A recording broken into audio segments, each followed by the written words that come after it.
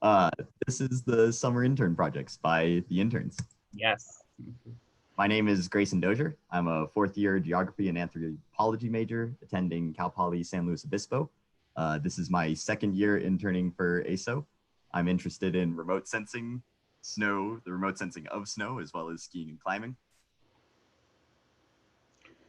And I'm William Stevens. I'm a third year comp sci major, getting a math minor. And since I started here, I decided to try and get a GIS certificate just so I could kind of know what the heck these guys are doing. I go to University of Missouri, Columbia, aka Mizzou. And I have to say, my love for the mountains is what led me to this job. And I think my love for computers is what is going to help me be useful to everyone. And hands down, the best part about working for ASO is that your boss will take you climbing in Tuolumne. As Liz has mentioned earlier, we were full-time employees over the summer, and we both had the opportunity to continue employment part-time as we transitioned into the school year. Kat Borman is my mentor, and my work is centered around density and the evaluation of snow sensor sites. And I work primarily with Evan and Christina on our compute team, but I do work with Kat as well. She's teaching me all kinds of cool, geography, hydrology stuff. Mostly over the summer for my full time, I spent working on my map generation programs. And then during the school year, I've begun working more on Esri stuff using ArcGIS Pro and setting up ArcGIS Enterprise. So this is just a small summary of my summer. I first worked on snow sensor density comparisons to ASO density, which I'll elaborate on in just a second. And then I moved on to evaluating the quality of snow pillows through 3 metrics, and I'm currently working on a density inversion. So normally in a scatter plot, your automated ground truth measurements are your x-axis, and its values are considered to be true. This is not really the case when it comes to pillow data, presumably because of the acoustic depth sensor. And so on the y-axis, the term ASO density is a little misleading. I'm using ARS modeled SWE with ASO depth to get density. And I later realized after some feedback that this analysis and comparison would be a little bit more useful if I was using ASO depth and pillow SWE, which is what I'm going to get to in the fall. I did this for all ASO flight basins, but I'm presenting just Tuolumne for the purpose of brevity. But a couple of things to note are the massive densities in Paradise and Horse Meadows, and those are probably a result of poor depth measurements. Not probably, they are a result of acoustic depth measurements. And one other thing to note is Slide Canyon's pillow density is decreasing as the season progresses, which obviously can't happen as there is no new snow between May 8th and May 22nd. All right, so this will be a brief overview of my summer projects. Like I said, mainly focused on my map generation, which you can see over here on the right. Basically, the idea of it was to just automate the creation of a customer-facing map so we could show our data and kind of in mind of the rapid expansion, we could show our data for everything that we fly. And then towards the end of the summer and over the school year, I began branching out and doing other things like I mentioned with Esri and stuff. So let's take a look at the map generation program I wrote. Next slide. So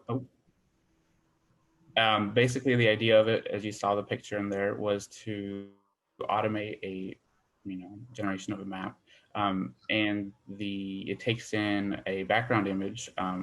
One of the things I did to add on to it was use a Mapbox API to call a high resolution satellite image from Google Maps or Google Earth, Google satellite program. And so you can see that here on the right, and basically in combination with inputting our internal data for SWE data and our boundaries, it would overlay everything as well as some design elements and stuff, and it automatically generates it. As I went on working on it, I used various different user definitions. You could have like a default options of how much what the Vmin Vmax is for like how much snow there is, how little snow there is. different like dates and stuff. It could tell the dates as well just from what you put in, which was automated as well. And there was also various things about what kind of other options that we wanted as far as like design for a logo, all the good stuff that a map should have, which I'm learning since my primary focus was computer science. This is a great way to kind of combine them and begin learning, just what all this, more high level stuff is. And so that was what I spent most of my summer on. That's it from that. So this was the meat and the potatoes of my summer project. I tried to evaluate how well the 40 pillows that ASO flies over or near operate. And so of those 40 pillows, 11 of their locations are still relatively unknown, which factors into what grade the pillow receives. And so in July, I was using a self-consistency metric where I was evaluating a pillow based on if you could portray a realistic evolution of density throughout a season. So if the time series was filterable, that's a realistic evolution of density through a season. This is Slide Canyon. It's a good pillow. Its filtering is really straightforward. You're just taking out these spikes.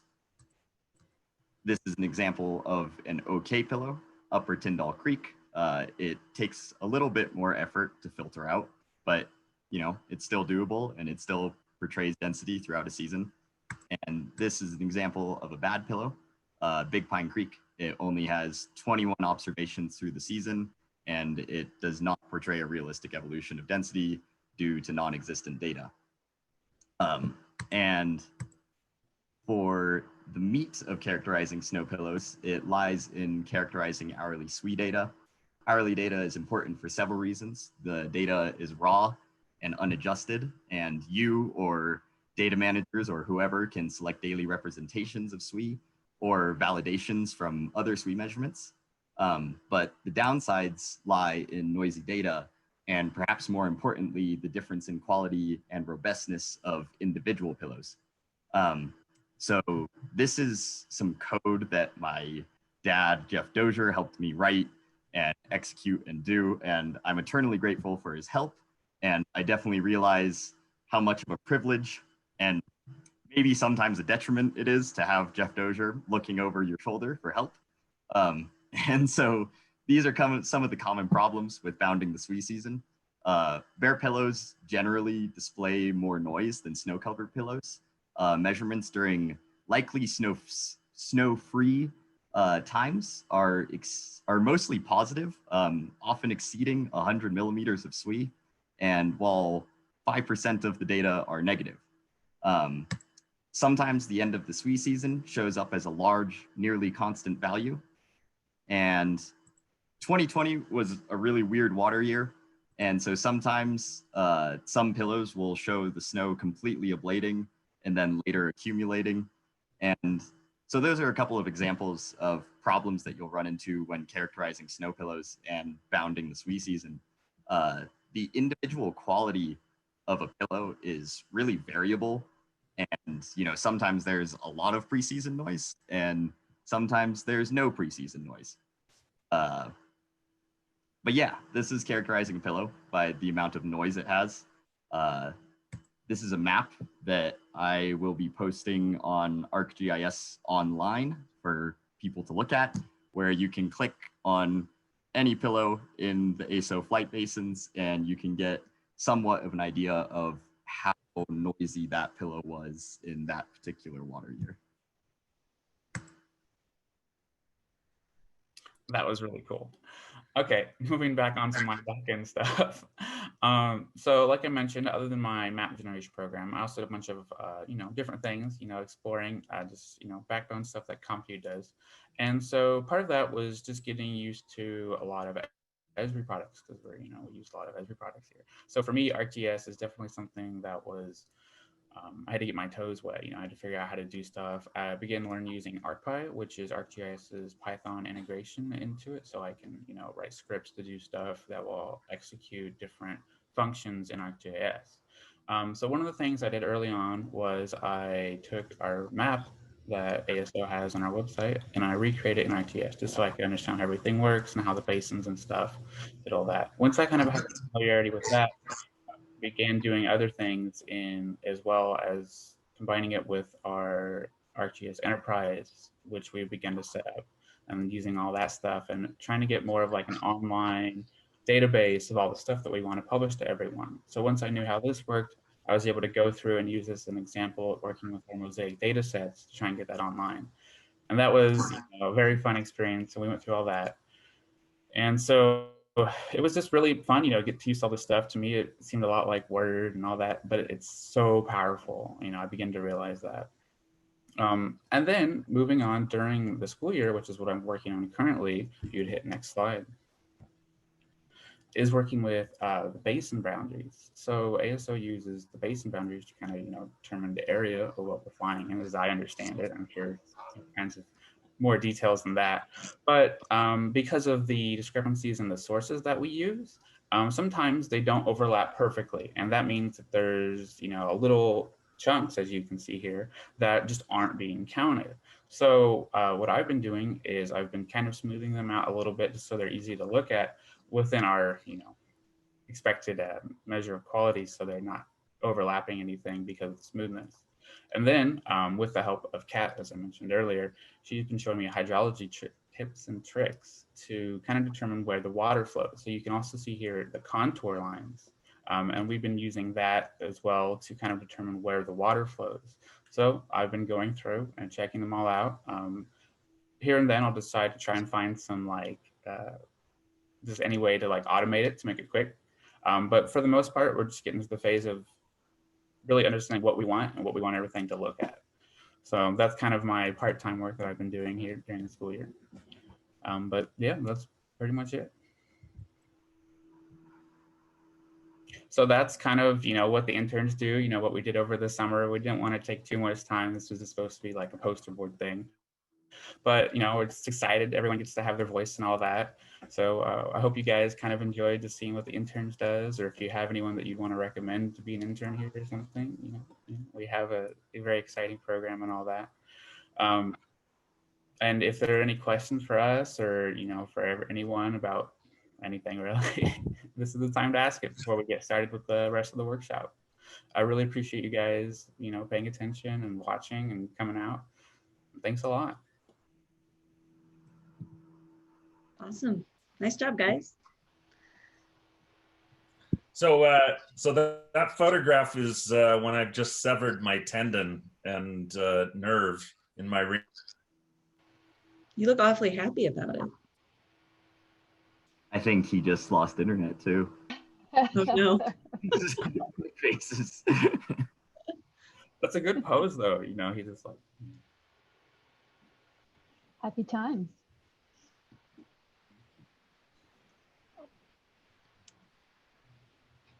Thanks, Will and Grayson. That was really great.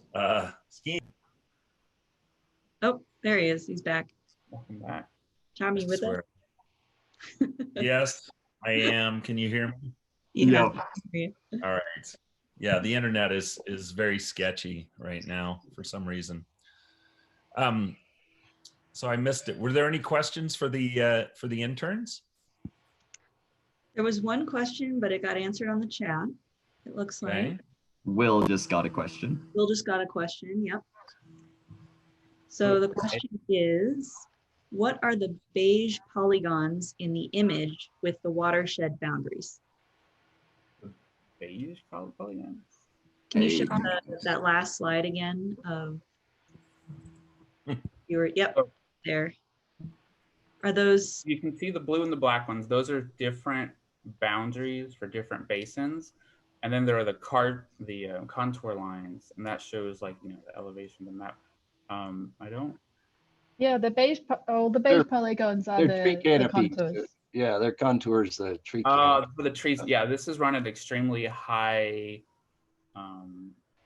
sensitivity for the contour lines, so we can really see. So the trees and stuff are counted, and this is very zoomed in. Right. Liz, those are all your trees. She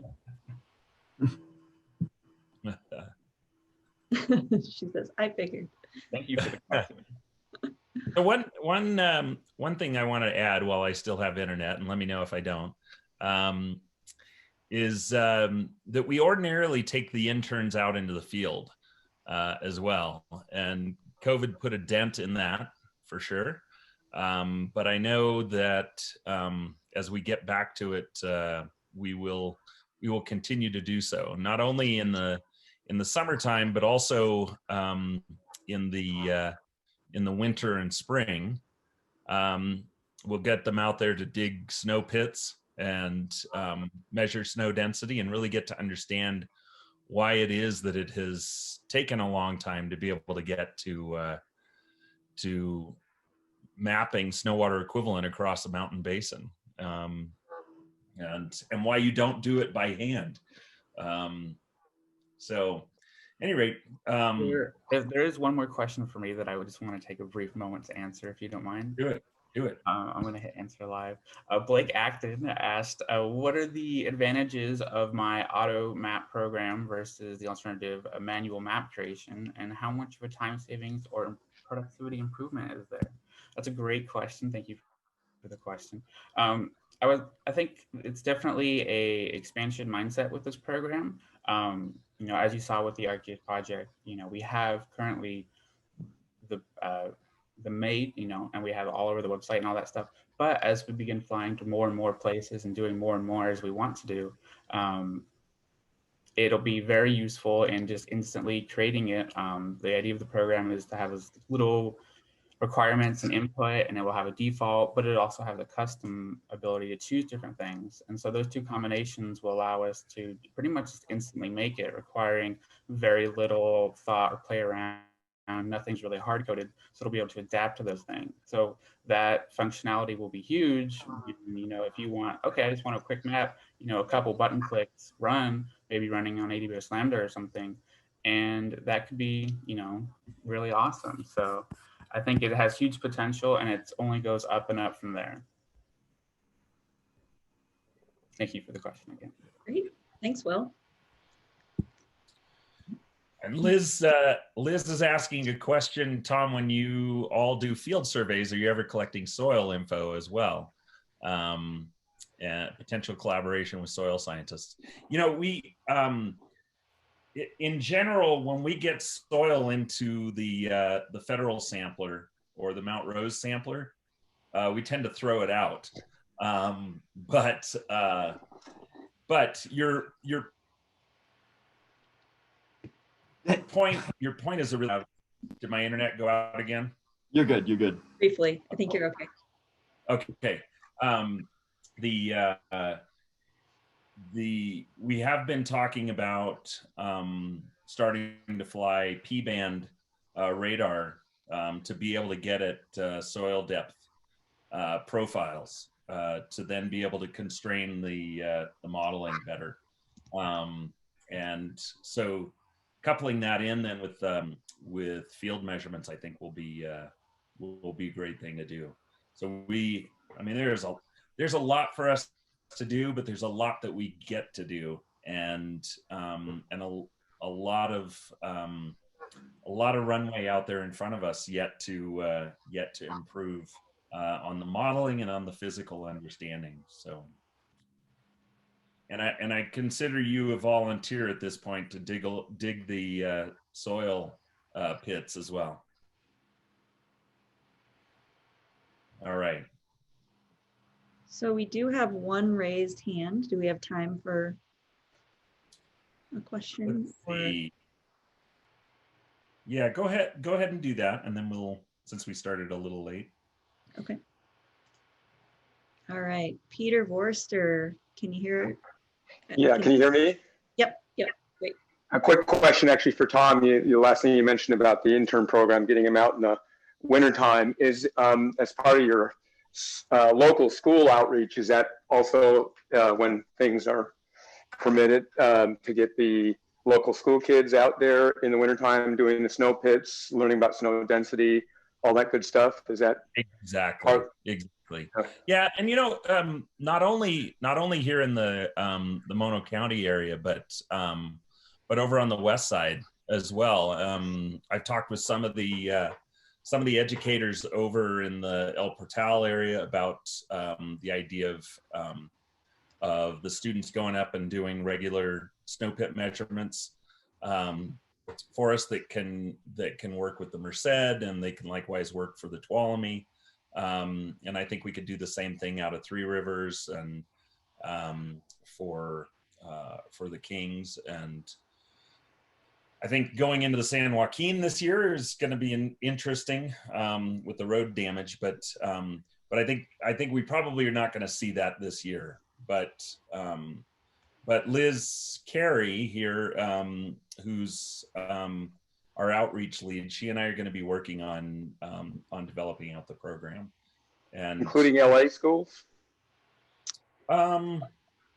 Ultimately, yes. Yeah. So starting locally with, Mammoth Lakes and Lee Vining and schools like that, and then expanding outward throughout California, and I mean, maybe even other states potentially. Yeah, likewise in Colorado and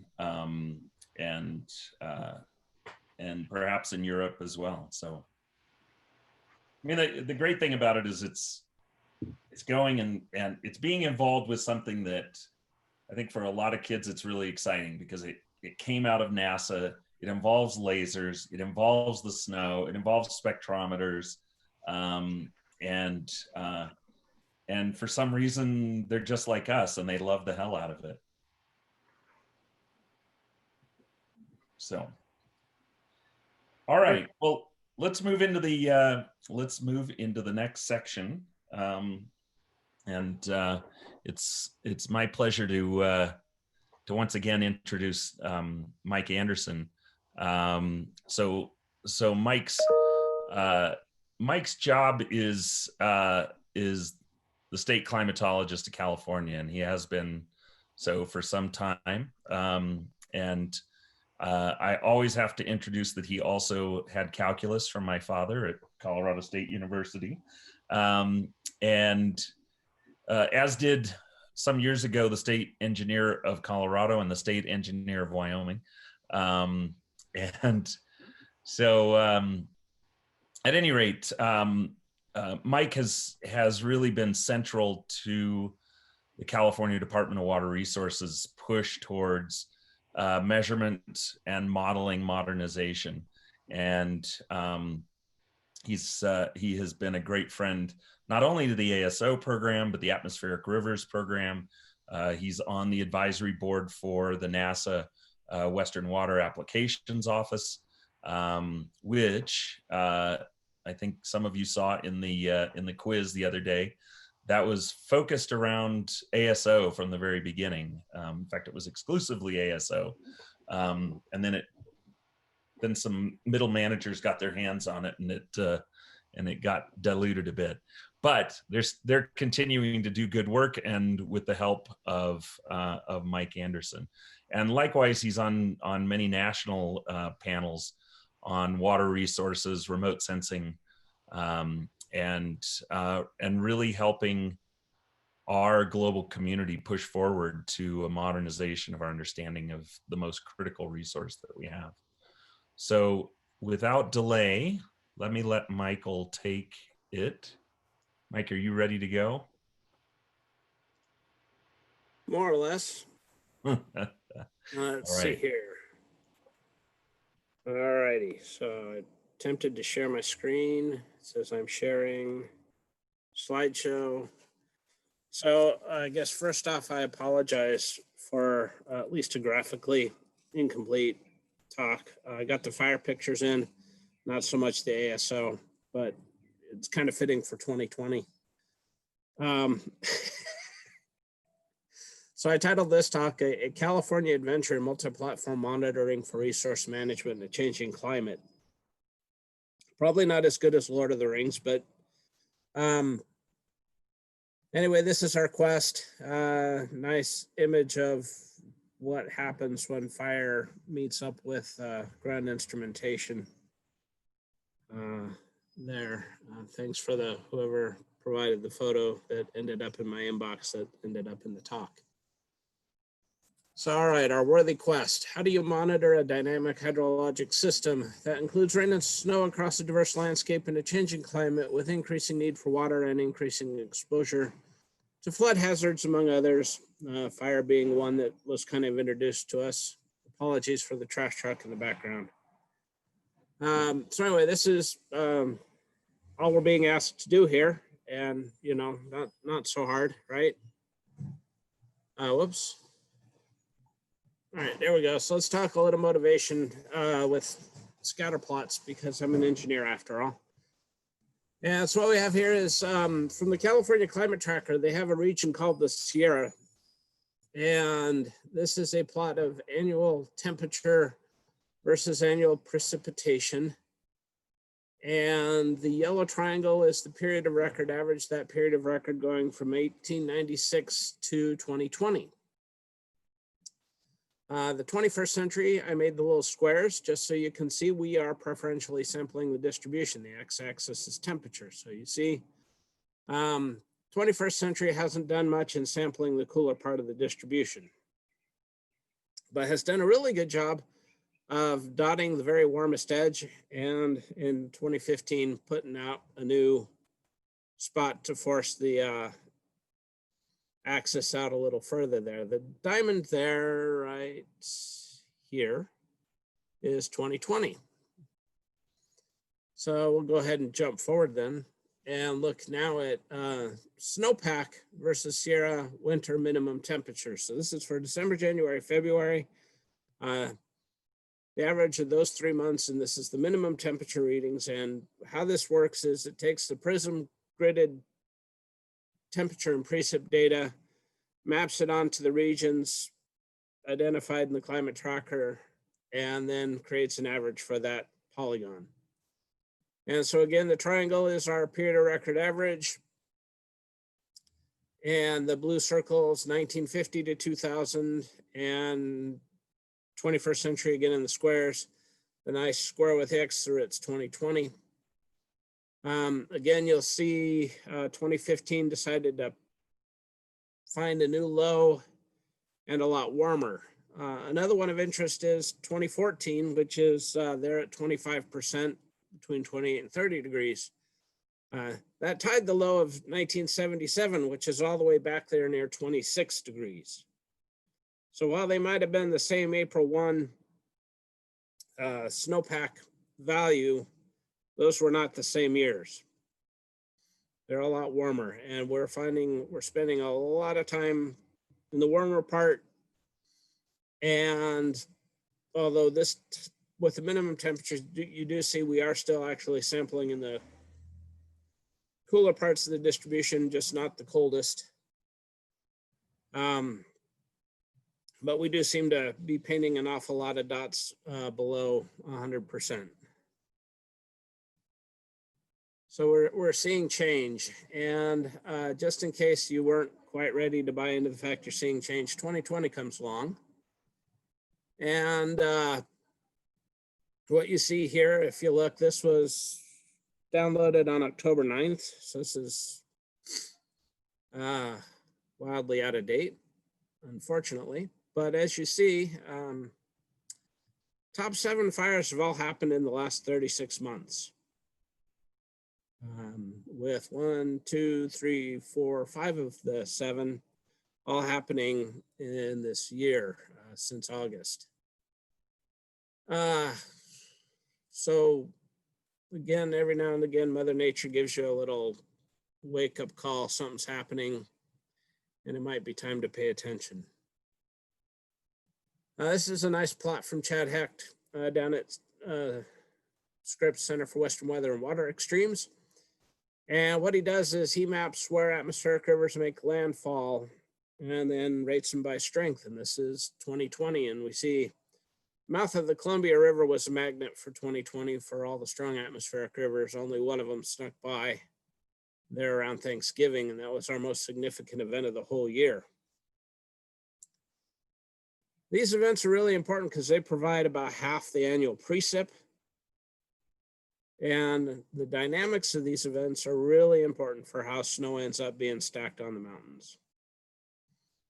And so it's really great to partner to better understand the character, nature, and prediction of these events, and then tie them to the work that we're doing in monitoring snowpack to understand how much of the resource we have to help us understand how to manage it.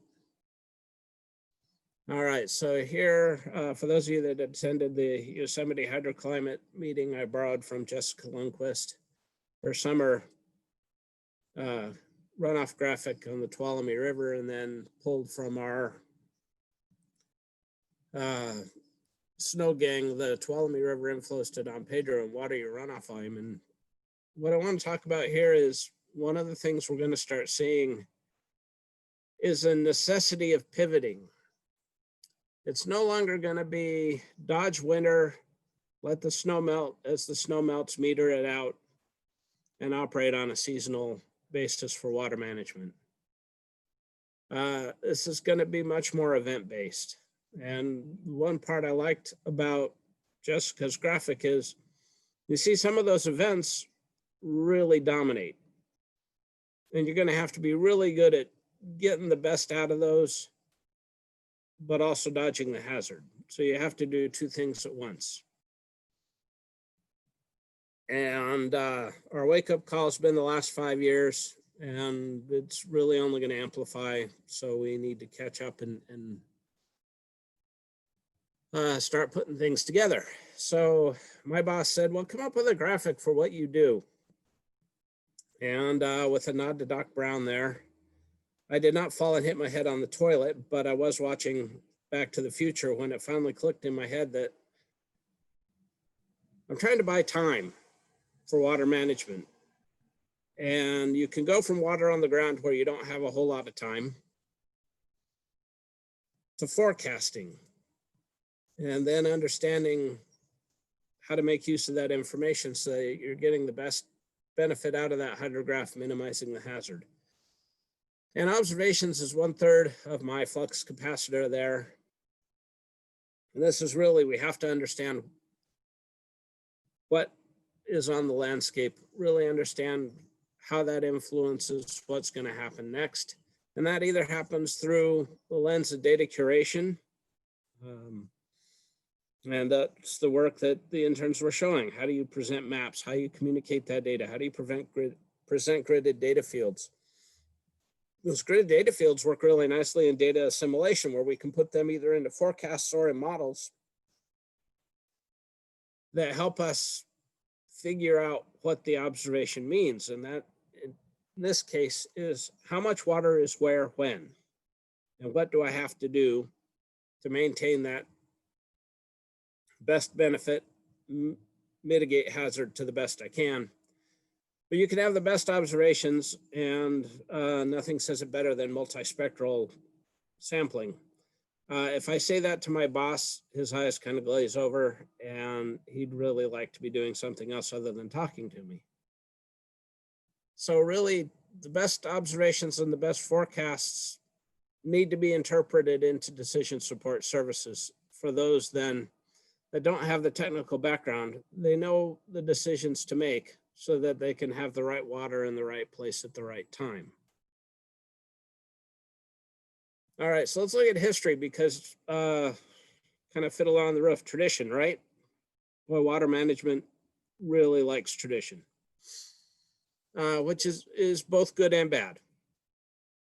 So we have the manual surveys starting way back in the 1930s. Guess what? They're still doing them. They're still key. I mean, that is still something that has survived the test of time and been just absolutely critical to understanding how much snow is on the mountain.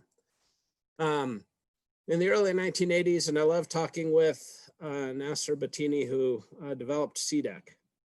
And the reason he developed CDEC was he got tired of spending 4 hours every morning calling people to ask them how much precip fell and what the temperature was and what they were observing. And he said, maybe there's a way to actually collect that without having to have people out in the field, because there's also a whole lot of places where we don't have people, where we really, really, really want to know what's going on. Now, the challenge there is in those places where we really, really, really like to know what's going on, Mother Nature's not always so kind about the instrumentation that we put out there. And one of my favorites was some colleagues up at Western Region Climate Center that had some high elevation observatories. So they tried to put up weather stations on the 13,000 foot peaks, both in the White Mountains and along the crest of the Sierra. And at one of the meetings we had, they're showing the data and they're showing the wind data, and it starts climbing, and then at 169 miles an hour, it stops. And then he shows a picture of what was left of the weather station, which was pretty much just the foundation. And he said they weren't able yet to find where the weather station went. It just wasn't where they put it. So really understanding, you know, yes, we have means of collecting instrumentation on the ground, but we need to augment that. And the methods that we use to make use of these observations, we need to augment and understand how to help. In our history, we had, but one of the cooperative snow surveys meetings, they showed the airborne snow stake surveys where, and there are probably still a few of them out there where they'd fly and take readings from the airplane of snow depth. Kind of first efforts at remote sensing of snow. And then in our early days, remote sensing, where you have mission-based applications that are developed outside of programs. Well, you look at it and you say, wow, that looks really cool. That could be helpful, but the way it was developed really precludes any direct application. But got the attention, right? So take home point here, lots of pieces come into play for the toolbox over the years. Some come and go, some stick around. So where are we today? Well, we're recognizing that our toolbox needs a little organization. Stuff that we relied on, starting to face some challenges. Others need to kind of take the next step. Are we happy just to collect data, or do we want to try and pivot to systematically figuring out where it makes sense to have those ground-based stations to try and accommodate staff limitations, difficulties getting to the field to maintain them, but to have a well-maintained, high-performing field instrumentation. And then with remote sensing, and this is what I love about ASO, developed in collaboration with the program, right? Wasn't developed and said, hey, look, we measured snow. This was, no, look, we measured snow, but we understand this measurement has to do something in the end. It has to help quantify how much SWE is there, has to understand and go. I put here though, potential is still more available than realized. And part of the challenge is you can demonstrate, wow, this is really awesome. But then still working on that value argument to get everybody to see just how much value comes into play there to motivate sustaining the investment. And it shouldn't feel bad about that being with remote sensing, just as well, that's fancy new stuff. I still struggle with that with the remote weather stations. You know, I was just totally excited. Actually thought I had successfully navigated the budget change proposal process and augmented the funding for the weather stations. And then COVID hit, and it was like being tripped right as you're crossing the finish line, pulled back across and being told, no, you didn't finish, sorry. Good try though. And again, it's 2020, but we recognize the toolbox needs some organization, but we need to be able to tell the story of how all these fit together. One doesn't replace the other. These all work collectively to help provide that 1/3 of the flux capacitor that is going to help us survive the coming decades. So looking ahead, again, kind of went through this with the last slide, you know, really need to find ways to, you know, have manual snow surveys that can still work. It's such a key piece to actually have some direct measurements of the snow. But boy, there's a lot of challenges to letting that happen from an agency perspective. And for those of you that know the NRCS, they've been trying awful hard for at least a decade to not have to do them.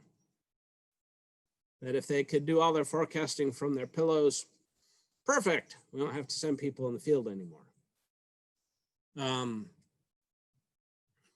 Really, again, understanding value for the effort and trying to create an environment that lets it be done in as safe a manner as possible. Pivoting to strategic sampling with a modernized network, not having instrumentation that was put out there 15 years ago and hasn't been visited since. That's the mindset of, can we get data? Well, yeah, it's one thing to get data, but it's another thing to systematically gather intel. And that's what we want to be able to describe, that we're systematically gathering intel on what's happening with snow as it's distributed across the Sierra Nevada, and help to communicate that that distribution is changing. And that if we don't have all the pieces here, we can't detect that change, and we're left to respond after the fact, which pretty sure we've demonstrated that hasn't gone well yet. So, all right, spend some time cataloging different monitoring effort, funding sources, purpose, needs, capabilities, permitting, and contracting. Lions and tigers and bears, oh my. But it's a lot of people working in isolation or limited resourcing, focusing on a limited scope. Snow surveys, we're going to collect snow. Well, these folks, they're going to collect precip. We have the folks in another agency. Well, they're going to collect data for their need. It's still the same weather data. And there's value in seeing a big picture and organizing the effort. So maybe the state doesn't look at it as a bunch of little pocketed efforts that are kind of ancillary, but an organized effort. That might be a stretch goal, but that's the thought. So what does the landscape look like? Well, this year it looks a little burnt. Fire is on everybody's minds, but sometimes that's the motivator you need, right? You need that catastrophic event to motivate action. But we can assess and monitor for fire, water, vegetation, wildlife, power, and research. And I put research on there because it's important. You don't build something and walk away from it. Times are changing and they're going to continue to change. And if we don't stay connected to research, we're going to fall behind much quicker than we have in the past. Resourcing and scope. Well, here's a fun one. What do we need for equipment, people, funding, the time horizon, and the dynamics? And the last one there is really important. Understanding, again, we're going to set up a portfolio of observations, but that portfolio has to evolve. And we have to have the recognition right at the outset that it's going to evolve, and we have the resourcing to allow it to evolve. I'm not going to stand up something and say, I've built something that can survive the next 100 years, because I have no clue what the next 100 years is going to provide. I just know it's going to be really interesting and very dynamic. And if the concept I set up isn't dynamic, it won't survive. So then you have data gathering, product development, and use. Okay, well, the first one, that's a big enough trick sometimes, just getting the information.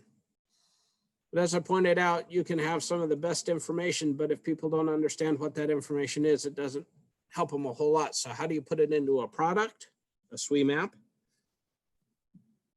or a gridded field that can go into a model, or into something that serves as a 2-pager to inform folks as they try and navigate a briefing during an extreme condition and understand what's there and what isn't. And that's where the use comes in. Each product has its own use, and how do we articulate, here's the product, it's used for this purpose. If you need a different use, we can get a product to serve that use. And understand that the ground, air, and space distribution of monitoring will evolve over time. And I apologize if you all are seeing the Flood Operations Center commentary popping up. We're not seeing it. Oh, good, because it's really annoying.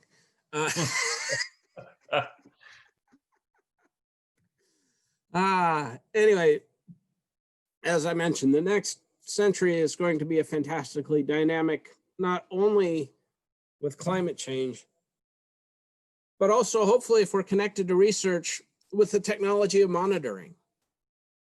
And again, if we're connected, we can navigate this, but you have to navigate it intentionally, not kind of haphazardly or opportunistically as we've tried to do for the first 20 years of the 21st century.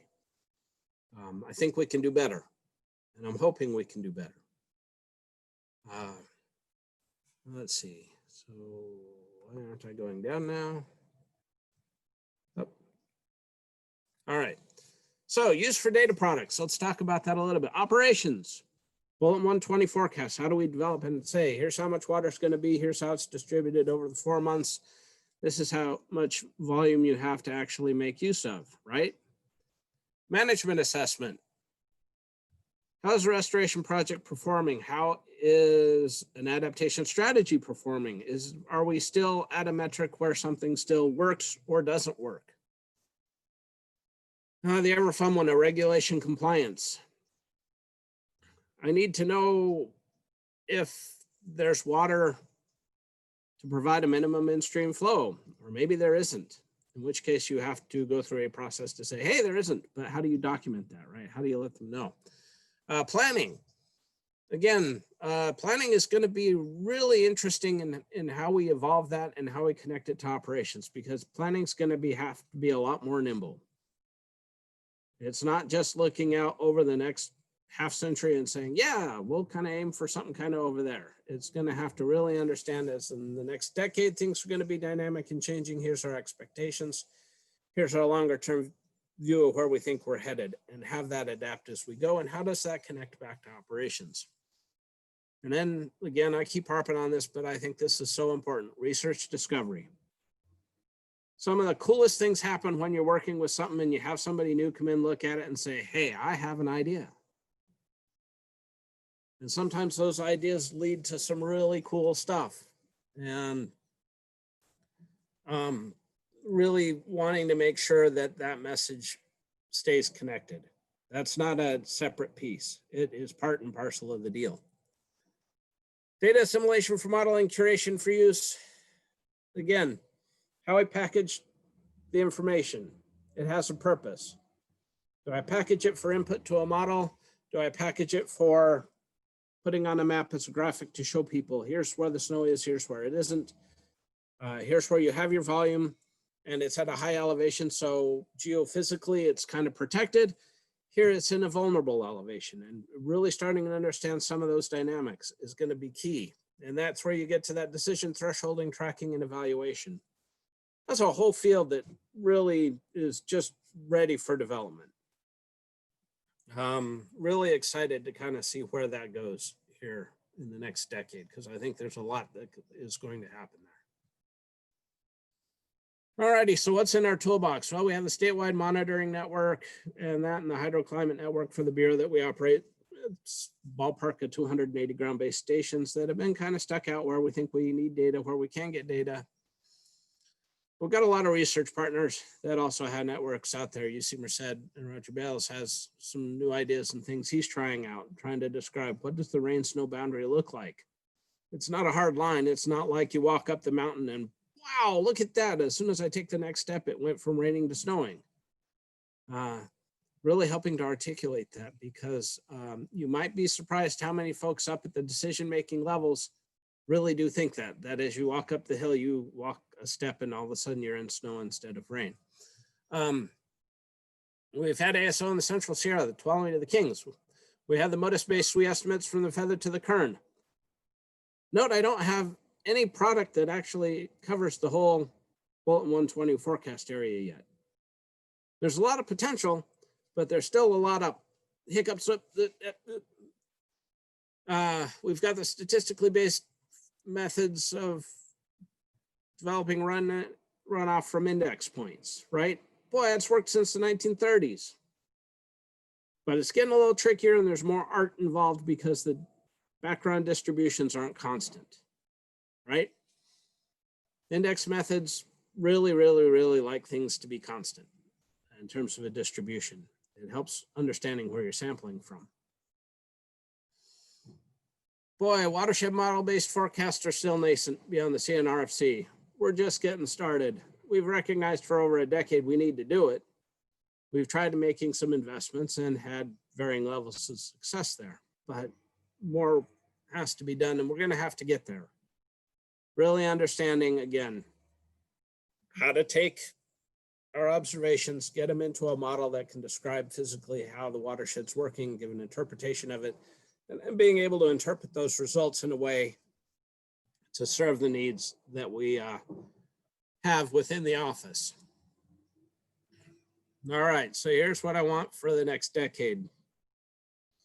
This might be wishful thinking, but I think it's good to have some ideas. One, I want to rehabilitate the statewide monitoring network, pivot it so it's strategically sampling with a modernized system. We know what we have, we know what the sensors are doing, we know how they're performing. And we have the capacity to visit them on a regular basis so that the instruments stay calibrated, so that we know that the value we're getting is actually, could be reasonably expected to be the actual observation and not have to be discarded as, boy, that observation looks funny. Coordinate agency networks to leverage scale and scope. Now this is done on a somewhat ad hoc basis. We manage the Bureau's network. We work with the Corps and talk with them about their network. We talk with our research partners and occasionally leverage that data. We're really having a monitoring collaborative where we can come together, maybe leverage some of the information that CAL FIRE has as they're trying to monitor fire weather. Look at the networks that Southern Cal Edison put up in San Diego County, 154 stations just in San Diego County. So imagine as other places start setting up networks, and how do we leverage that knowledge, and how do we understand that maybe it isn't just the precip, but understanding the structure of the atmosphere and what's happening so that we have an idea of what's coming, kind of near casting, as it were. Leverage those research networks where possible, really connecting with the research community, understanding what they're trying to do, and where it makes sense, maybe we make a little additional investment so we get a little more out of what they're trying to do, but we get the help of them. There's a lot of possibility there, but also a lot of work. And I think that lot of work is what scares a lot of my colleagues off from that. Really would like to see the full California implementation of ASO. Really, really need to have a quantification of the snowpack in a decade where it's going to change its characteristics pretty noticeably. And it's not just that it goes away. I think that unfortunately is the narrative, is that climate change, the snowpack goes away. No, it's going to do some really interesting things in the next couple decades. And we really, really, really need to do more than just have a few points that we look at it and say, oh, we're monitoring the snowpack. No, we're not. We're monitoring index sites for runoff computation.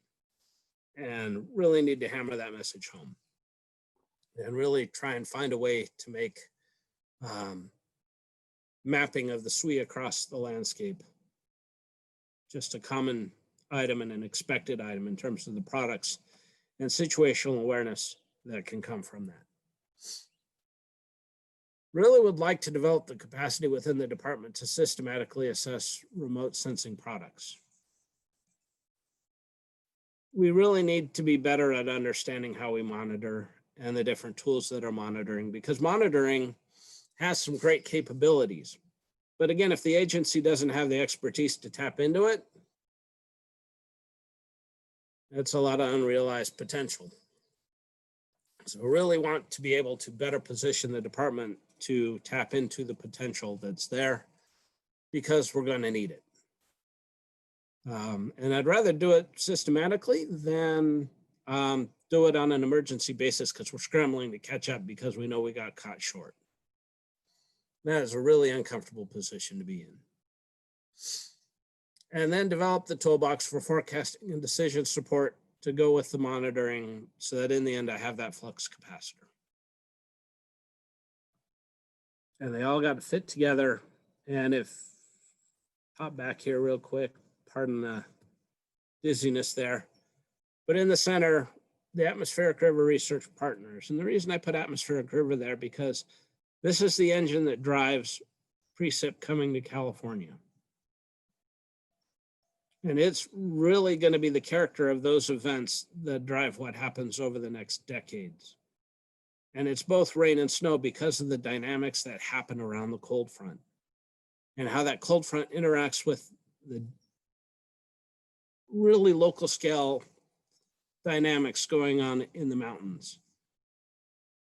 And it's a lot of stuff that we just kind of wave our hand right now and we say, yeah, stuff happens, and then we'll measure the aftermath. I need a little bit more than that in understanding the character of what's going on. So as I see something coming, I have an idea of what to anticipate. I don't have to know all the details, but I have to have an idea.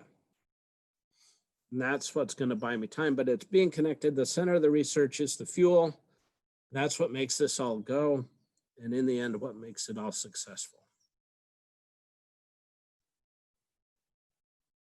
So, all right, so the prize. Well, we get to know what's happening, where in time to make the right decision in resource management, doing our best to maximize benefit, minimizing or at least mitigating the hazard. As we've seen, there's plenty of hazard to be found, and it's only going to get more interesting. For everybody who says, oh, this is the new normal, I say, no, this is the jumping off point into a brave new world, and you're only at the entryway. So buckle your seatbelt because it's gonna get more intense. And this is the ultimate e-ticket ride.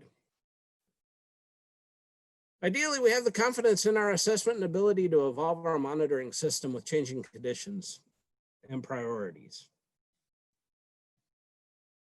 Not just constantly reacting and being left as a, well, you know, if there's time, we might get around to that. I understand the importance and need of this. And kind of the banner message that I hope everybody's from the policy world down to the scientist understands. Reducing your uncertainty clarifies your decision space.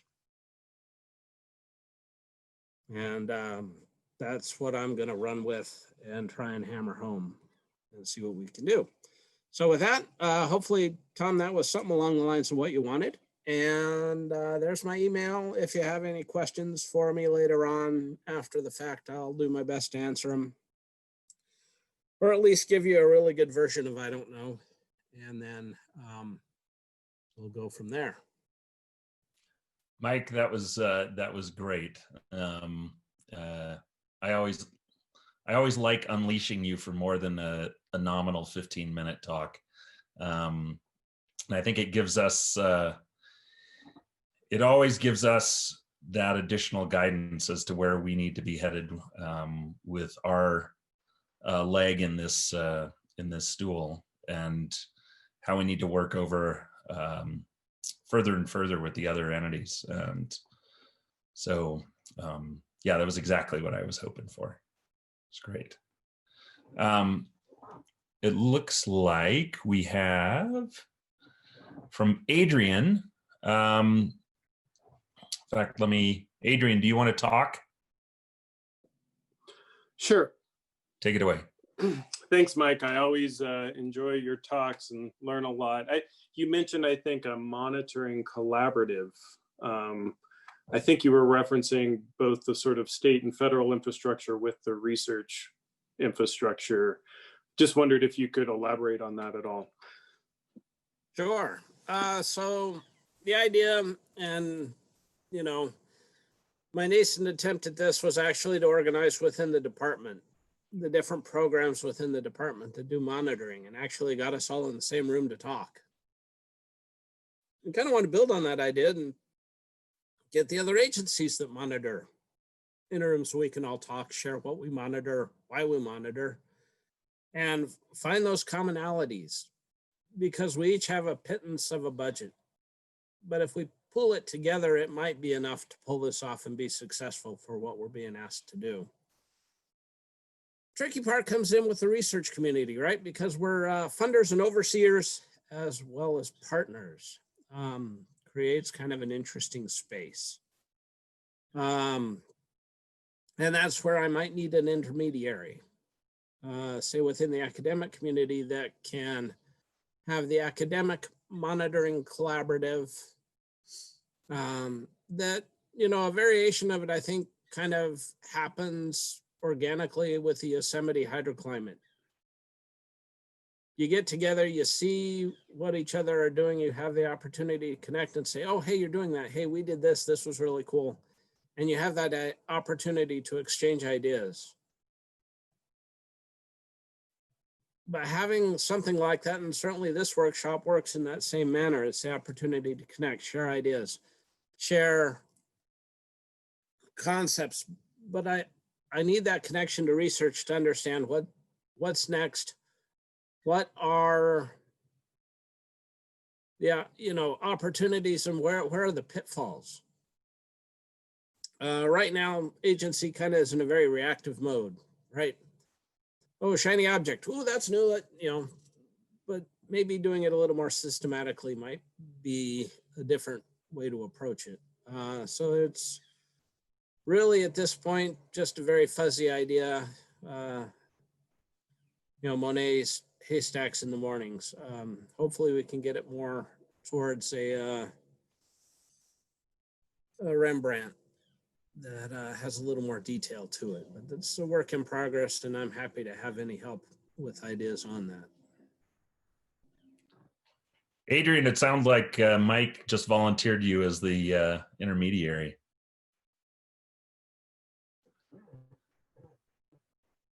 So I like Peter's question there.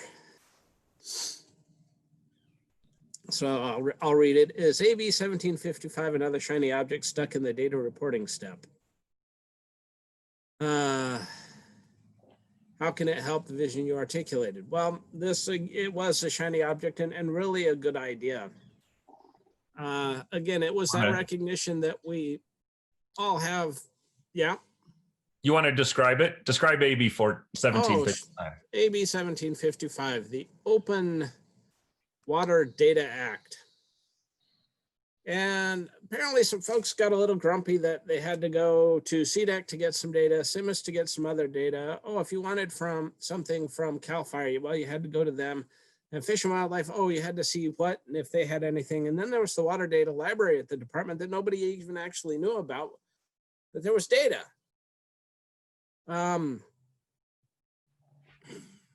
So again, it's the recognition that the agencies were doing a lot of good work, getting a lot of good information, but it wasn't making it to the finish line and serving the state's interest well enough by being available to everybody.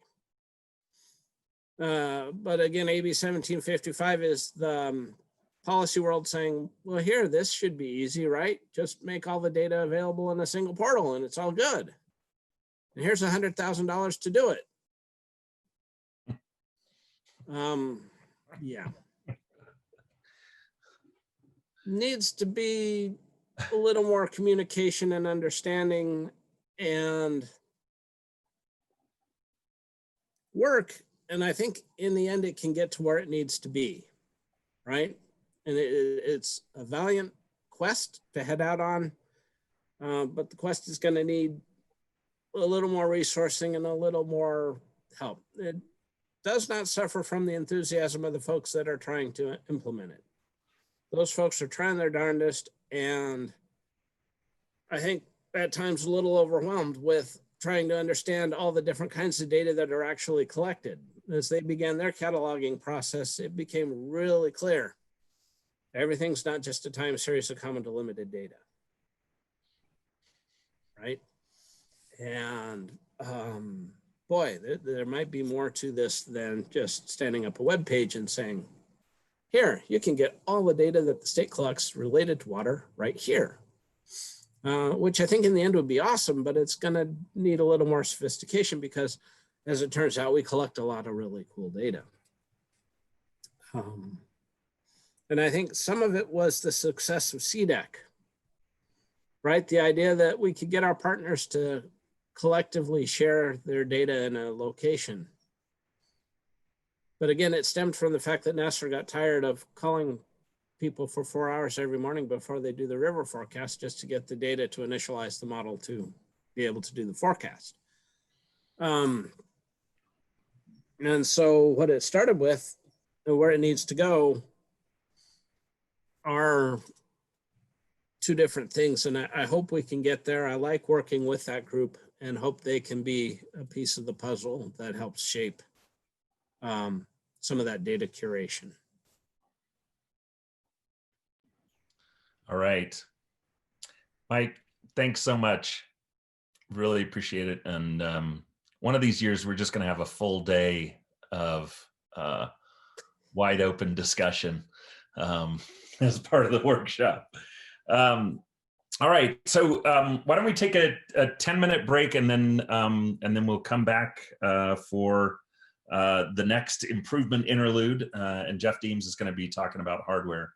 And then we'll plunge into our ASO in Colorado presentations, and in the Rockies with John Pomeroy. All right. Thanks again, Mike. Thanks, everybody.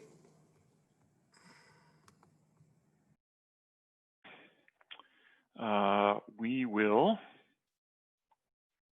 start with our next improvement interlude. Our compute team kicked off a series of these yesterday, talking about a bunch of improvements we've made there. And I'll give us a brief overview of our sensor package and how it's evolved and is evolving over the past years. This is really the core capacity of the ASO program on which everything else is built. So click, there we go.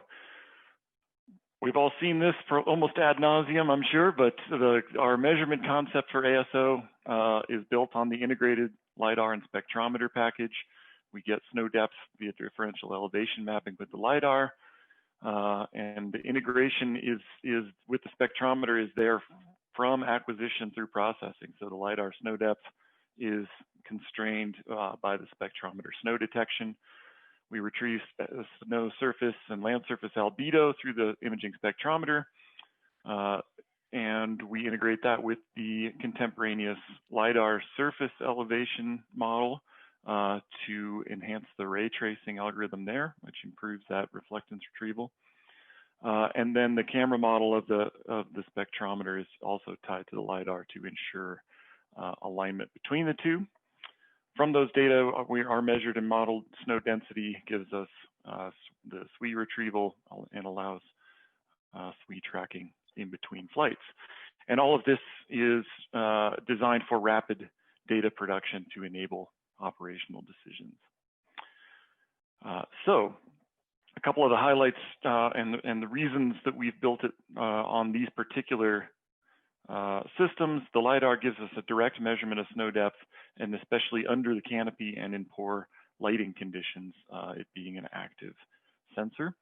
And the spectrometer gives us albedo, which is a critical energy balance governing parameter, and constrains the snow covered area for our snow depth retrieval.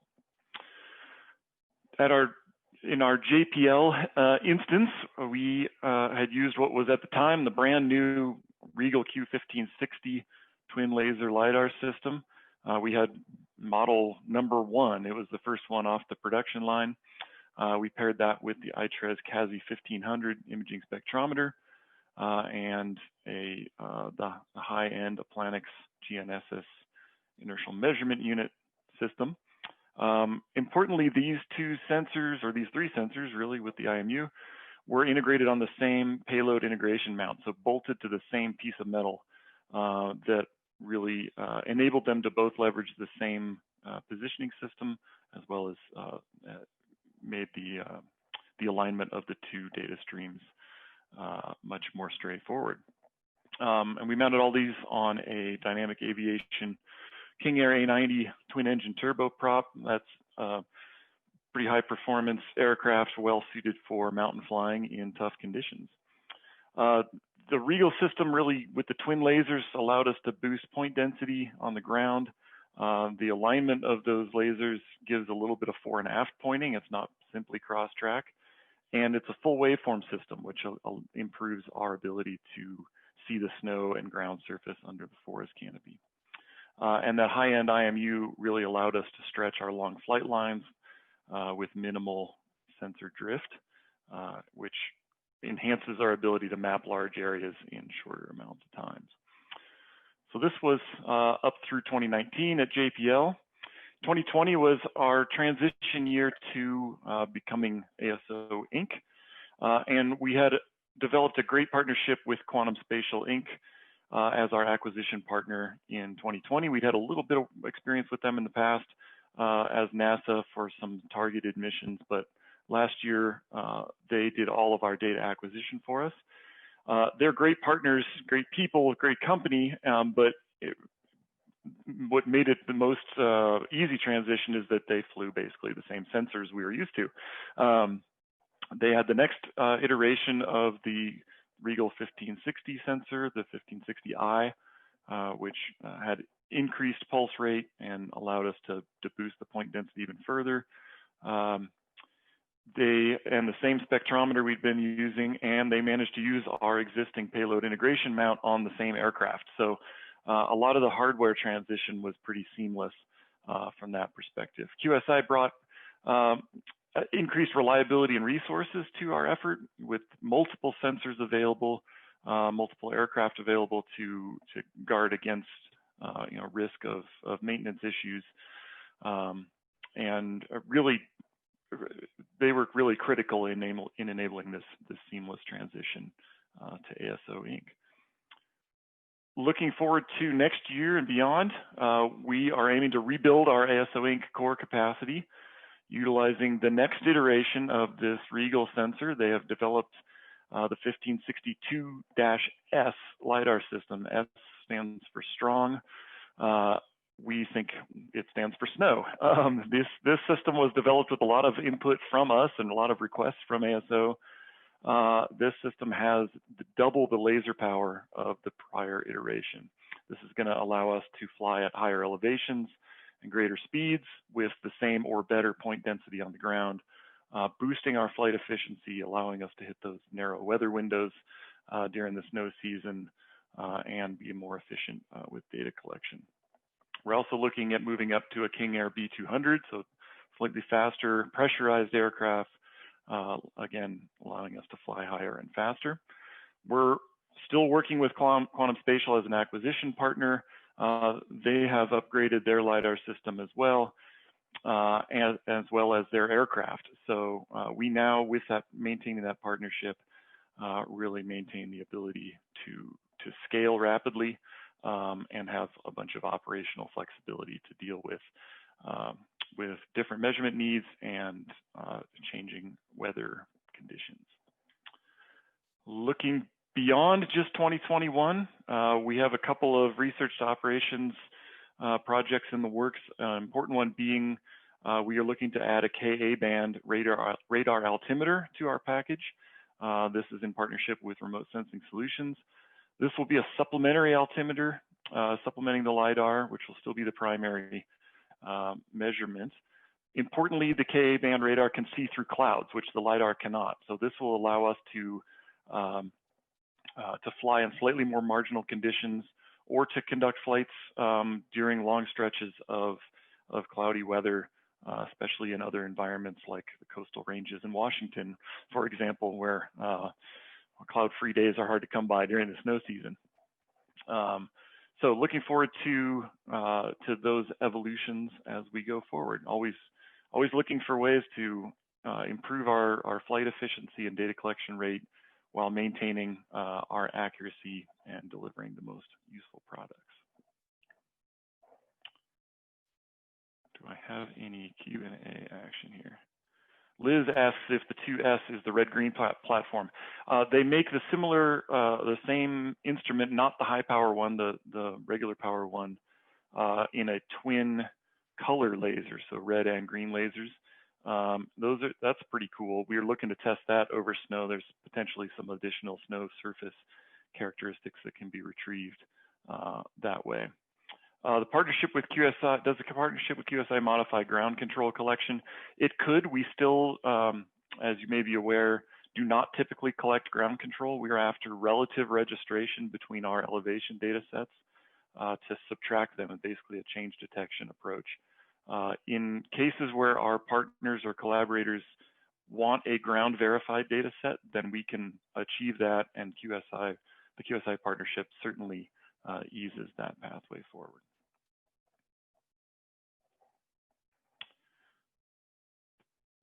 Awesome. Any other questions anyone can see or hear out there? I don't see any others. Oh, no. You're welcome, Liz. Okay. Click. We will now move on to our next section, ASO in Colorado. We tend to focus a lot on the California activities because we've done a lot of work in California. But it's important to remember that ASO has done a lot of data collection and processing and partnership development in Colorado as well. In fact, our first flight ever was in Colorado. Hope that's not a quiz question.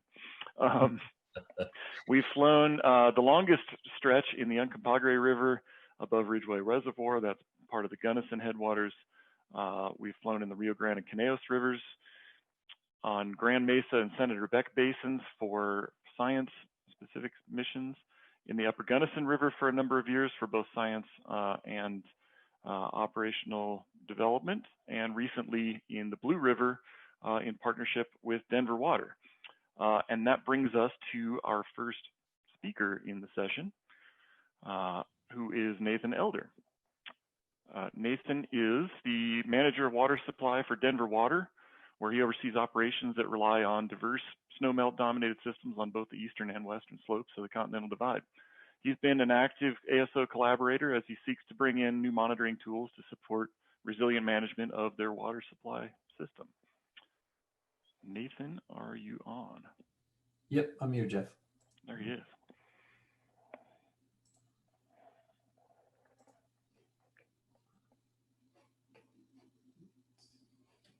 Nice backdrop of the 10-mile range there. Yeah. Like that. That'll come into this presentation a little bit later. So that was June 27th of 2019 when that photo's taken. So yeah, thanks for having me. I'm going to talk about Denver Water's experience with ASO in our Blue River watershed. So a little background on Denver Water. As Jeff mentioned, we have collection systems on both sides of the Continental Divide. Our main collection system here is in yellow. That's our South Platte collection system. Roughly 50% of our supply comes from that system. We'll be talking about our Blue River collection system and Dillon Reservoir, outlined in blue. On average, that's roughly 30% of our water supply comes from the Blue River collection system. And it's Dillon Reservoir is connected to the South Platte with the 23-mile long Roberts Tunnel that runs underneath the Continental Divide. And then in the north, we have our Moffett collection system and Williams Fork collection systems. So Dillon Reservoir, it's our largest reservoir in Denver Water's collection system. It has 37% of the total storage, and it sits on the west side of the Continental Divide. There are 3 separate inlets to the reservoir: 10 Mile Creek, the Blue River, and the Snake River. And this is one of our more difficult reservoirs to operate. We've got 2 outlets, one to the Blue River and one to the Roberts Tunnel. And in this area, it's a really popular recreation area. There's a lot of competing interests here with our water supply, bringing the reservoir elevation up for marinas, providing rafting flows below the reservoir during runoff, providing ideal flows for fishing, and then also acting as flood control and reducing impacts of high flows below the reservoir. So the city of Silverthorne lies below the reservoir, and there's a lot of development on the riverbank in that area. So a bit more background on the Blue River watershed. So it covers 335 square miles. It's got 4 SNOTEL sites within that watershed that range from 10,500 feet in elevation up to 11,400 feet in elevation. A lot of the watershed is high elevation. So this table kind of breaks down the percent of the watershed in each elevation band. And then roughly 35% or 115 square miles of this watershed is above the elevation of those highest SNOTELs at Fremont and Hoosier Pass. The average inflow to Dillon Reservoir is about 160,000 acre feet for that April through July period. Now our motivation for getting ASO flights in the Blue River, again, we get both NRCS and Colorado River Basin Forecast Center forecasts. And we've seen a lot of variability in runoff. We've seen a lot of those years that are on the extremes recently. This table on the right gives an overview of the April 1st Colorado River Basin Forecast Center forecast, and then the actual observed inflow. So, especially in the last 10 years, we see a lot of forecasts that are more than 10% difference than the actual flow. And, that impacts our operations at the reservoir significantly. Under forecasts, it increases the likelihood of, high outflows and potential downstream impacts. Under forecasting, we might release too much and not fill the reservoir. Marinas might not be able to operate, and we're again getting those competing interests. So in 2019, we had 2 ASO flights. So the first one was April 19th, and we were trying to target kind of our typical peak snowpack with that flight. And then we also had one June 24th, and with that flight, we were targeting when the SNOTELs were reading 0, so when those SNOTELs were melting out. And then this chart, the red line here, so that's the elevation of the highest SNOTEL. So what we saw in 2019, during that April flight, there was a lot of the snowpack above those SNOTELs. But then what we saw in the June 24th flight is that snowpack really was maintained. Even as we saw those SNOTELs melting out in that lower elevation, there was the high elevation snowpack wasn't melting, it was being maintained and even gaining in some of those really high elevation bands.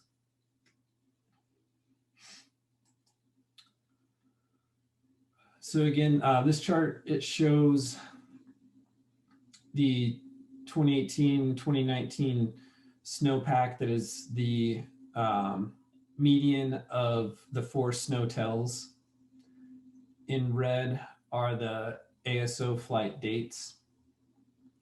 The gray outline, that's our historic range. So based on those medians, the lower band is the minimum snowpack we've seen, and the upper band was maximum snowpack we've seen.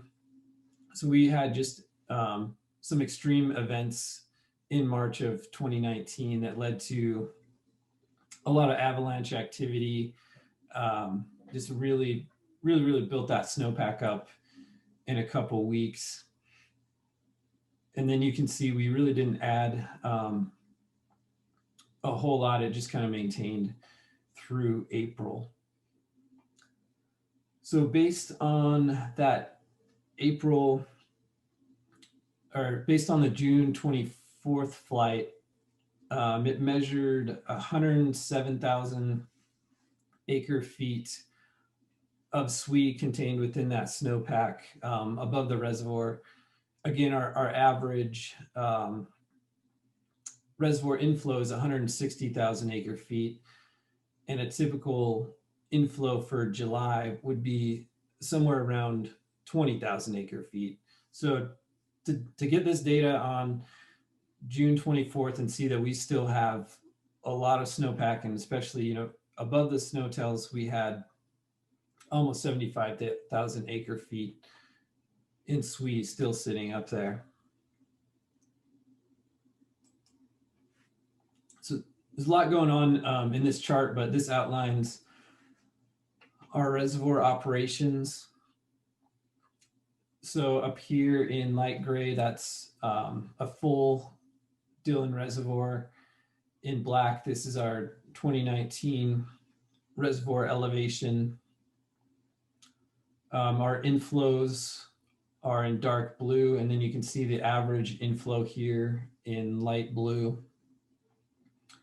Outflow is in red, and then this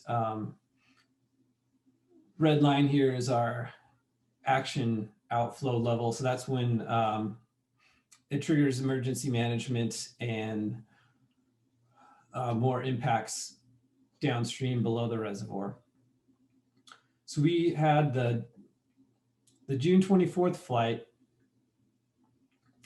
You know, the SNOTELs were about to be melted out. We've seen this peak, which was already, you know, well above our typical peak inflow.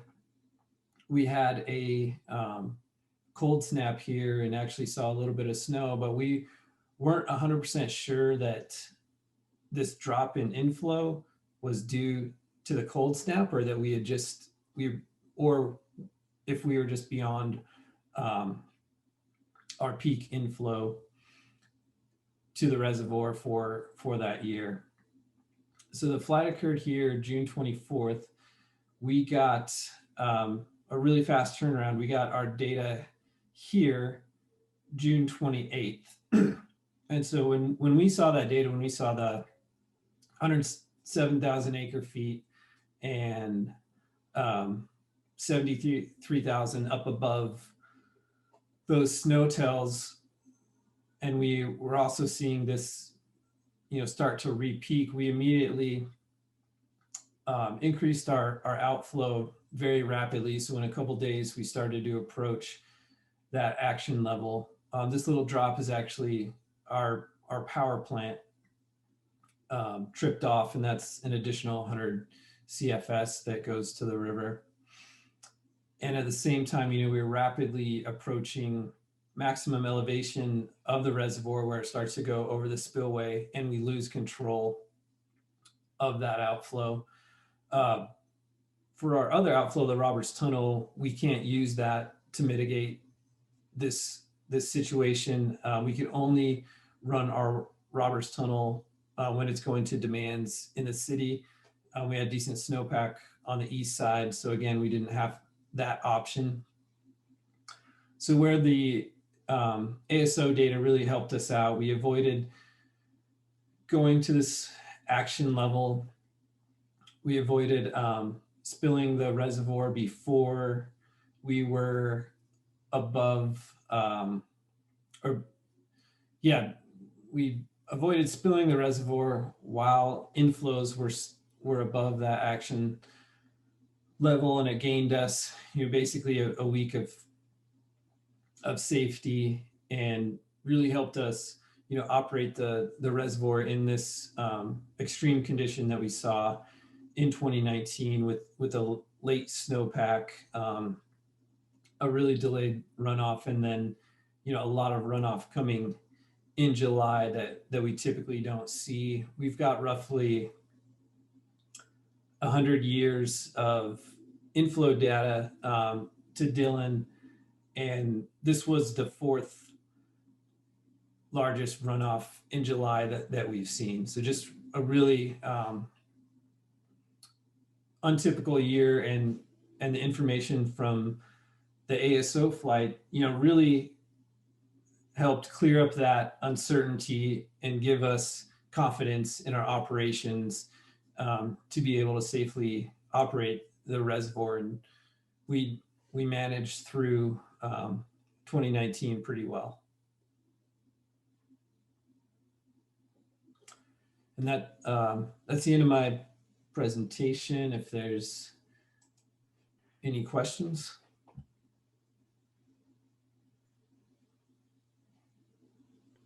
Thank you, Nathan. I really like that last slide. It adds a lot of detail to the story that we've been piecing together, looking at those events in retrospect. Oop, I think we got a question here. Let's see. Do you know why there was a jump in inflow? I suppose that's referring to the second peak. Yeah, it was just just a matter of weather. We weren't sure that cold snap. We hadn't seen a cold snap really reduce inflow by 600 CFS, especially when your average is roughly 1400, and our peak, that cutoff, a third of our inflow, and we just hadn't seen a big drop like that. So we thought, that was the end of runoff. But then we just had that followed by really warm temperatures, sunny skies, and your July 4th weekend, and then that snowpack just started melting again, and all that high elevation stuff started to run off, and it ran off really quickly. And that was the reason for that second peak. Got time for a quick one? Yeah. I mentioned this yesterday, about the floods that never happen because it's properly managed. But obviously from the ASO team side, we're tempted, we all want to see that picture again and then say, well, what if, they didn't have the ASO data in 2019 and they continued to just do this normal outflow, integrate all that water and then see how that second pulse came so fast and heavy. Can you, I know you're not in the business of talking about what would have happened had you done your job wrong, but what can you tell us, right?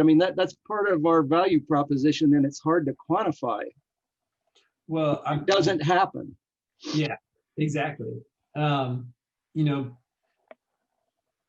With the reservoir elevation and those inflows, there's pretty high probability that we would have exceeded that action level of 2000 CFS and caused downstream flooding, especially when our peak was up to 2600 CFS, because our maximum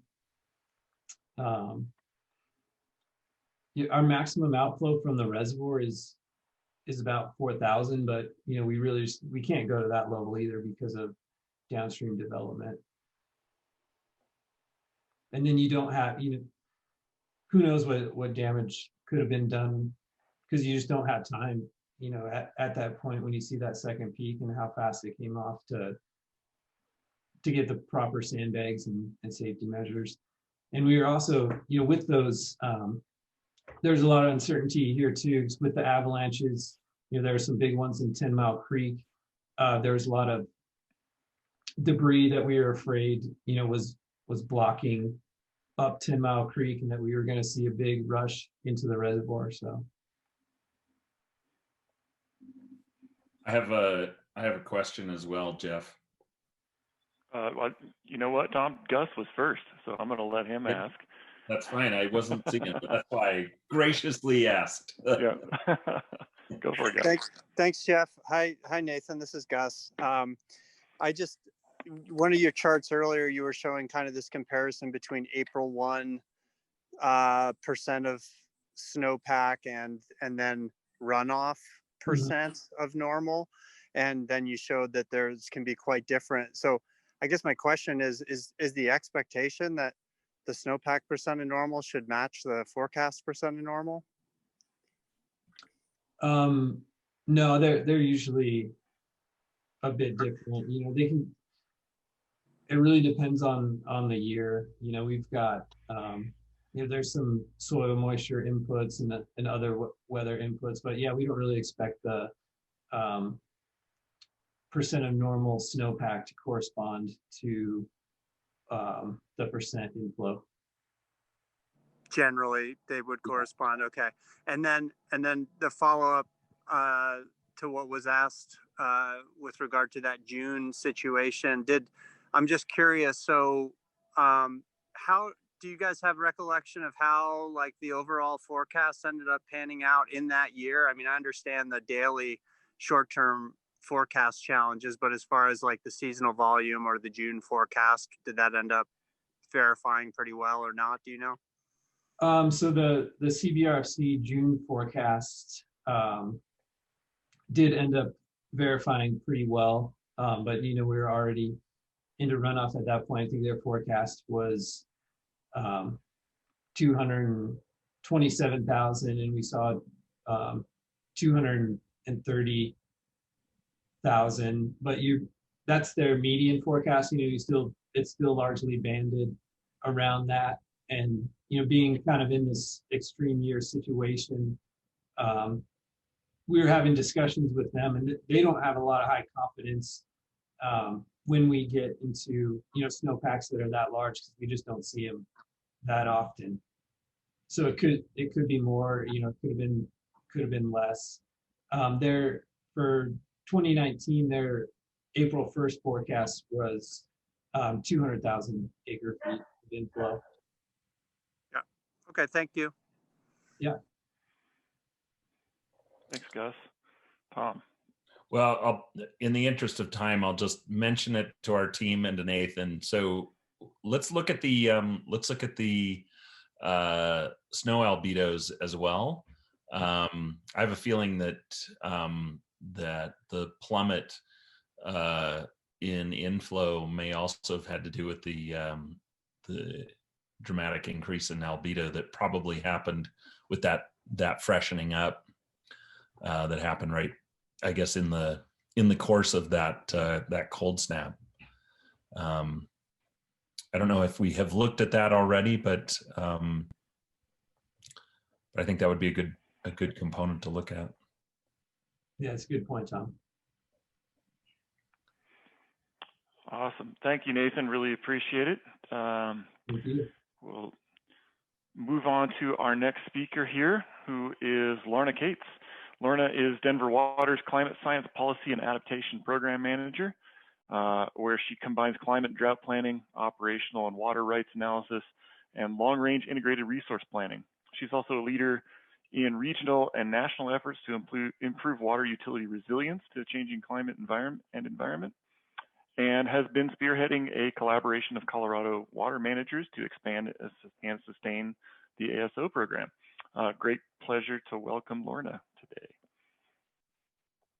Everyone, thanks for having me, Jeff, and I'm glad to follow Nathan because I'm going to be referencing his talk.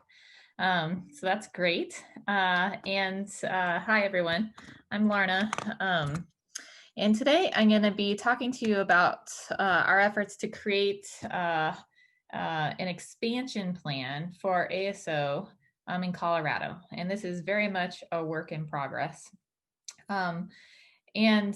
People in Colorado, as you heard from Nathan, are starting to become more interested in ASO. We're seeing the value in operations. A lot of folks at the staff level at water utilities have seen Jeff give presentations and understand that this could be a very powerful tool for decision-making purposes. And at the same time, there's still some pretty significant barriers to doing ASO. Number one, it's expensive, right? And it's hard to build a case internally to explain why you need to spend a huge amount of money to do a flight over your basin when we have SNOTEL data and we have forecasts coming from a river forecasting center. We recently gave a presentation to explain this idea of creating a Colorado-wide ASO to a group on Monday. And one of the questions I got was this was not the language they used, and I thought it was interesting, or funny, so that's why I'm going to use it, but that's not what they said. But it was really along the lines of, is this adding value or is this voodoo, right? Is this some new science that people are trying to throw at us, get us to pay for, invest in, and it's not really providing additional and more information. Other challenges include communications upstream. It's hard to, folks haven't, been at the meeting that Jeff was at, who's explaining brilliantly why ASO is adding value and able to answer all the technical questions. Sometimes it's hard to communicate upstream about the value of ASO and how it will actually improve operations and decisions.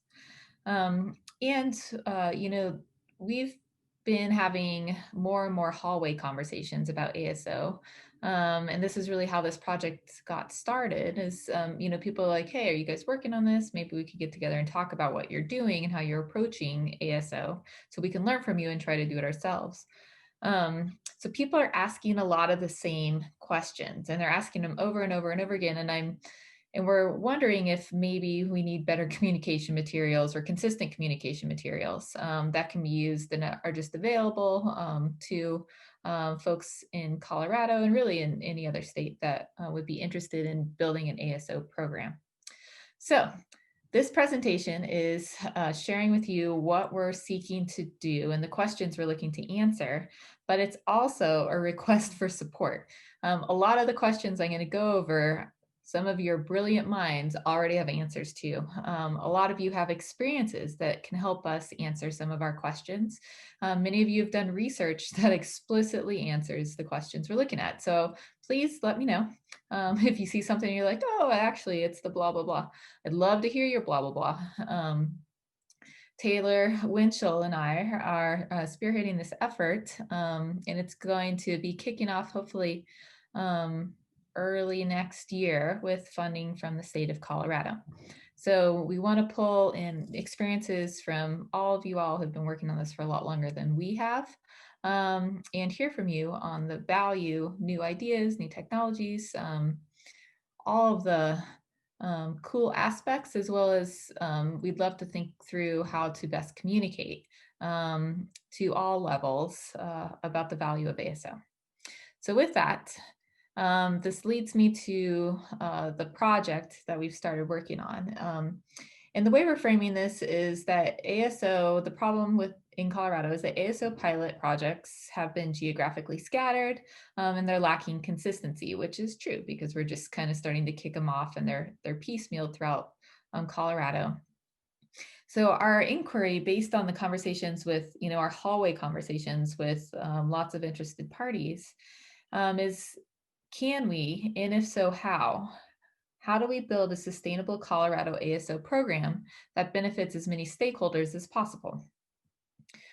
So in developing this project, our goal is multifold. So it's getting to a lot of the challenges that I identified in my introduction. But our project goal is to develop and communicate a roadmap for creating a phased and sustainable ASO flight program, because we don't think we should just kick off ASO throughout the entire state of Colorado in 1 year. So we want it to be phased, we want it to be sustainable. So this program in Colorado that would ultimately benefit multiple basins and a diverse group of water stakeholders. So not just water utility staff, municipalities, and water resource managers. Rather, we want to create something that'll be useful for the ag community, the environmental community, recreation and tourism, county commissioners. So this information needs to be understandable and easily communicable throughout these other stakeholder groups.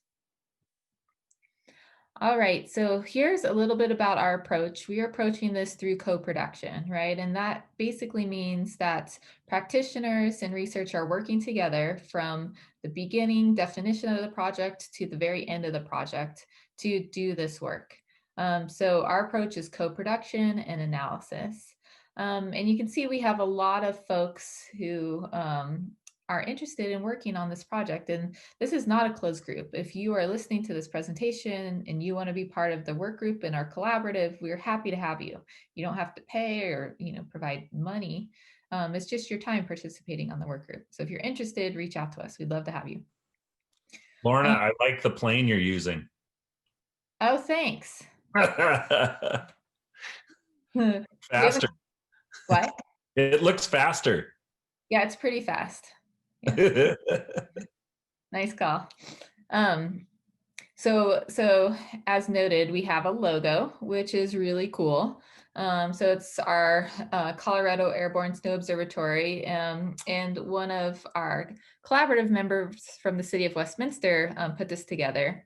So the yellow is the circle from the Colorado flag, the yellow sun.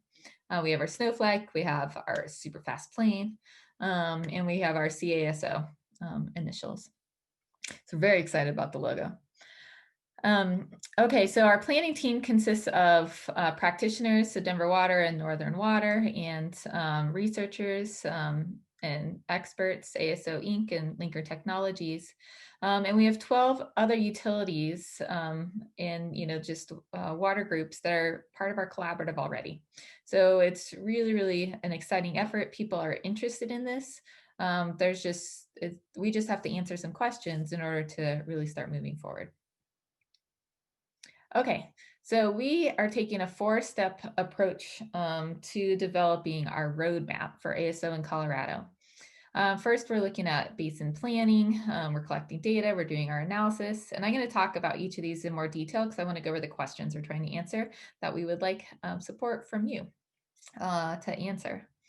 The second part is to work through our values research to understand the values and limitations associated with using the science. We want to start thinking about cost benefit. We know we can't always quantify everything, but we want to fully explore all of the values associated with this work. We want to look at funding options, right? This is the biggest barrier really for everyone in doing ASO. So what funding options are out there? Who's already doing what? What is, DWR in California doing? Are there ways to collaborate between federal, states, and local partners? Do we want to just have a localized partnership to move forward on this? What do we want funding to look like and why? And again, we're trying to create something that's sustainable. So we don't want just one-year flights. We want regular flights that are happening year to year to year. And then, of course, there's the part about governance and structure. Who's in charge of maintaining all the data and communicating the data, providing access to the data, who's collecting all the money, and making sure people have paid their invoices. The governance and structure is not the sexiest part, but it's the critical important. It's critically important to making sure that this is effective and useful. So our products, at least for this part of the project, is going to include a final report, which will have our roadmap. It'll have a phased implementation plan, a schedule, and then a slew of communication materials. And I'm not planning to talk about that our communication approach in this presentation, but if you're interested, I'd be happy to talk you through how we're communicating about this project to really try to meet people where they're at. So an example of data that we're trying to collect. So this is a map we put together about a month ago. It's really preliminary, but it's identifying the watersheds above 8,000 feet. So these higher elevation watersheds that the people of the work group are interested in having information on. So that's going to be one step in our process. Okay, so task one, our flight planning, our data collection, and our analysis. So we want to think about what basins should be flown each year. What is the optimal time to do flights? So we anticipate the optimal times to do flights. Maybe, for example, if we start doing flights March, April, May, and June, we do 4 flights. We plan on doing a flight each month, each year, something like that. With climate change, we may not need to continue to do flights in June forever into the future. So we want to think about the optimal timing of flights, how that might change over time, and then how that might influence the longevity of our information. We want to think about how many flights we want to do per year before we get diminishing returns. Because again, this funding challenge is really what we're trying to address. Looking at ASO data, we want to understand what data is available, what people want to have, and what they want to work with. And these questions are not just questions the research, the project planning team came up with. They're questions from the entire collaborative. So some of these, it's a broad range of questions. People want to understand how we can integrate ASO with other satellite projects. They want to understand how we can correlate snowpack to yield within our individual systems and within broader systems. We want to understand if the River Forecast Center can use these snow products and use them to inform their forecasts, what they need to be able to use them. We want to see what else this information, what else can we use this information to predict? And then again, noting the longer term plan, we want to be thinking about how can we use this to inform climate metrics. So we can be tracking snow coverage, snow depth over time, over the long term, over hopefully 10, 20, 30 years. So we're getting good metrics and good information about how snow is changing over time, because snow is our lifeblood in Colorado. So with this part of the project, we will be coming up with a sustainable flight plan schedule, and this will be informing our phased implementation plan. So as you guys are seeing these questions and you're like, oh, I know about this, I know about that, please, let me know what you think, what your thoughts are, what research we should look at, or who we should talk to about answering these questions.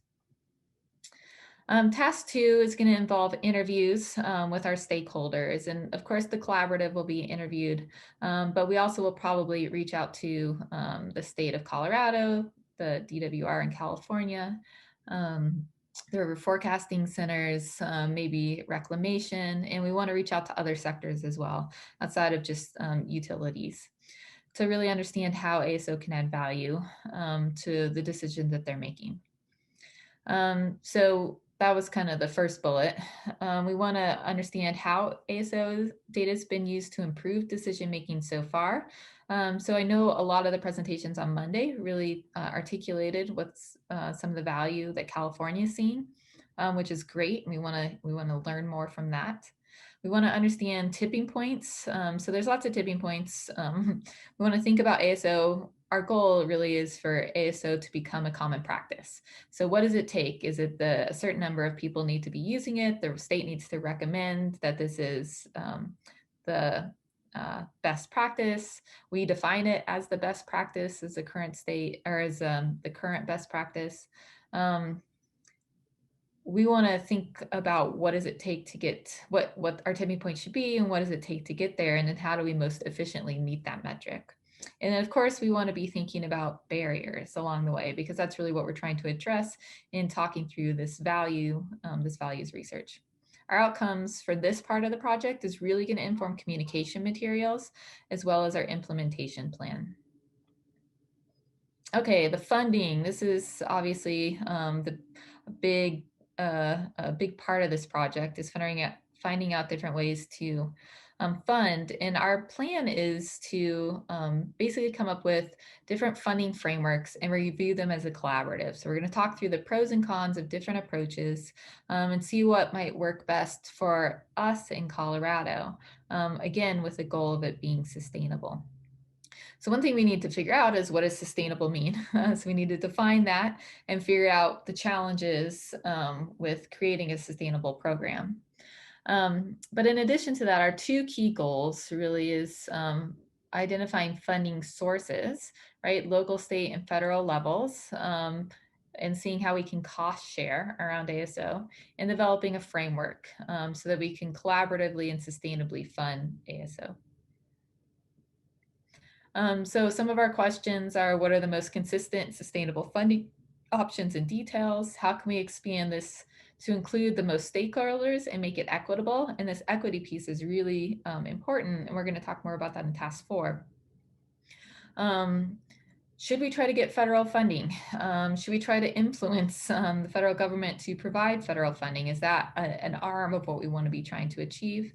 How do we lean on survey data collected from our previous tasks to really identify our cost benefits? There are many operational benefits that are really difficult to quantify, and we recognize that. So how are we going to communicate that? And how do we effectively portray that value when we're not maybe going to have a dollar amount associated with it? So this part of the project will inform the funding strategy, our flight plan, our schedule, and our implementation plan. Okay, governance and our structure, right? So this also is going to be a big conversation.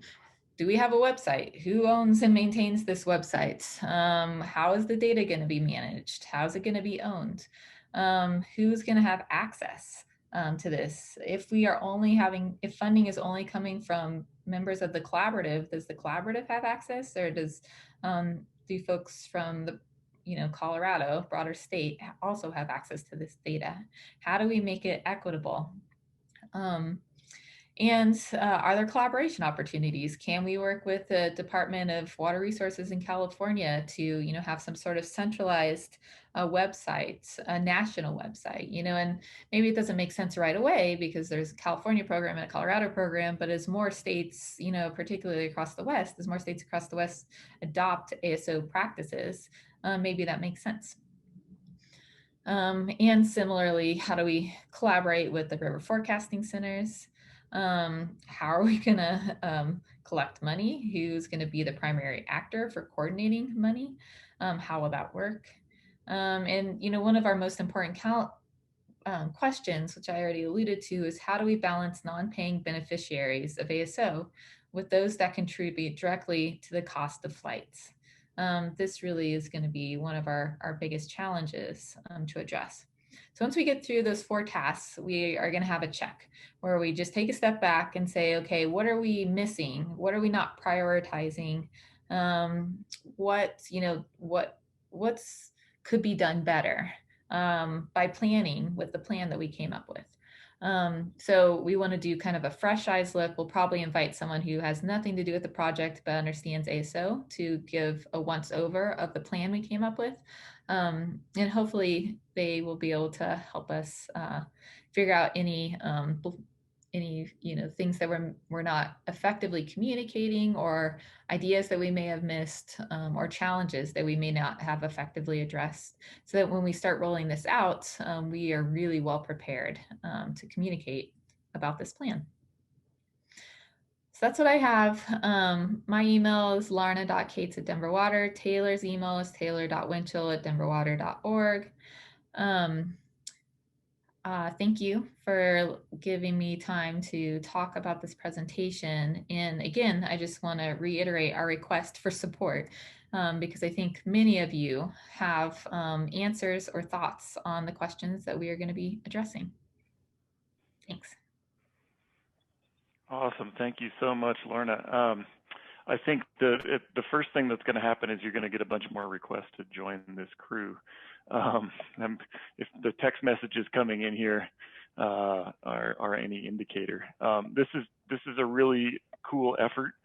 And it's one that, you know, obviously you mentioned that I've been giving talks all over the place. I've been trying to work on this effort myself, and we have more broadly, but at some point it's impossible to scale the effort properly from one entity. And so I really want to commend you and the rest of this group, which has scaled pretty rapidly over the past couple months. You know, it started with just a few folks from Front Range Utilities and quickly grew as the interest coalesced. So I really want to thank you for that. We've got a few questions coming in. Let's see, from Travis Wilhoit, probably butchering that name, sorry. We would love to hear from California folks about what governance structures have worked or have pitfalls. Oh, this is Paige. Yeah, it looks like it's a question from Paige to California, just in general, to the California. Right, so reaching out to California folks, and you mentioned that as well, Laurna. I think that's key for that collaboration and communication to go both directions. Obviously, there's difference in hydrologies across the West, but there's a lot of commonality in needs. So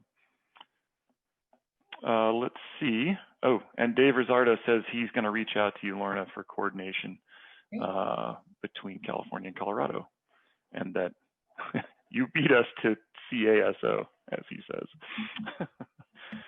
Dave Gochis asks, how does this Denver water effort sync with what CWCB is coordinating across the state? There seem to be commonalities.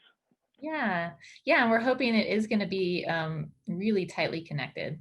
Right now, CWCB is funding pilot projects in the Gunnison Basin specifically.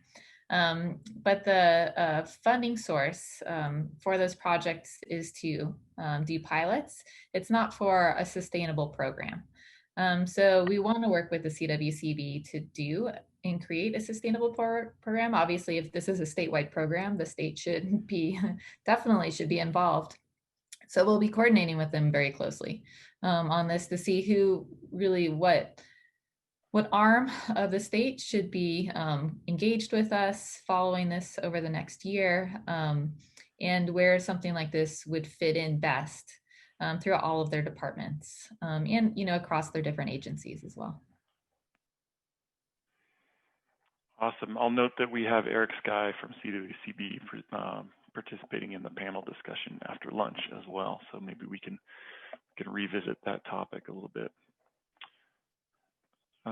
Let's see. Brent Duncan is suggesting collaboration with modeling from the 3DEP program to broaden the scope of effort and make results publicly available.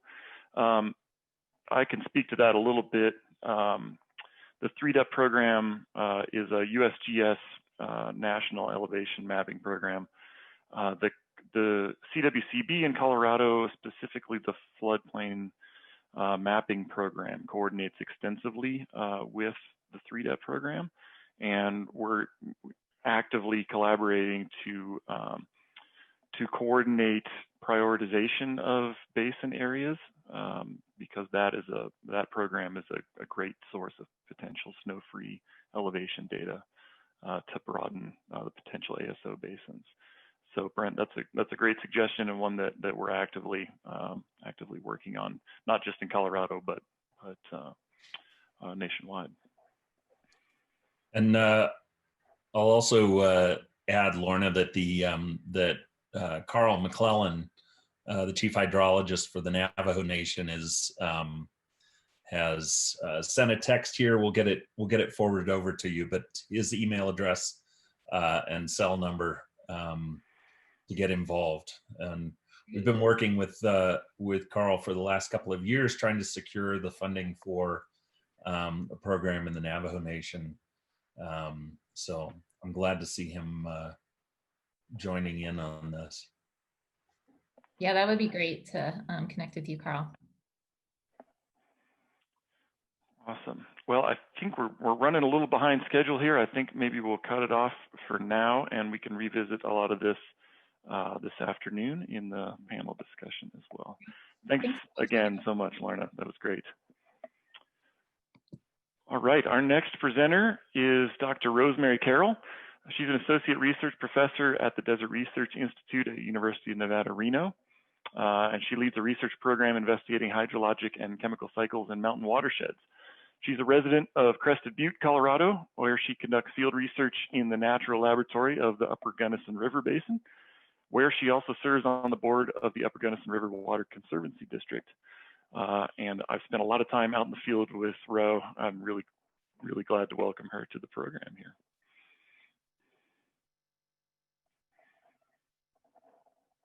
And you might still be muted. There, it took me a bit to unmute myself. Thanks, Jeff.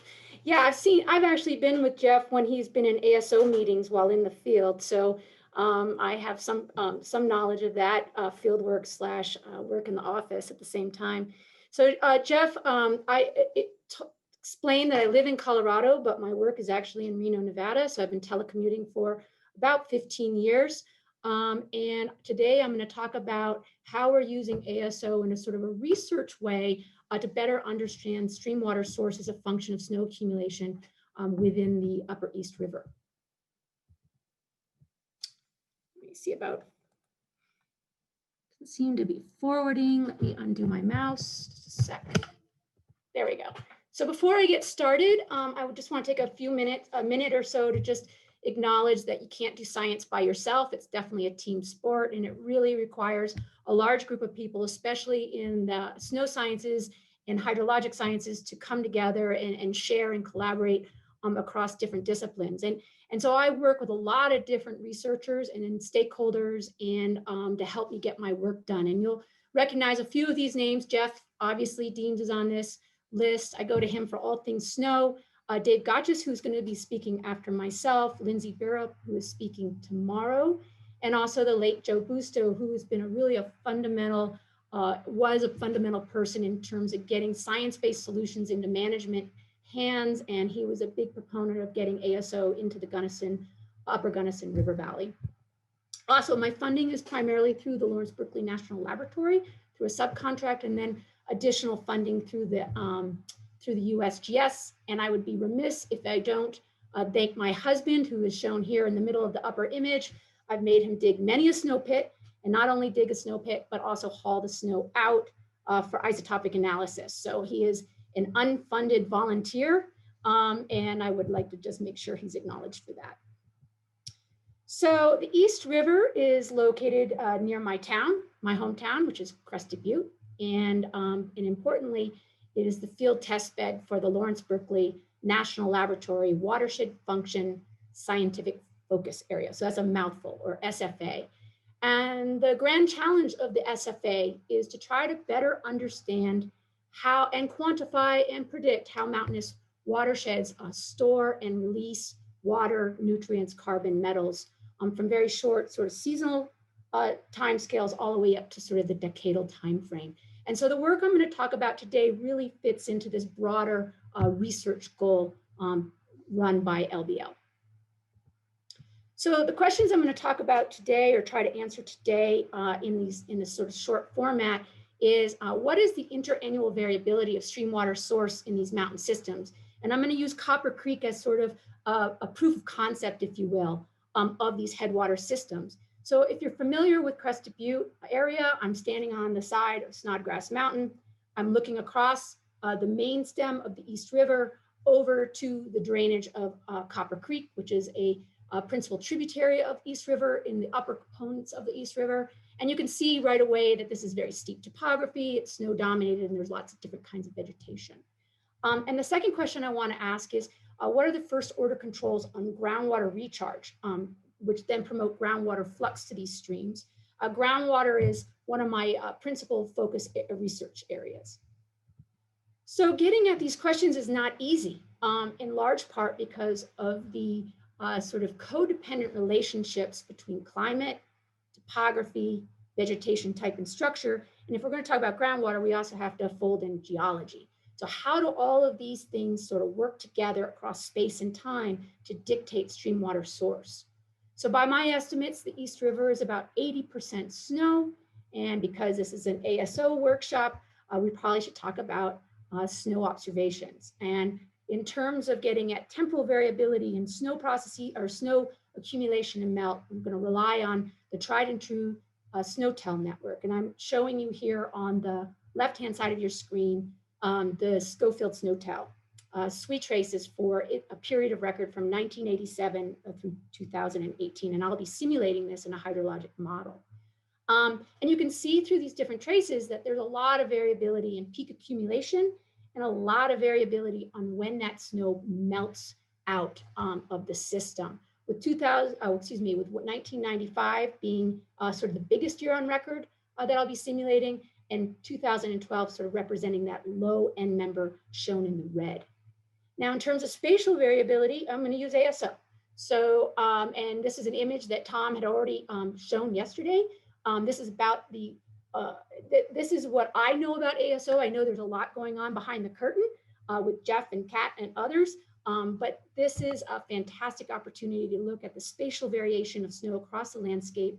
And for modeling, I will look at snow on flights that were conducted in 2016 around peak SWE. This is an average water year. And then 2 flights that were flown during a dry water year in 2018. But 2019 was a big water year, and has some lovely images that I stole from Jeff and that I'm going to show, and just kind of giving this broad spectrum of how snow resides on the landscape within the East River. And so right away, and also just for emphasis, here's Copper Creek, just to tell you where I'm going to be moving forward toward in terms of modeling, and the town of Crested Butte. Let's see my mouse here, right here. And already you can see where the deep snowpack, shown in red, is at the high elevations, and then the blue, which is low snowpack, is down at the lower elevation. So we have these strong elevational gradients in the system. And we also have storm tracking. So storms tend to move west to east. And so we tend to have deeper snowpacks on the western side of the domain and less snowpack on the eastern side of the domain. But if you go into detail and you zoom in a little bit, I'm going to zoom into Poverty Gulch area. You can start to see the really lovely aspect of ASO and the power of ASO, which is in the redistribution of snow. So snow, as you all know, doesn't just stay put where it lands, it gets moved around by, say, wind. Wind, in this case, scouring the ridges and then dumping large amounts of snow on the north and northeast aspects. We also have avalanches here. So avalanches move snow off of steep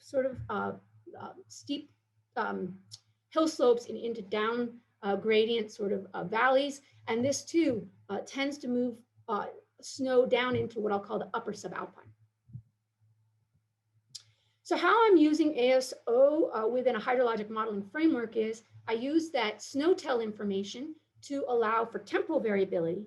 And then I use that average snow water equivalent flown during 2016 to help me distribute that precipitation. And I run the model, and then I iterate over it a couple times to be able to account for any types of snow losses that happened prior to that 2016 flight and sort of accommodate for that. And those losses would be canopy evaporation, sublimation, as well as melt prior to that April 4th flight.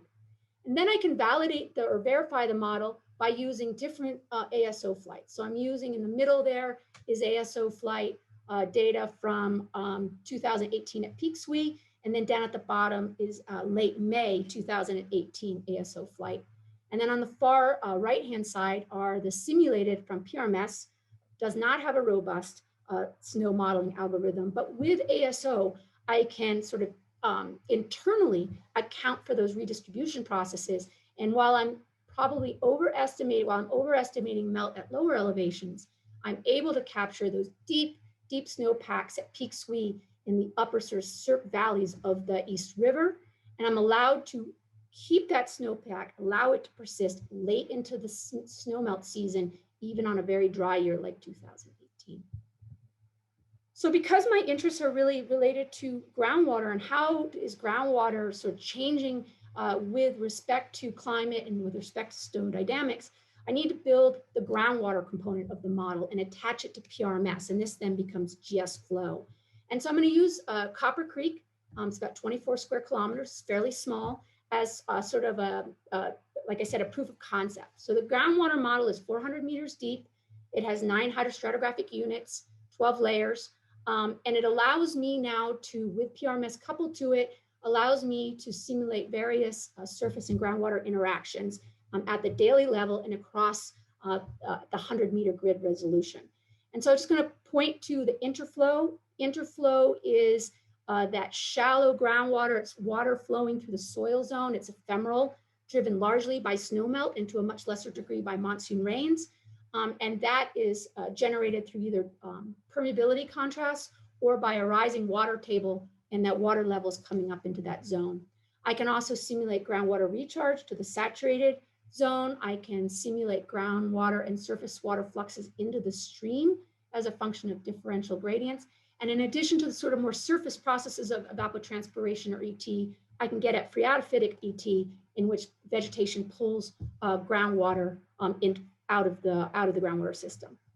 At the bottom of the slide, you'll see the simulated stream flow and compared to both data collected in the black dots and then a simple regression with a downstream USGS gauge to extend it beyond the period that we have actual data for Copper Creek stream flow. And you can see that the model is able to capture interannual variability quite well, and we can move forward and start to think about a conceptualization of how this system responds to climate. So I'm going to look at interannual variability. I'm going to look at water budget terms here in terms of annual values across the entire Copper Creek. And I'm going to look at it as in relationship to aridity, as a gradient of aridity. And aridity here is defined as a potential ET divided by precipitation. So low aridity, these are wet and cool conditions. And then high aridity, these would be warm and dry conditions. And what you would expect is that, it's simulated as such, you'd expect that the fraction of precipitation lost back to the atmosphere as evapotranspiration increases with aridity, and it increases at a decreasing rate. In terms of stream flow generation, I can break it up into two components. I've lumped surface runoff with interflow, that shallow soil lateral flow through the soil zone and regolith zone.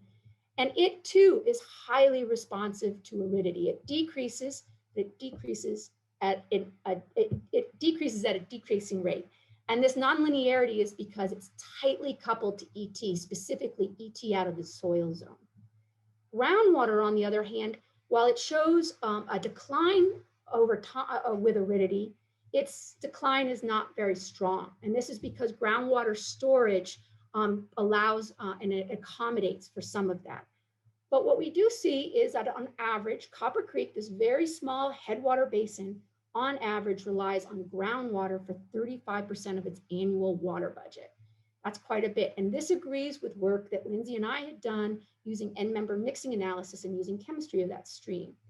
But across the aridity gradient, the fraction of groundwater can vary tremendously from 21% to 50%, but this is because of interflow. And interflow is very much related to the snowpack on the ground that year. So where is groundwater recharge happening? I wanted to look at where in the Copper Creek maybe it's being generated. And so on your far left-hand side here, this is simulated GS flow recharge in Copper Creek. Blue is high recharge, red is low recharge. So recharge appears to be happening in these upper elevations. And often what you would assume is that the amount of recharge that's going into this basin, generating groundwater flow, is directly tied to the amount of snowpack or to the melt rate or the maximum melt rate. And in our case, if we regress melt rate with recharge, we find that it doesn't do a great job in predicting the spatial distribution of recharge. We only have an R-squared value of 0.33. Maybe if you squint a little bit, you can see that maybe snowmelt is a good predictor of the low recharge in the basin, but it's certainly not capturing the recharge that's very high in this basin. Instead, we need to consider this interflow term, this term where shallow ephemeral seasonal flow through the soil and regolith, it's moving downstream, it's moving down gradient, and that interflow can support stream flow, it can support recharge, and it can support ET. And in this case, what we're seeing is that if you can simulate interflow, you can greatly improve your understanding of where groundwater recharge occurs. You can do a better job predicting it. In a dry water year like 2012, we see very low recharge in the lower portion of the basin in reference to the low snowpack of that year. But up in these upper elevation subalpine areas, we still see blue, so to speak. So we still have quite a bit of recharge going on. And if we look at the regression with total melt, we see it does quite poorly. But if we add in interflow, now we see that interflow is a bigger predictive variable in terms of recharge. So what does this all mean? So let's boil it down to sort of a conceptual model of recharge as a function of landscape position. And so this is just in a 2D format here. We're going to move from left, high elevation, to the right, lower elevation. High elevation has low aridity. Lower elevations have high aridity. So elevation by itself has some component of aridity gradient built in. Through ASO, we've been able to see and account for within our modeling framework that snow seems to be predominantly accumulated within the upper subalpine, or this transition zone between the alpine and subalpine, where we have low density conifer forests. And this drives higher melt and more recharge, but that recharge is not enough to account for the simulated amount of recharge in this zone. Instead, we also have to not just redistribute snow, we need to redistribute snow melt through that shallow zone. It hits these topographic convergence zones, and this is what drives preferential recharge zones in the Copper Basin. And then they're somewhat decoupled from interannual climate variability because of these subsidies from the alpine environment. Lower in the landscape, we have in the subalpine and montane environment, we also have snowmelt driving recharge, but it's not very much, and it's very, very sensitive to the interclimate variability. Once peak consumptive demand occurs within the vegetation, that melt ceases, and much of that ET then in these lower portions of the basin then rely on any down gradient interflow coming into that zone that goes toward ET. The last thing, I didn't present any slides into this, but a lot of the work I'm doing now in terms of groundwater age dating and also in terms of looking at and upscaling this conceptual model to a much larger domain of the Huck 10 level East River, I'm looking at how important is the distribution of snowpack. And I just wanted to emphasize here that if I take Copper Creek and I just uniformly distribute snow and temperature, same average for that day, but it's uniformly distributed across the basin, I I estimate a much larger amount of ET, and I underestimate stream flow and recharge. And so this is just getting at this idea that the scale of your inputs in snow matter in terms of getting at your complete water balance. And so we need to be considering what are the important scales of analysis for our water resources as we go to bigger and bigger scales, say the entire upper Colorado River. What scale do we need to be considering in terms of our snow distribution? So some take-home thoughts. By incorporating ASO into the hydrologic modeling framework, I'm implicitly accounting for how snow is redistributed, and I'm able to capture the deep snowpacks and its persistence in the upper subalpine. And this is important because PRMS doesn't have a super physically based, robust model for snowpack. And so I kind of handle this through using the ASO, and I think this adds a lot of strength to PRMS. Secondly, snow accumulation drives the total amount of stream flow. This is largely through interflow, but it also controls the relative amount of groundwater in that stream. And this is all back calculated by trying to understand ET. So we need to understand the total water budget in order to understand our stream flow response. And then lastly, we see feedbacks between seasonal melt and vegetation dynamics in the lower portions of the Copper Creek domain. These are very important and very much coupled to interannual variability, but topography in the upper elevations in these very high elevation watersheds, this is the dominant control in terms of generating recharge and forming these preferential recharge zones. And these have some buffering through in drought periods of drought. And that is my last slide. I don't know if I have time for questions, but love anybody's input or questions, both online or here. Awesome, thank you, Rosemary. I learned something. I've seen you give this talk or some form of it a couple of times now, and I learned something every time. I have a question for you. So you also sit on the Upper Gunnison River Board, and where you regularly deliver science updates to them. And you insinuated or spoke to this just a little bit there towards the end.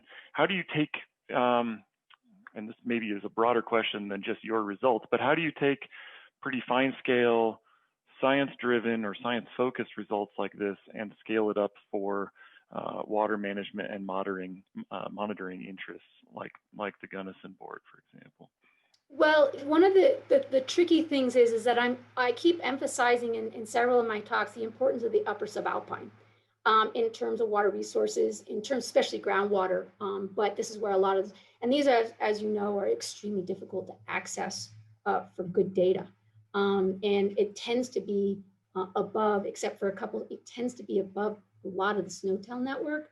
And so working with you, people like Dave Gochis, et cetera, the new SAIL campaign that's going in is really trying to figure out what precipitation, where does it move to, and how important is it, and how do we monitor that? And I think that's really a driving factor where I think we see a lot of collaboration between, say, Upper Gunnison, DOE, and ASO Inc., et cetera, is trying to pinpoint where's the best place to be doing this high temporal monitoring, because getting precipitation right is really hard and really important.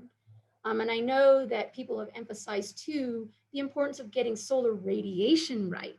So a lot of these models, at least mine, I can speak to, tend to be a little flashy, right? They tend to melt my snow too quickly. And this is because of an over-reliance maybe on temperature, but also just the fact that we're not getting our solar radiation correct, especially when you throw dust on it or something like that, or black carbon.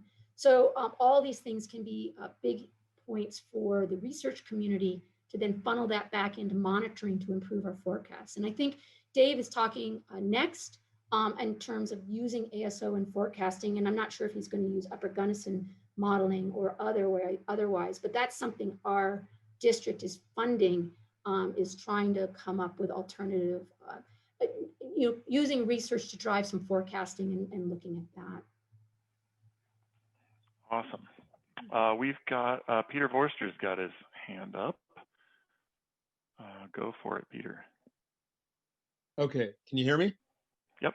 Okay, do you have any other research watersheds where you can then look at the controlling aspect of geology and the regolith layer?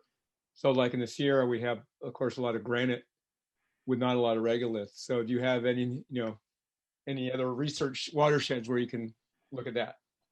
Yeah, Peter, that's a great question. And exactly, it's like I planted you or something. So anyway, the Copper Creek, like I said, was a proof of concept. It's primarily in wilderness, which makes it hard to monitor as well. But I did do an experiment there. The upper portion of the basin is granite, and the lower portion of the basin is Permian sedimentary layers like the Gothic and Maroon Formation, Mancus Shale, and things like that. And so it has the two sort of end members of hydraulic conductivity, if you will. And we use gas tracers to look at age dating of the base flow, and with that can track at least through particle tracking, look at how flow paths change as a function of lithology. But right now, what I'm doing over the next year is working with LBL to upscale at least to the Huck 10 level. So down to the Almont gauge of the East River, so 750 square kilometers. So in capturing a much larger range of lithology and structure, and seeing if this concept of the upper subalpine holds, right? And then of course the next scale up would obviously be like the Upper Gunnison or even the Upper Colorado Basin. But as you upscale, you have to start reducing the complexity of the model because of numeric considerations. At least I do. Great, yeah. So we in the Sierra we have a lot of variable geology too, but as you probably I'm sure know, in very short distances. So come to the Mono Basin and we can give you all kinds of. I love the Mono Basin, so I'll be there as soon as COVID's over. All right. Awesome, thank you, Peter. And Rosemary, you mentioned earlier the SFA program, And I think it's a really cool and scientifically fascinating project to be able to not just consider bigger scales in terms of just hydrology, like going down to the Almont gauge, but actually working with an interdisciplinary team that's studying all the different components of the hydro, eco, geo, chemical systems, and all of the prefaces you can there.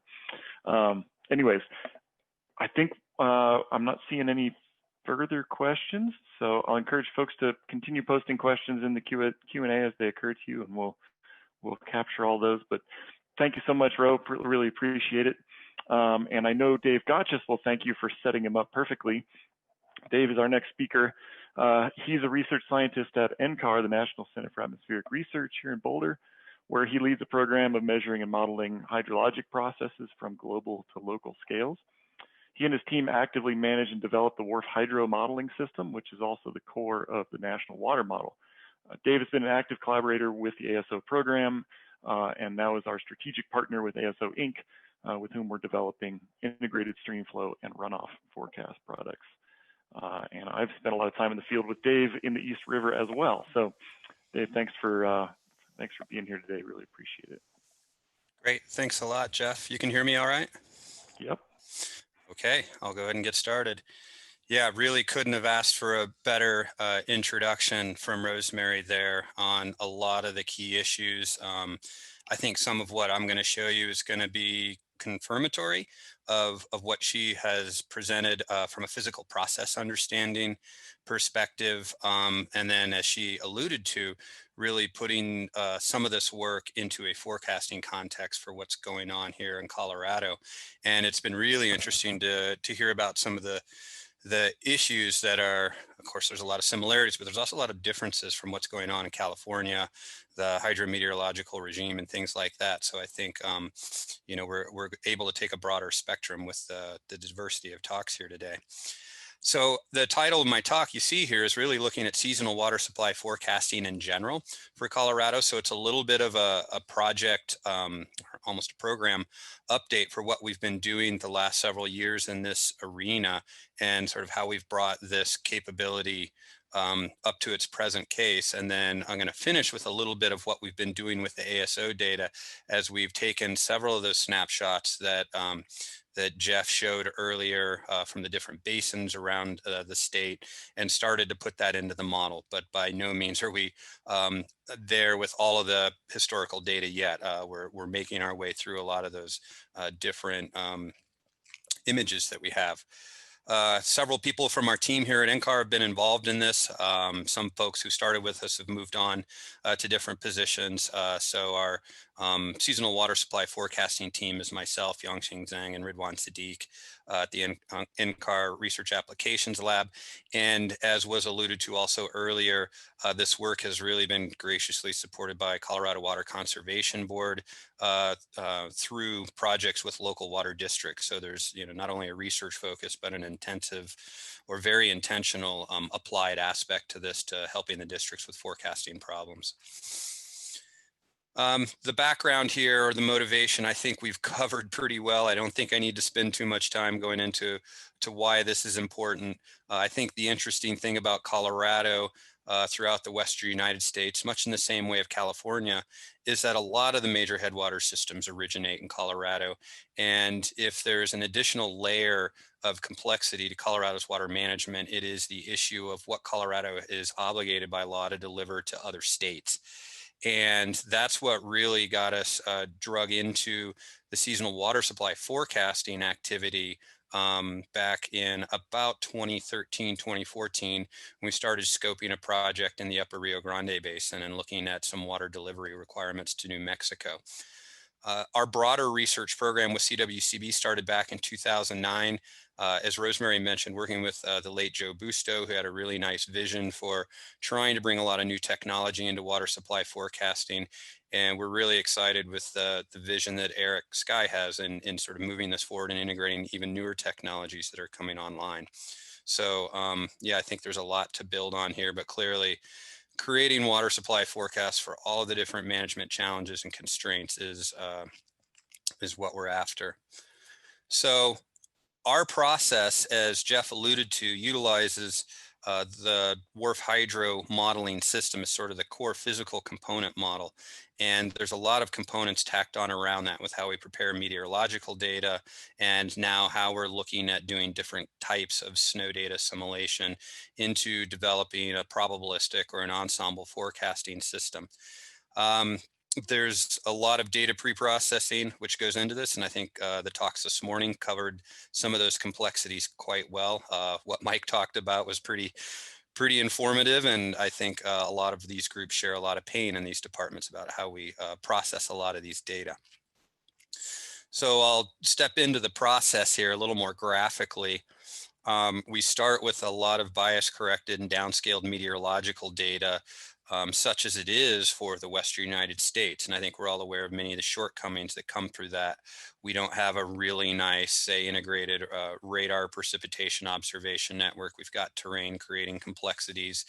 With that, we've got difficulties in estimating all kinds of different snow characteristics, snowfall characteristics in the West, and of course the thermodynamic variables, temperature, radiation, and so on, exhibit a lot more complexity than they do in other areas. So we do what we can to constrain those and then to drive our real-time model in an analysis and assimilation configuration, and that's what we see in this bottom panel here to create an up-to-date analysis of Snowpack, and that updates every day. And then from that, we either ingest additional snow observations through data assimilation methodologies, or if they're not available, we crank those forward in time to create a number of different ensemble realizations of the hydrologic system, and particularly the surface hydrologic system. So ensemble predictions of stream flow, total seasonal runoff, which is what's depicted here in this graphic, or an ensemble plot of that, as well as reservoir inflow predictions. The system is stood up. It runs on a small cluster here at NCAR. We're in the process of porting this technology to cloud resources so that it can run on Amazon cloud resources and be a lot more portable and extensible, and I would say usable by a larger degree of the market. The modeling system that we use is this WRF hydro modeling system. It's been development here at NCAR and in the broader community for the better part of about 15 to 16 years. And it's grown in its complexity. Jeff mentioned our probably most well-known application of this model is the National Water Model, which runs over sort of the entire United States for the NOAA National Weather Service. And there are some similarities and also some significant differences for what's configured with the National Water Model and what we do here for this Colorado-based seasonal water supply forecasting. And I'll try and touch on some of those. The core physics model is somewhat similar to what Rosemary presented. We've got column land surface processes handling energy and water fluxes to and from the atmosphere. And those have sort of a dynamic exchange with routing modules that handle shallow subsurface flow and overland flow and channel flow. And these processes can be represented on different spatial meshes. The most significant difference is we have some weakness in the subsurface compared to what Rosemary presented with her GS flow model. Obviously, there's a lot of expertise coming in groundwater modeling through the USGS suite of models, and those are certainly important for a lot of the different processes that do happen in these headwaters. Focused more as a surface water forecasting system, though, our modeling system doesn't have a lot of those deeper representations. Supporting the core physics model are our atmospheric data preprocessors, geospatial data preprocessors, a number of different data assimilation architectures, and as well as sort of model evaluation and calibration tools. So I'm not going to go into deep dive on all these. I'm just going to kind of hit some of the highest points for this talk. For those who are familiar with this sort of class of hydrologic models, for that one-dimensional column model, which handles the thermodynamic exchanges and sort of the mass exchanges to and from the atmosphere, we use the NOAA land surface scheme. It's got a lot of the basic things you might expect in terms of energy transfer, subsurface structure down to a few meters of depth, turbulent heat exchanges with the atmosphere, radiation exchanges, and so on. More specifically, which a lot of folks are interested in our sort of ASO applied work, is what the snow model is. This is a snow model that exists within this NOMP land surface modeling system, and these are some of the attributes of that model. Clearly, I think it's more sophisticated than some, but not as sophisticated as others, as one might imagine.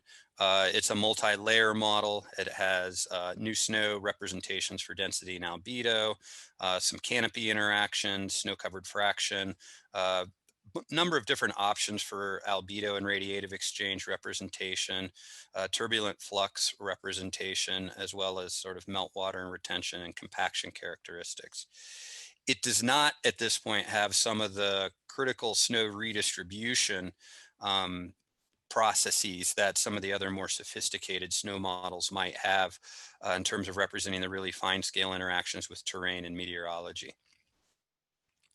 We do a lot of work under the National Water Model Project, as well as within our Colorado project, in calibrating and evaluating this system for different applications. And this is just an example, looking over the state of Colorado, of what we do in terms of basin calibrations using USGS, Headwater, sort of unregulated station data, going through an automated calibration process, focusing on stream flow as the primary metric, and then looking at how parameters and a number of different key metrics evolve throughout the calibration process, and then validating that over a long period of time. In this particular case, this is a sort of a 5-year validation plot.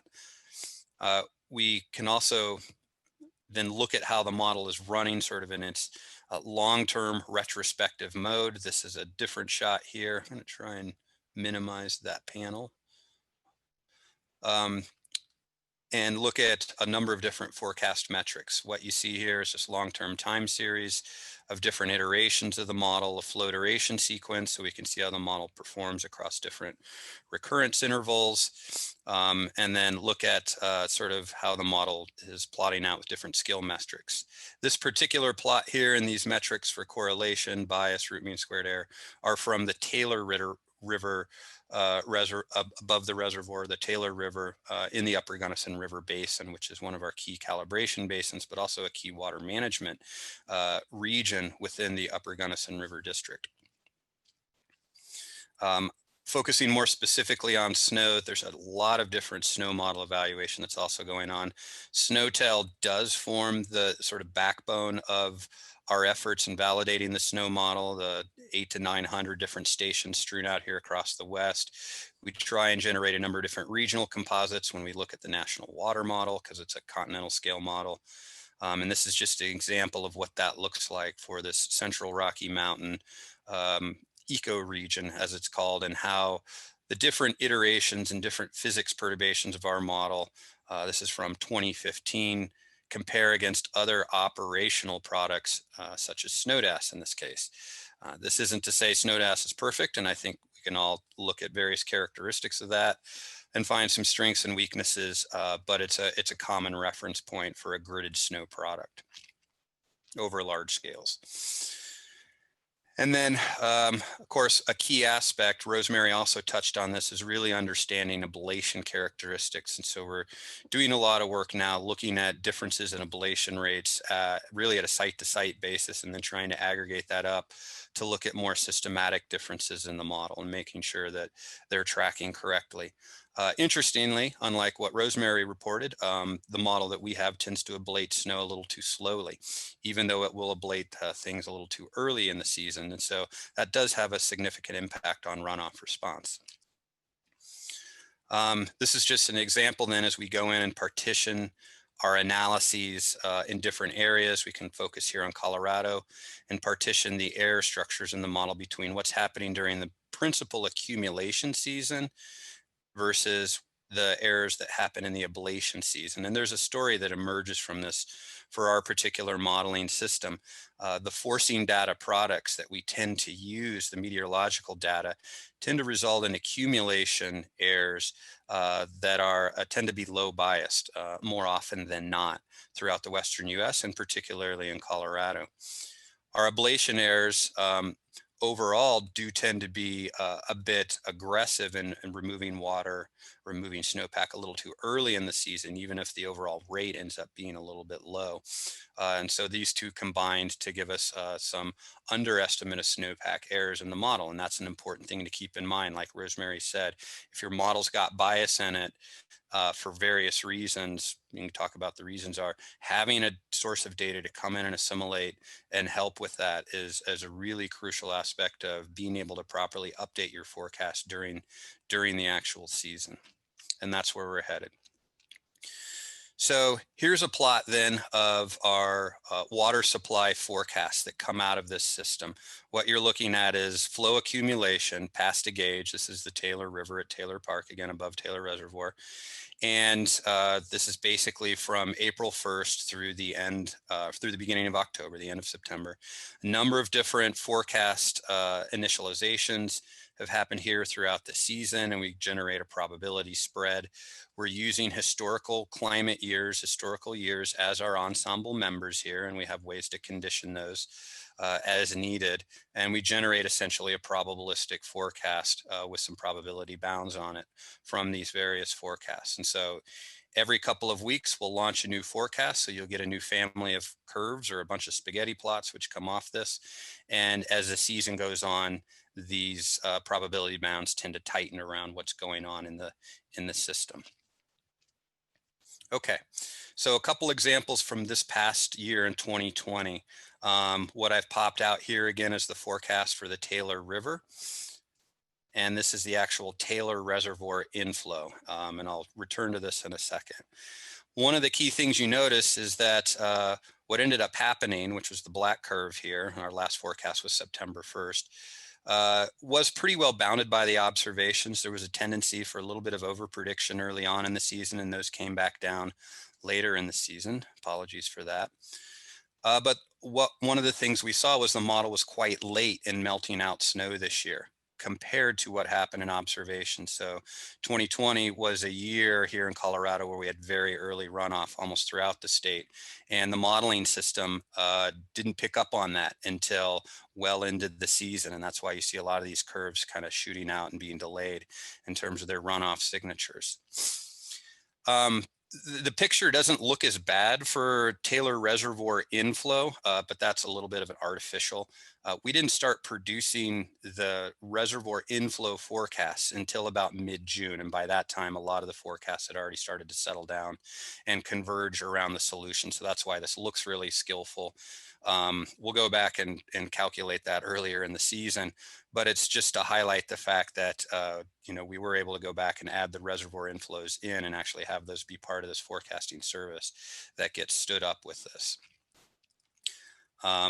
This is just another example of reservoir inflow forecasts. There's about 120 different reservoirs across the state where we're tracking this reservoir inflow forecasting performance since Nathan presented earlier on Dillon Reservoir. I just wanted to show that you know, that is one of the reservoirs where there's forecasted inflows being created from this modeling system. And we'll be looking to sort of try and quantify how accurate that is moving forward. Again, same issue here. These were late in the season last year, so don't read too much into that skill there. Other areas across the state, this is the Conejos River Basin in the lower right, the Animas at Durango, and the Dolores River Basin here. And in each one of these, you'll see a propensity for a little bit of a low bias in the forecast this year across the southern part of the state, but that pervasive signal of the model wanting to melt out quite a bit later than what happened. And that speaks to the fact that the warm and dry springtime wasn't well represented in the meteorological data. Okay, so where does ASO come in? Taking this particular plot right here for the Conejos, we look at some of these different behaviors. And again, this year we had a low bias. We didn't have data for ASO for the Conejos this year, but we did do some work with the 2015 data a little while ago.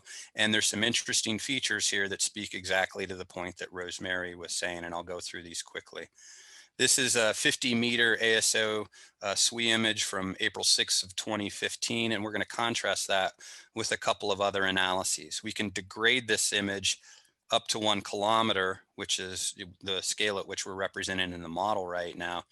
And you can see obviously some differences here, but the overall spatial and elevational distribution is largely preserved. It's just a lot cruder in appearance. This is what our sort of open loop model was representing for that particular time. And so the model, driven by a 13-kilometer precipitation product, was a lot less, a lot more uniform, in what was represented. The SNODAS product, very similarly at the 1-kilometer resolution, was having some significant difficulties with this. So it's really that issue of the elevation distribution, which ASO is capturing really well here, that the model, as well as the SNODAS analysis, are not capturing. Look later in the season, and this issue is even more amplified.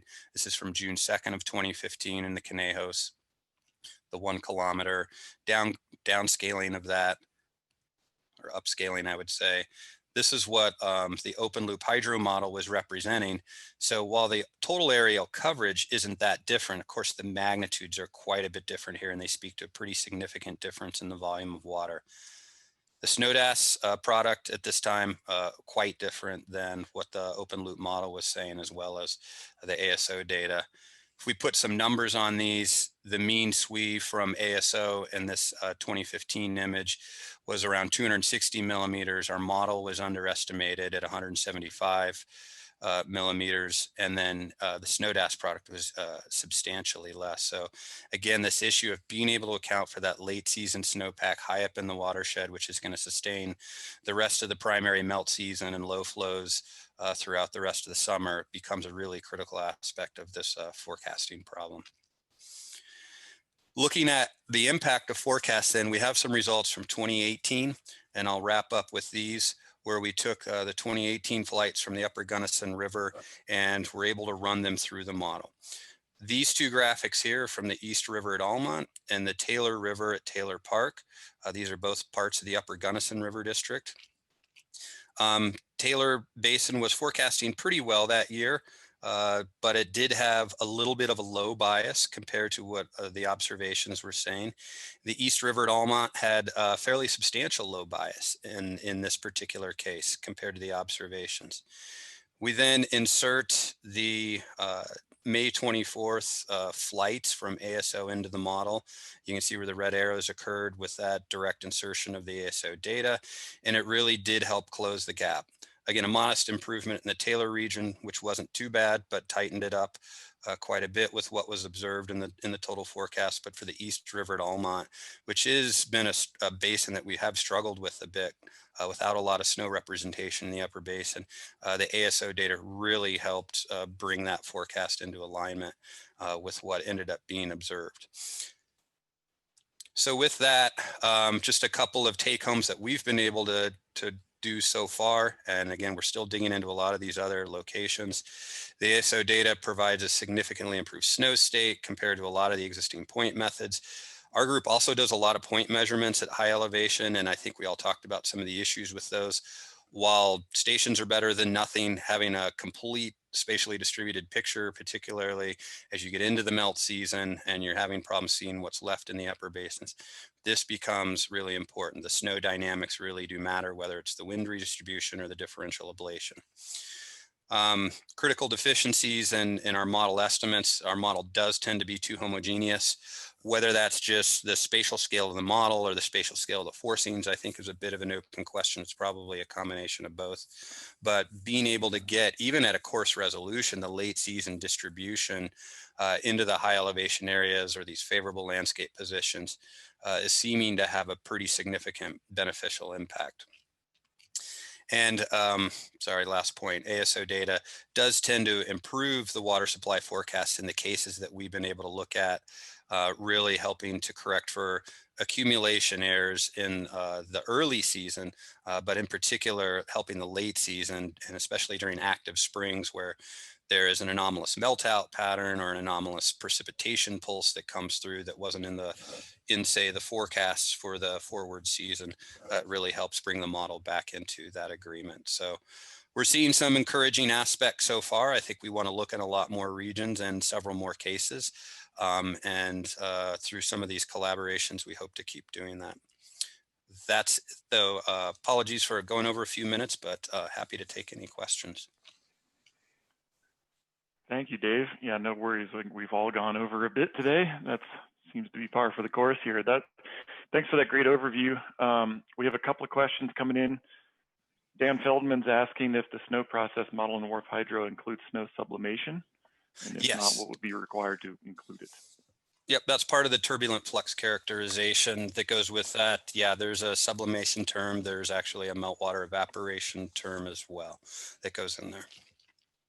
And does that include any blowing snow considerations? It does not include blowing snow considerations. Yeah, once snow is on the ground in this current modeling system, it sort of stays on the ground. So there's no scouring or lofting of saltation of the snow particles once they're there. It is sort of it is a pack, let's put it that way. Right. So by putting ASO data in there, you're sort of imprinting that redistribution pattern without accounting for it. Exactly. Explicitly. Yeah. Sean Flemings asks, and you might be able to see these Q&As, Dave.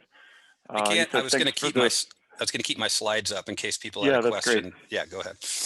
Sean says, thanks for the fascinating presentation, Dave. Can you talk a little more about prediction uncertainty estimation? Probability distributions from ESPs tend to be under dispersive simply because only weather uncertainty is typically included. Do you have plans to include hydrologic model parameter or structural uncertainty in your Monte Carlo simulations?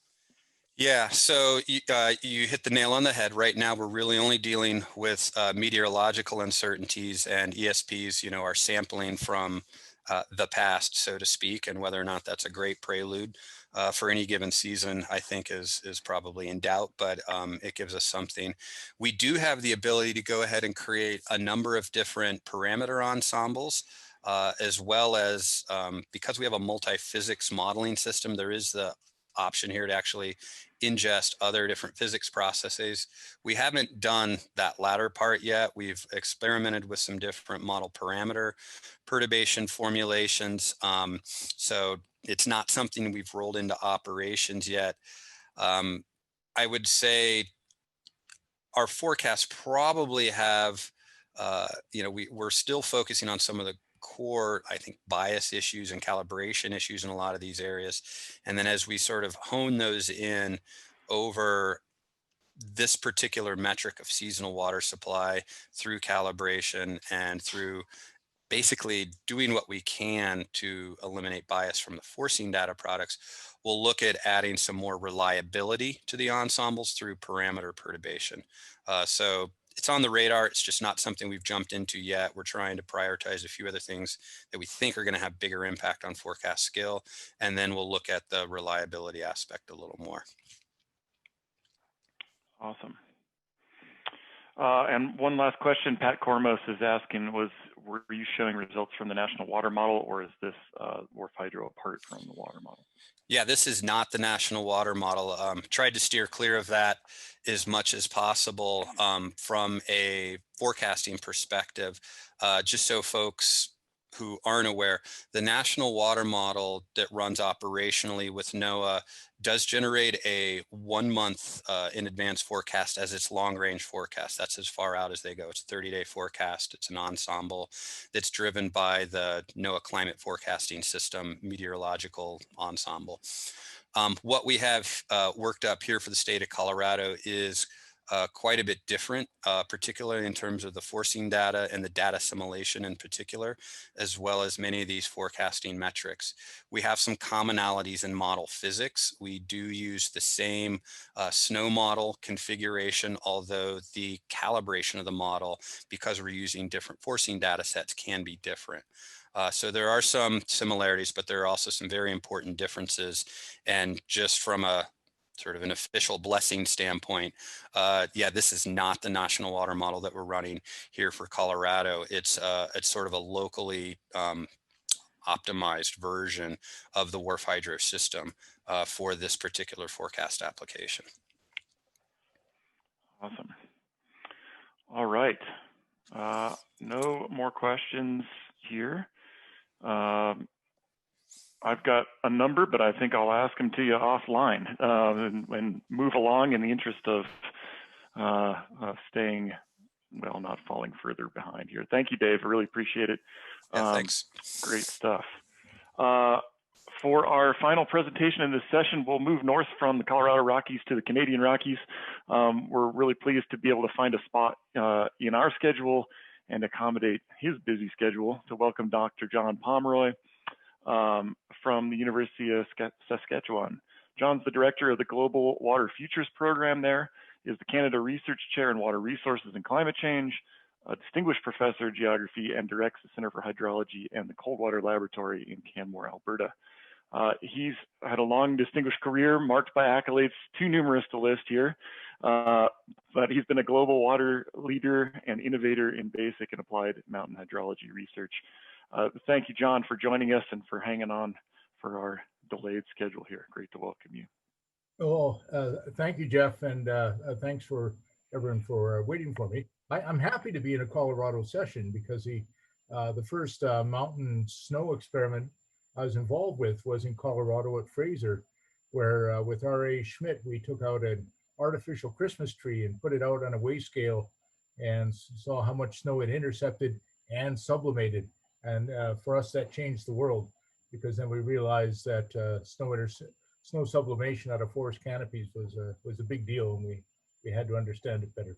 But anyway, great. I'm delighted to talk to you all here, and I guess I also might stand out as a speaker in that I don't have any ASO data to use, but I will be showing other airborne LiDAR data that's very similar and very much inspired by ASO, and hopefully that in the modeling is somewhat instructive. And so I'm going to get my screen share on here.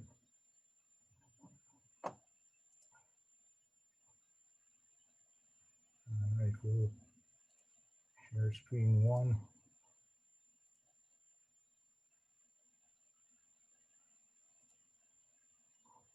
Is that working? Yes. Yes, it is. Great. So first thing I'd like to recognize my numerous co-authors, and Vincent Vionnet, who's a scientist with the University of Saskatchewan for several years as a visiting professor. He's now a research scientist with Environment and Climate Change Canada. Chris Marsh is scientist at U of S in the Center for Hydrology. Brian Menounos is a professor at the University of Northern British Columbia. Kevin Green, a scientist at U of S. Raymond Spiteri, a professor at U of S. Philip Harder, a scientist at U of S, and myself. So we're from all over the place.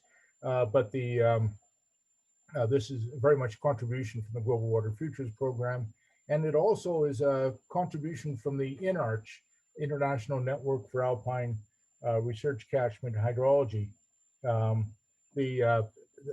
This, I think, would be of interest to everyone because it's research catchments from mountains all around the world.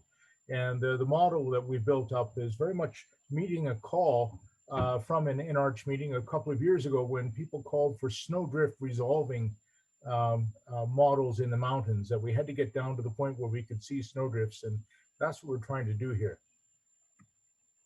So anyway, first I'll take you back in history a little bit, because any modeling and any movement forward depends upon a great scientific history. And I mentioned Fraser in Colorado, where so much was learned many years ago about forests and snow and the alpine environment, and later on with CLPX. But Fraser had a northern twin that you may not know about as much, and that's Marmot Creek. It was established by Walt Jeffrey, who had studied at Colorado State, came up to Canada and established a similar experimental watershed where he could look at clear cuts, both large ones and small ones that you can't see so well here, and also better understand the snow hydrology of the mountain environment.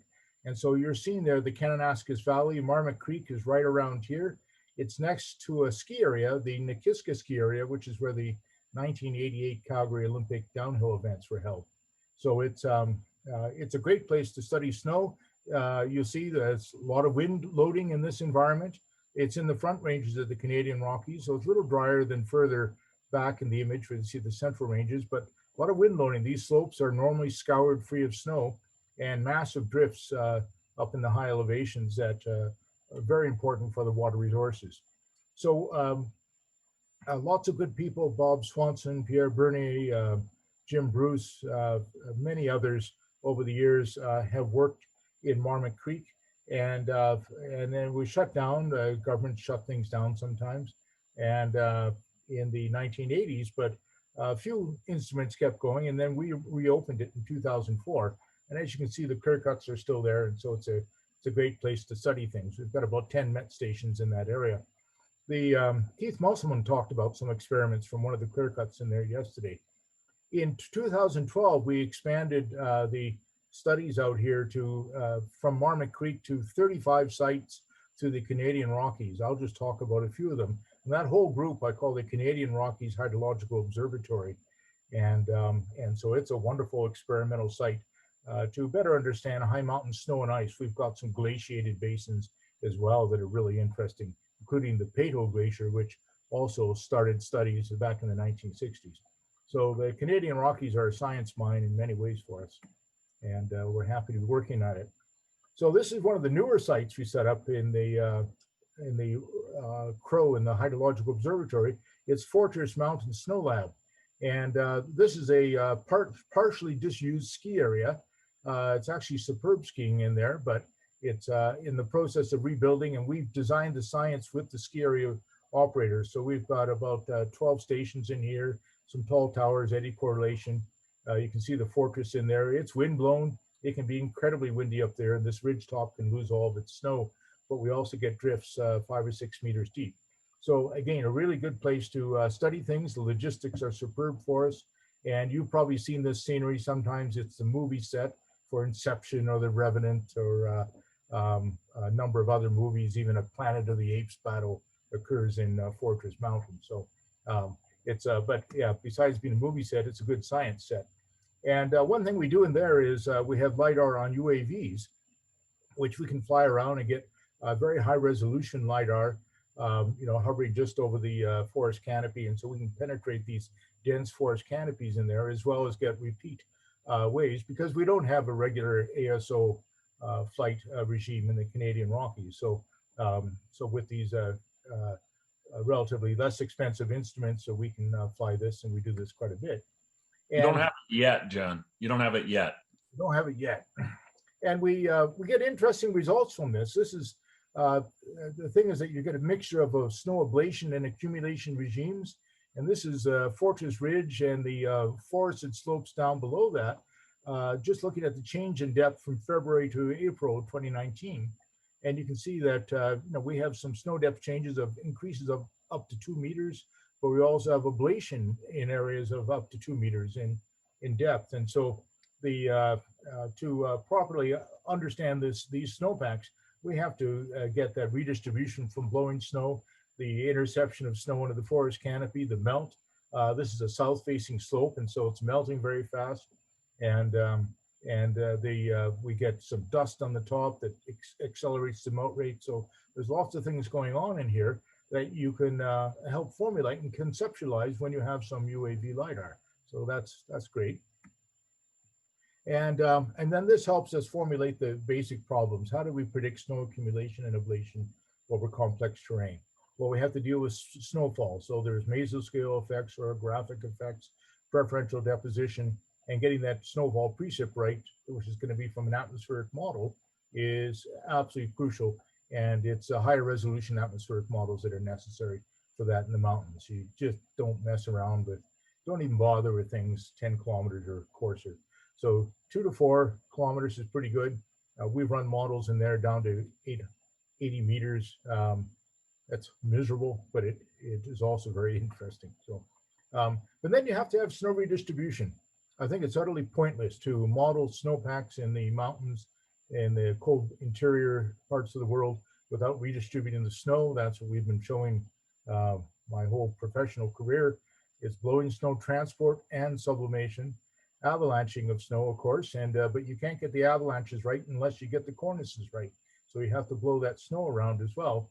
And then snow interception and sublimation by canopies are critically important in this landscape. And of course, that's what LiDAR demonstrates visually so well. But again, decades of research going back to R.A. Schmidt and Ron Tabler in Colorado and Wyoming and the Union in Russia and others moving on for this. So we have to include those components, and there's some nice avalanche models like Snowslide by Bernhard and Schultz out of Germany and Austria that's quite useful. And then sublimation. So you haven't calculated sublimation unless you've also addressed blowing snow sublimation and intercepted snow sublimation. Blowing snow sublimation can account for 30–40% of the alpine snowfall in Chinook-prone areas, and you absolutely have to have it. Intercepted snow sublimation, 30–60% of the pack where there's dense forests. So the snow surface sublimation is much less important. And then snow melt. I'm a big believer in the energy balance for snow melt as much as anyone, and it's that coupled energy and mass calculation bounds our models. But to do it well, we need net radiation, we need to calculate turbulent transfer, rain.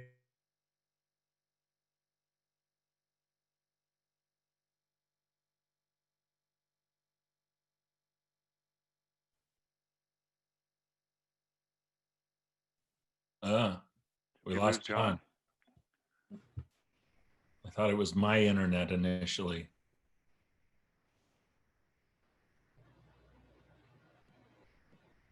Let's see if he comes back.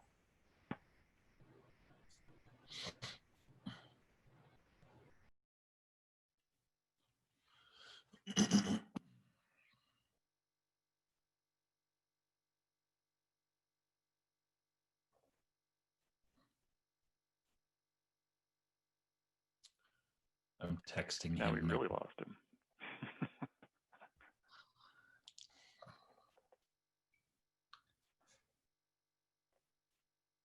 Sorry, folks. We'll wait for John to rejoin. I'm sure there's no cross-border dispute or anything happening.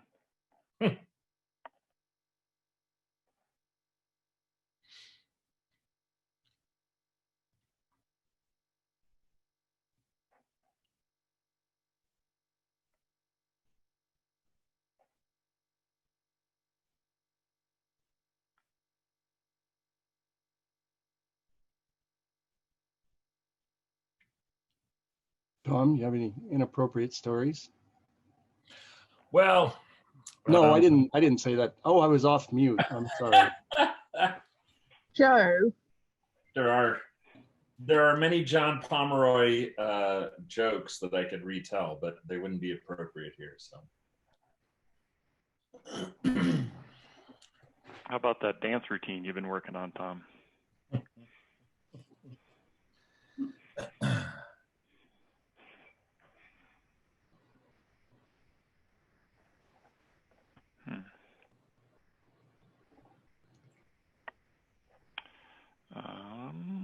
I'm not sure.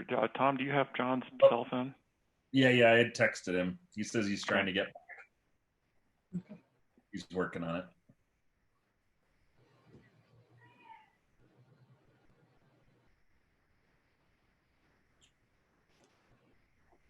Well, if anybody out there hasn't had a chance to do the poll yet, it's up. Feel free to try to answer some of those questions and get a Ridge Merino ASO embroidered shirt.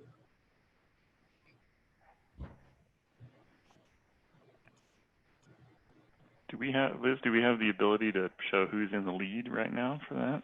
I was working on it this morning, but I'm still crunching the numbers. That could be a motivator for some folks. And then you got to balance out the international exchange rate changes on the drives, and it's complicated. Yeah, it's complex. I'll get to you, Joe, for that one. Yeah. I am seeing that there's some separator questions in there. That's good. There are. Yeah. He says, weird, Zoom is down. Oh. Where are we then? Zoom. Yeah, what universe have we launched into?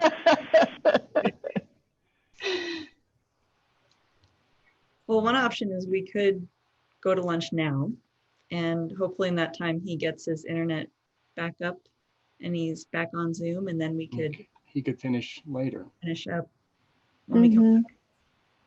Yep. I think that's a good idea. Liz. That's why Liz is in charge of all this. Yeah. I'm selfishly hungry, that's all. Okay. All right, so let's see. It's 12:30 Pacific time right Wait, now. because he's connecting. Oh. I beg to differ.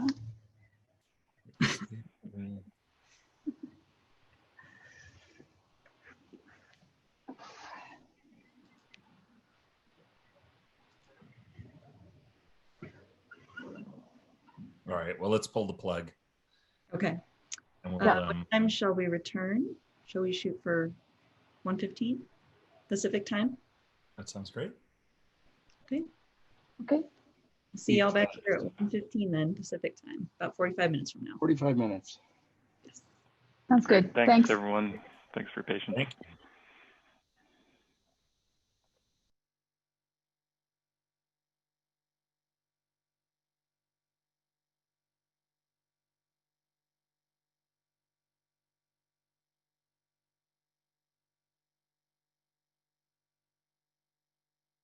Right, it's like a vanishing ray or something. Yeah, sort of a spinal tap moment or something. Yeah, I've seen speakers at the snow conferences be in such rough shape they were unable to successfully deliver their talk, but it usually had something to do with the night before. Yes, barely there, but they were still visible. Yes, yeah. No, it was. It ended up being a twisted internet cable. Oh, really? Yeah, it's really silly. So, but well, glad you got that sorted. And the thing is that I couldn't tell from my end exactly when it was disconnecting. So I think I know where we left off, but we'll try that.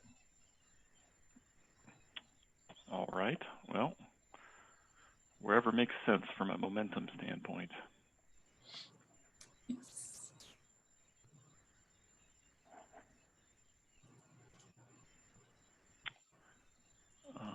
Let's see. Can't tell if the rest of our team is back. There's Evan and Liz.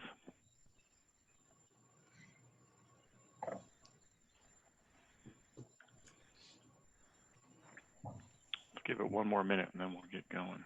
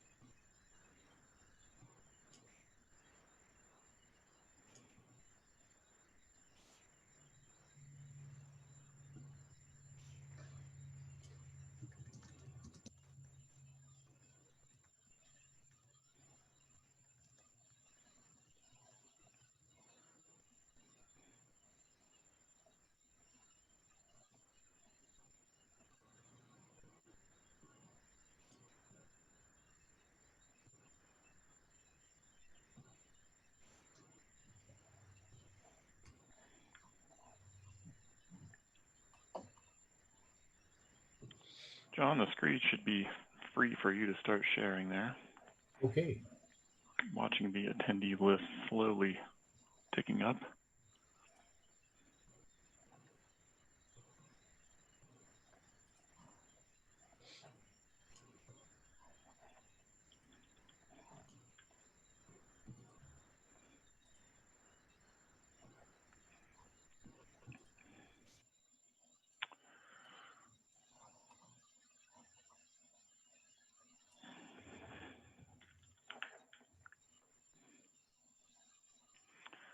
All right. Well, welcome back, everybody. John had a technical glitch, which he's got sorted. We went to lunch in the meantime, and we're back now.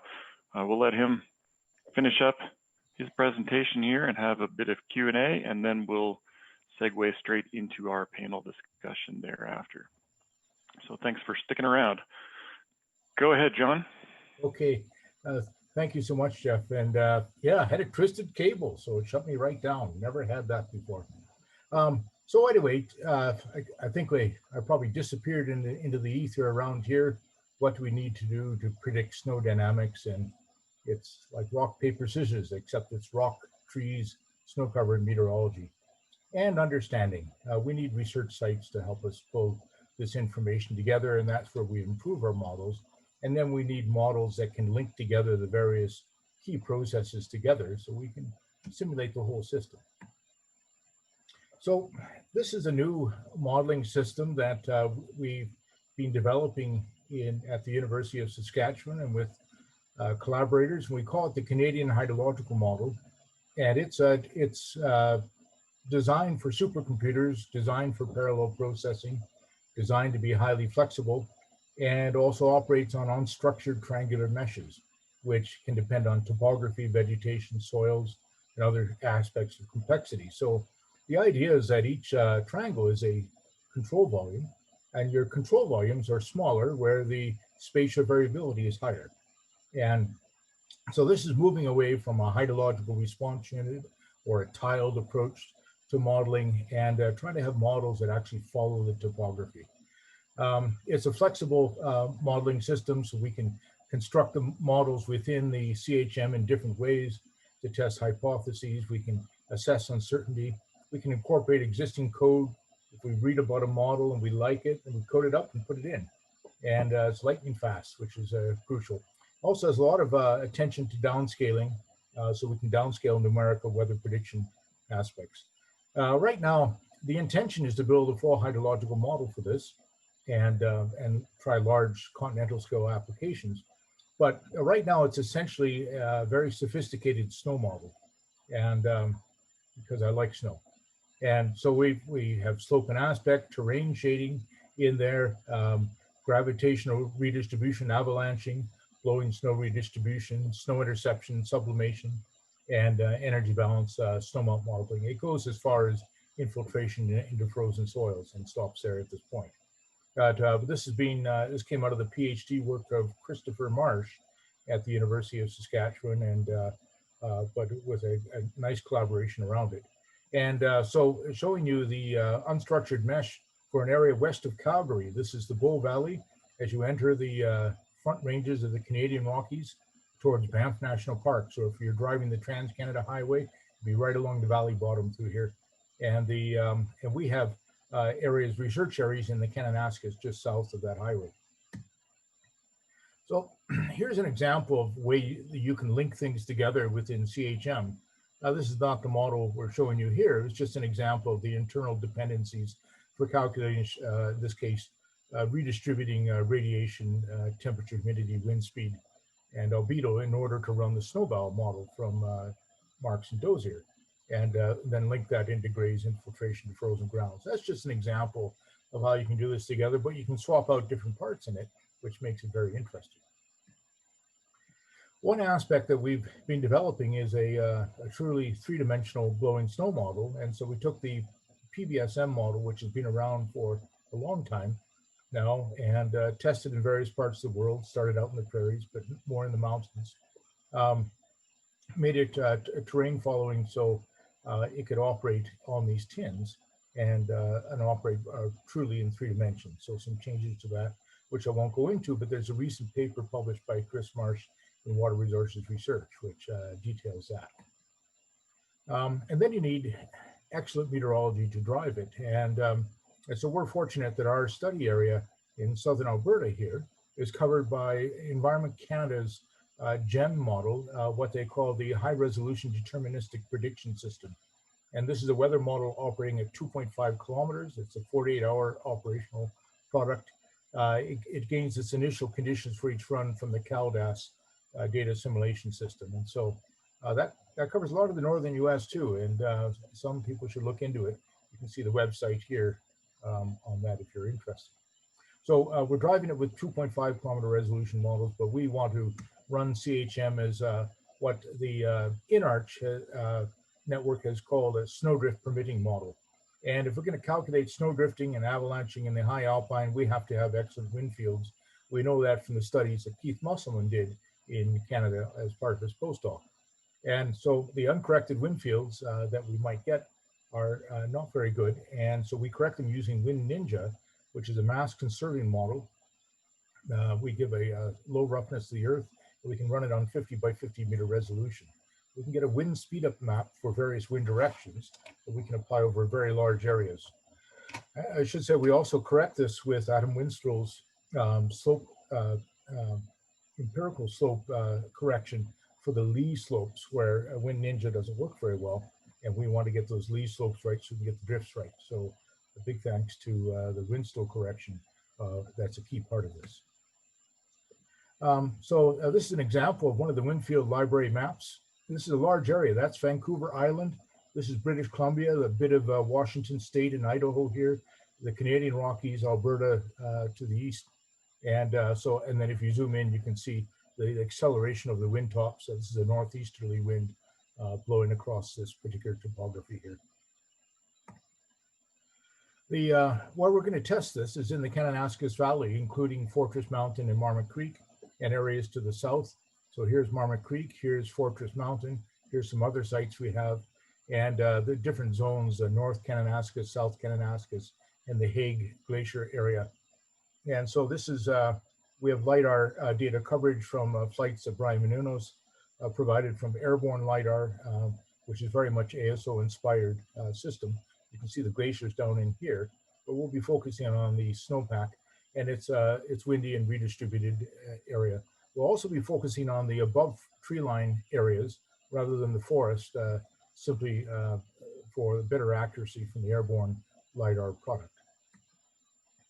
I should go back a bit. Also, this little area here, I'm just going to zoom in on this around Fortress and South to show you what the CHM mesh looks like here. This is a mesh with triangles from 50 by 50 to 250 by 250 meter areas, and with a vertical tolerance for mesh size of 15 meters. So we don't have errors larger than that.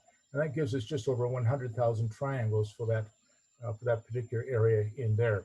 So you can see we have lots of detail up on the ridges where there's lots going on, and less so in the valley bottoms that might be less variable. So this is just running the blowing snow part of CHM on this, just to look at the blowing snow transport over a season.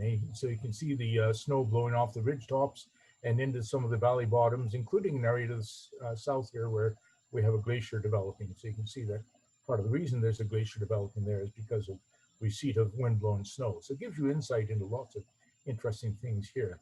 And so just a little example. And then when we put the whole CHM model together now with avalanching and blowing snow, and it's driven by the GEM model, and we have slope and aspect and melt, and snow interception and sublimation and loading and drip, and all these processes in there.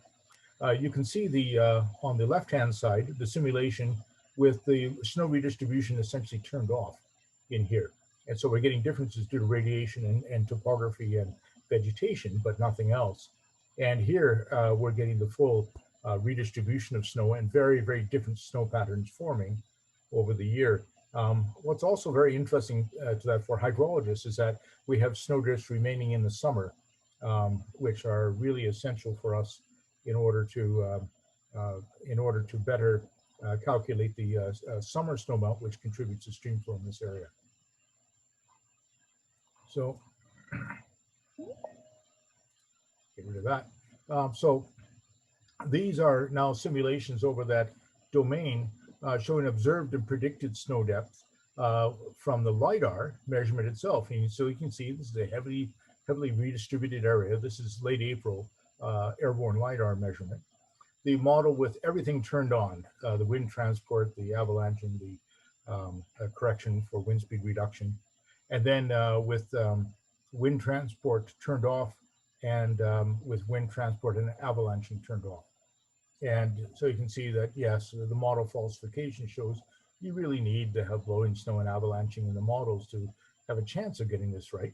But then also then when we take a look at this, there are still some important differences between what's measured and what we're modeling here in terms of the location of some of the drifts, the scour zones, and all this. And essentially, in a nutshell, there's a bit too much transport in the model still at this point, and we can overestimate some of these lee drifts as a result. And so that's an area that we're continuing to work on. One problem is still the subgrid variability below 50 meters. We have a very smooth surface right now. We probably need a rougher surface to better account for the variation that occurs within a grid cell of topography, the cornices, gullies, rocks, all these other things that are missing from a coarser tin that we're using. I should mention also, it was a Rival Q780 in the near infrared, flying at 2.5 kilometers elevation to produce the data you see here over that. So, now. So when we do detailed testing of the observations in gray versus the various simulations blues with everything turned on, and the other colors are, this is no wind transport, no avalanching. Here's avalanching, but no wind transport. Here's winds transport and avalanching, but without the wind speed corrections from Winstrel. Then things are, they definitely improve when we add more physics to the model. But it's very elevation dependent as well. And so you'll get different results at different elevations on this, and the importance of some of these processes becomes more apparent as you go up to the highest elevations, where we tend not to ever have snow surveys. So this is critically important. We want to get the model right at 3,000 meters as well as at 2,000 meters. So that manuscript describing that's showing up in the cryosphere soon. It's in cryosphere discussion right now, but I think it's made its way through review. Now, we've made an operational product of this. It doesn't have all the bells and whistles, but it has many of them, and it's CHM driven by GEM. We call it Snowcast, and it uses the 2-day fine scale forecast as well as a coarser resolution 6-day forecast, which I'm showing you here. It's a forecast into November of the change in snow water equivalent over the Rockies from Canmore into Banff National Park and over into British Columbia. And you can see there's a lot of melt occurring in the Bow Valley and out in the prairies and front ranges, but still greater accumulation in the central Rockies ranges. So this can be very useful stuff. And our intention is to expand this. So a few conclusions to bring up. It's possible to model snow physics in 3D at multiple resolutions over large areas for snow predictions. And these are some of the models we've coupled together in the Canadian hydrological model. There are some aspects of modeling that were very important. You need accurate wind fields in order to do that. And the Wind Ninja modeling system with corrections looks like it provides a very useful downscaling of winds that are suitable even in the really complex terrain of the Canadian Rockies. When we falsify the flexible Canadian hydrological model to remove some of the processes I think are very important, the performance degrades dramatically. But even when we have everything in there, the overestimation of snow redistribution is something we have to address. We have to address subgrid topography, maybe continue to improve our snow algorithms on this. And definitely data assimilation from Airborne LiDAR would still improve these simulations and predictions. But it's interesting that you can achieve adequate predictions without any data assimilation at this point, because it's not always available. And in our case, we get one LiDAR flight a winter from Brian's group. And so we have to have capability to predict without that information. I'll just wrap it up there with a few of the papers that go in to feed this. You'll see the one from VNA at the top and some of the others that have been fundamental into developing that capability. And thank you very much.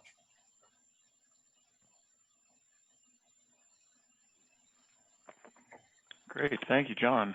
And thanks for your persistence in fighting through the tech issues there. I have a question. John, I see there, Thomas. And I tried to post it into our chat thing, but it only went to John. So I'll read it out. John, how does CHM handle the snow temperature for that mass that's transported, and in turn the perturbation of the cold content of the deposited snow? Yeah, well, it calculates sublimation. So we're calculating the Reynolds number of the particles, and then the Sherwood numbers for turbulent transfer of the particles. So they're essentially at the ice bulb temperature whilst they're blowing. it's coupled in this case to snowbow, and so it just shows up in snowbow as fresh snow. The coupling is very simple. So snowbow just thinks this is snowfall occurring at the ice bulb temperature. Okay. Okay. Now snowbow perturbs the density according to temperature. Is that the case in the current version that you're using? Yeah, we've got the updated snow density equations for snowbow in there that Hendricks published a couple of years ago. That works a bit better for some of the deeper mountain snowpacks that we have here. But it's, Yeah. I think it's a depth calculation there as well. But other work we've done with that, in some of the shallower snow, the density in snowbow could certainly be improved, and something we need to look at it as a community. If you're only looking at depth information, that's going to be critical. To be fair to the people who created it, they weren't thinking about that at the time. So it does a very good job with sweep. Right, right. Yeah, Danny did a great job after 2017 with some of the density errors that that were emerging, but Danny and the team really worked on cleaning that up. Yeah. John, the adaptive mesh approach certainly can't cover a lot of area pretty efficiently. What kind of compute times are you getting for that operational zone you were showing? Oh gosh, it's these are fairly fast. We're able to simulate snowstorms over the mountain area of Western Canada in a few hours of runtime. Now we have a really good supercomputer now at U of S, and before then we were running on this Compute Canada supercomputer. So it's supercomputer time, but it's viable to do continental areas. Cool. That's certainly very enabling.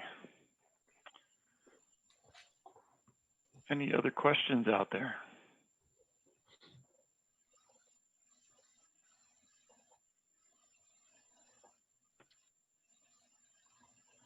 John, thanks. Okay. Well, thank you so much. It's a pleasure to be talking to you, and I'm afraid I'm getting dragged off to another meeting now. So yeah, Jay just texted me. I'm in trouble. So, okay, take care. Yeah, thanks for making the time, John. Thank you so much. Thanks so much. All right, we will move on to our panel discussion now, following on the Colorado talks from earlier. So we are pleased, where did my notes go? To have Laurna Kaatz and Dave Gochis join us from the prior session for the panel discussion. And additionally, we'd like to welcome Eric Skye, who's the Special Projects Coordinator for the Colorado Water Conservation Board, with whom we're working closely to implement the ASO program in the state of Colorado, as well as Dave Kanzer, or if you don't recognize that name, he goes by DK. Dave is the Deputy Chief Engineer for the Colorado Water Conservation District, which covers a large expanse of the western slope here in Colorado. Thank you all to the four of you for agreeing to participate in this panel. I'd like to, Nathan and Laurna, Ro and Dave and John gave us a bunch of good fodder for discussion in the prior session.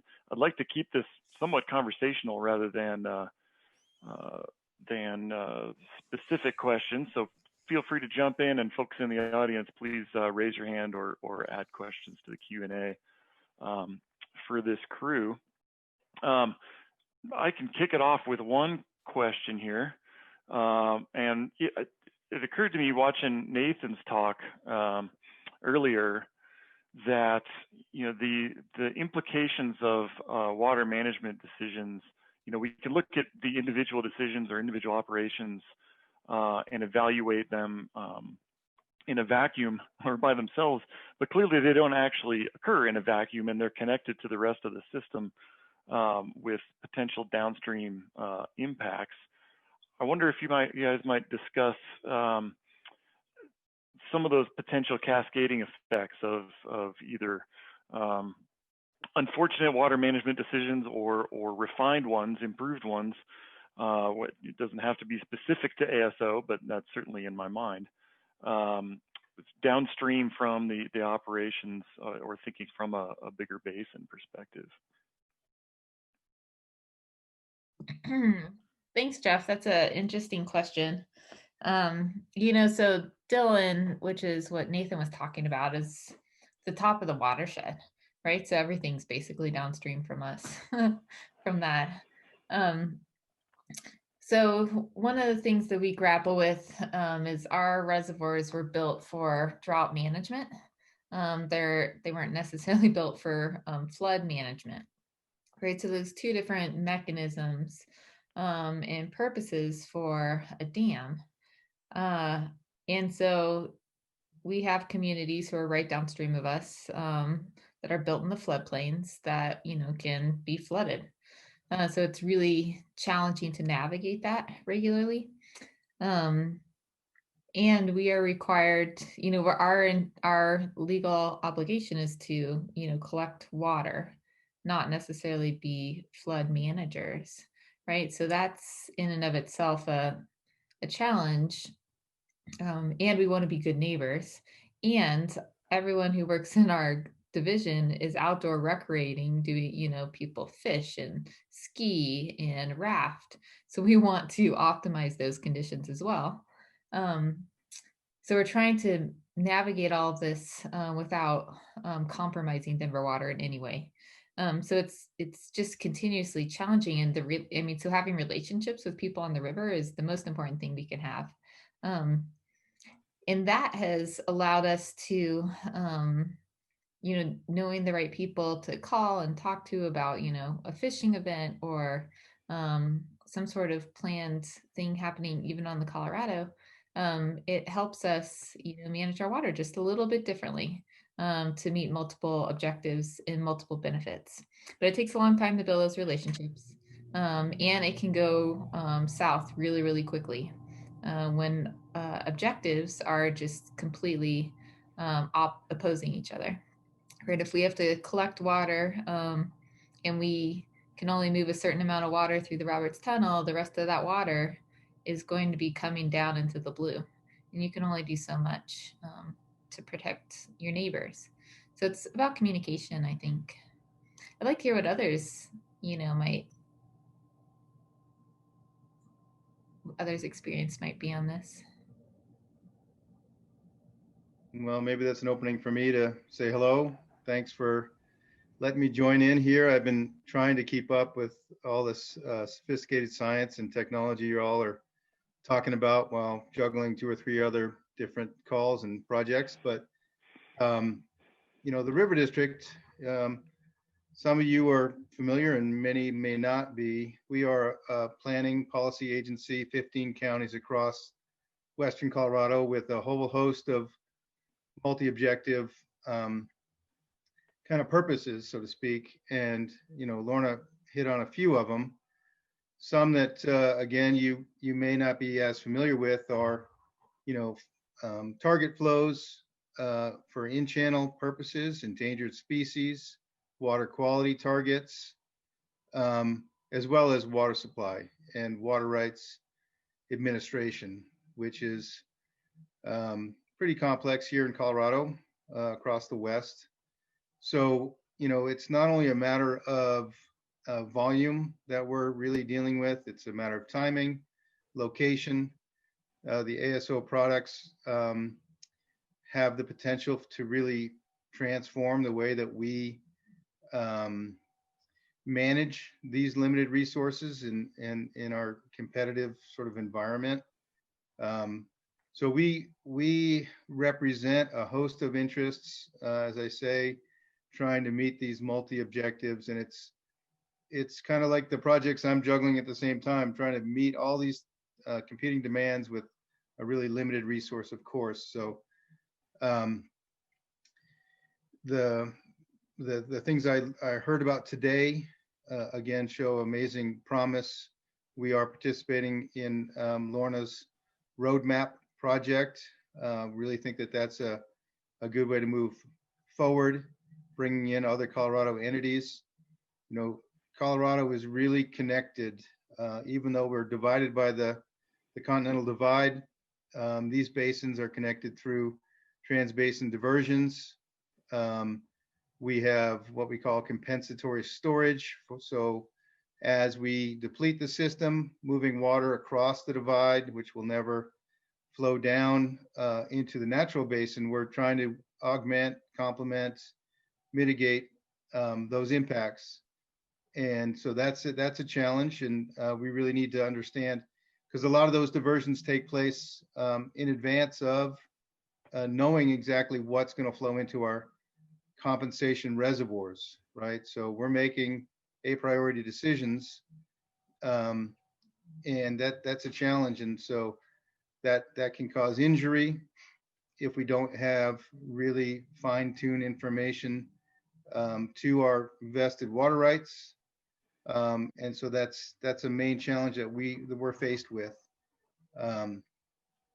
You know, there's so many different resources again that we're trying to juggle along the way. And you know, I think, I'm not sure where to go next with the question, except that the timing is critical. We have another thing that we do that will probably interest this group is try to augment peak flows at certain times in the spring for endangered fish and life cycles.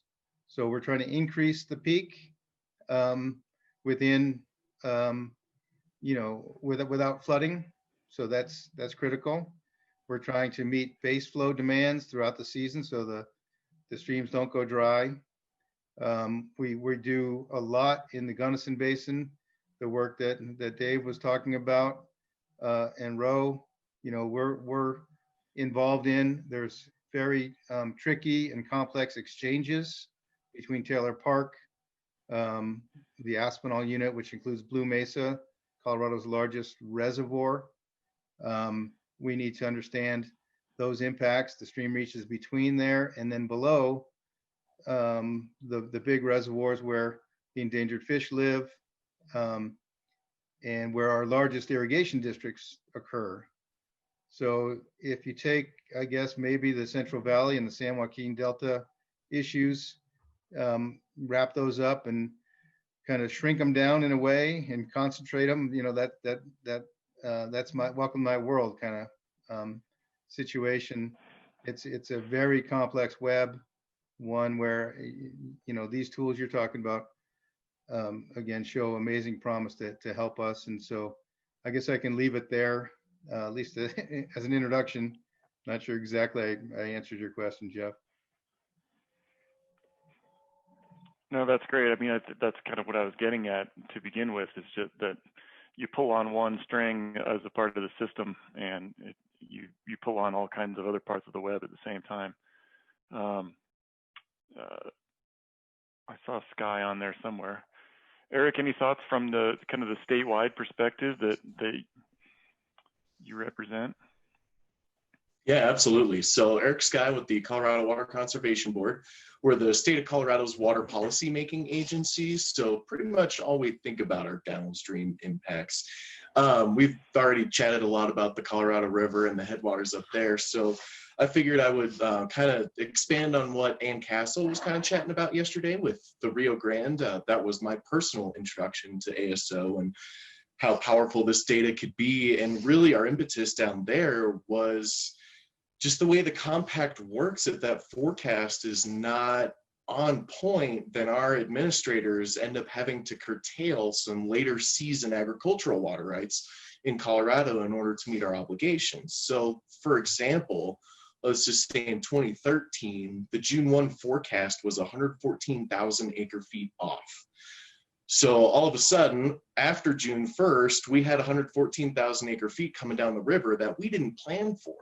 So that means our compact administrator is shutting off ditches that weren't expecting to be shut off because our obligation suddenly rose. So that downstream impact is massive. In dollars alone, for just accounting for the water, not even crop or anything like that, that was around $26.2 million worth of water that we just didn't know was going to come down. So working with ASO and with Dave Gochis with the Warp Hydro model, we've really been able to help out the water managers down there kind of get a better grasp on what is actually going to be coming down. Because we found that a lot of the ground-based NRCS stations love you guys. I see Carl Wetlaufer was on, so don't get me wrong, love you guys. You're the background and the backbone of everything we do. But we needed a little more refined modeling, and we were finding that some of this snowpack was hanging out above the SNOTEL stations. So we really needed to use ASO to figure out what the hell's going on up there. Yeah, that's a great point. The Rio Grande, I always have to double think it, because just because you get more water than you expected, it works the other way. That means we actually owe more water to New Mexico than we expected. So you have to curtail rights in order to deliver more. Yeah, complicated system there. Dave, any thoughts on that system there and how you've been spending years trying to improve forecasts down there?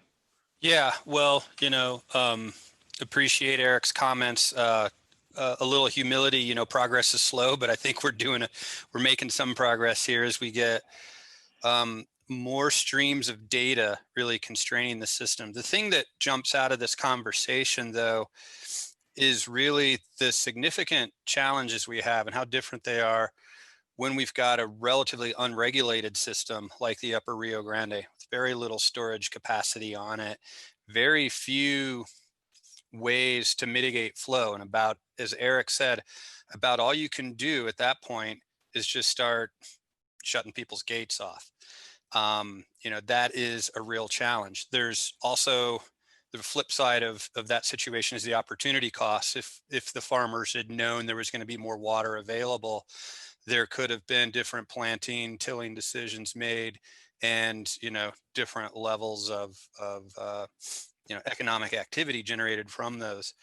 So clearly the run of the river type basins, do have a premium on forecasts, but it's not to say that the regulated ones don't either.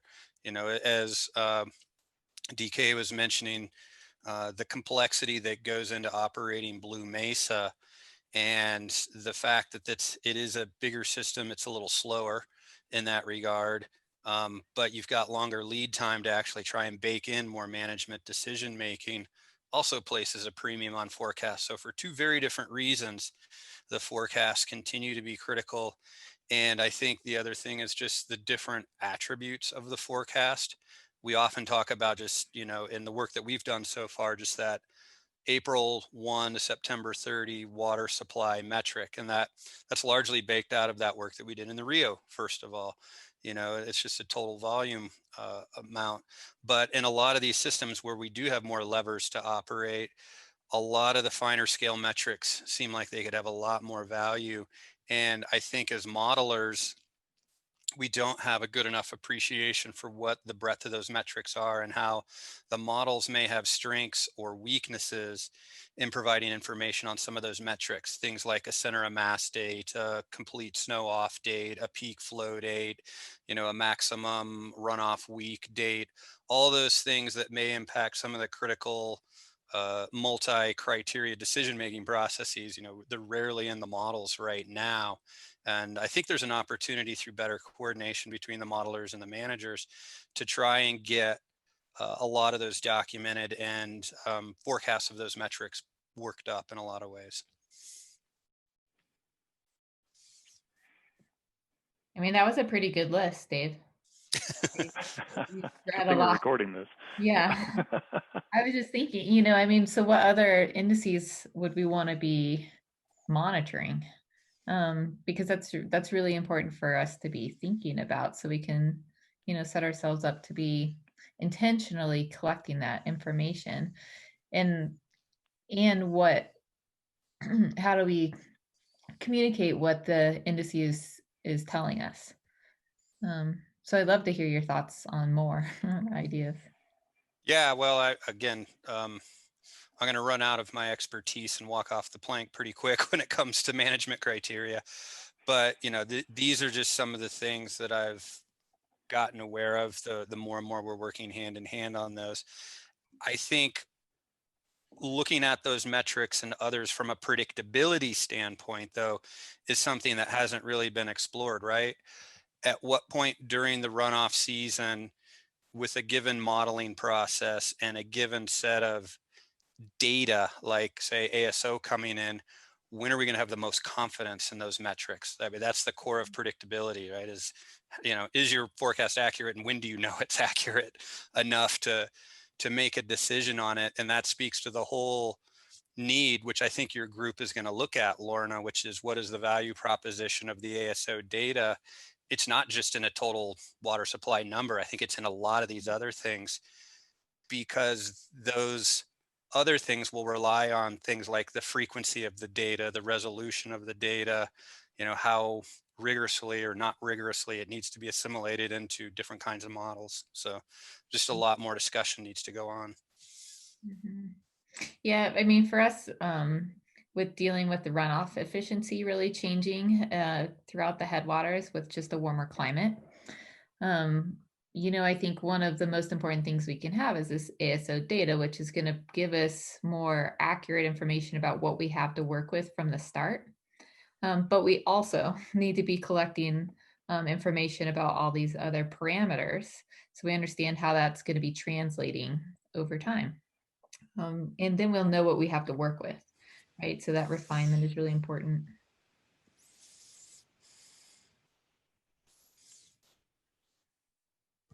Yeah, I agree.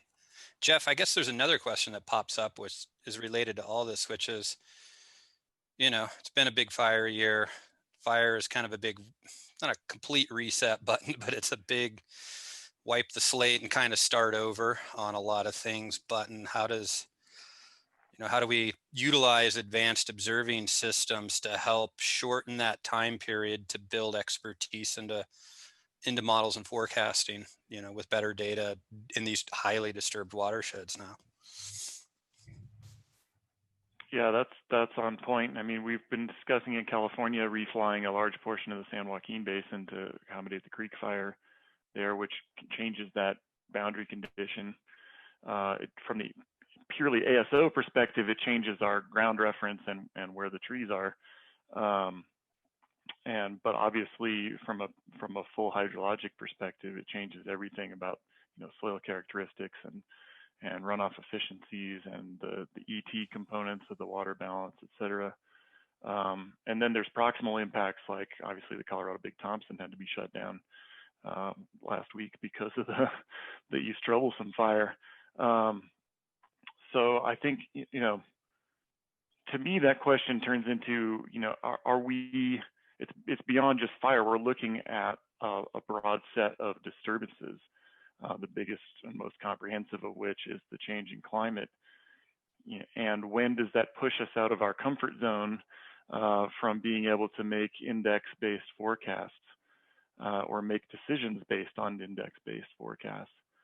Have any of you guys, from the operational perspective, are you flirting with that that edge of comfort now? Oh, for sure. Right. We're right there. I mean, the talk that I gave a few minutes ago, we were talking about how, you know, snowpack was 103% of average and runoff was 53% of average in, you know, on the west slope of Colorado. That's a big deal. That's a big discrepancy. Are we using the right techniques in modeling? You know, should we be translating to more dynamical type mechanisms? How do we navigate this? Because by the time we catch up to where we are now, we're going to be in a whole different zone, you know, in 5 or 6 years from now. It's just accelerating. Warming is accelerating. So what do you do? How are we setting ourselves up to be on top of this? And right now, I don't know if we are. We're talking about it, but we're not.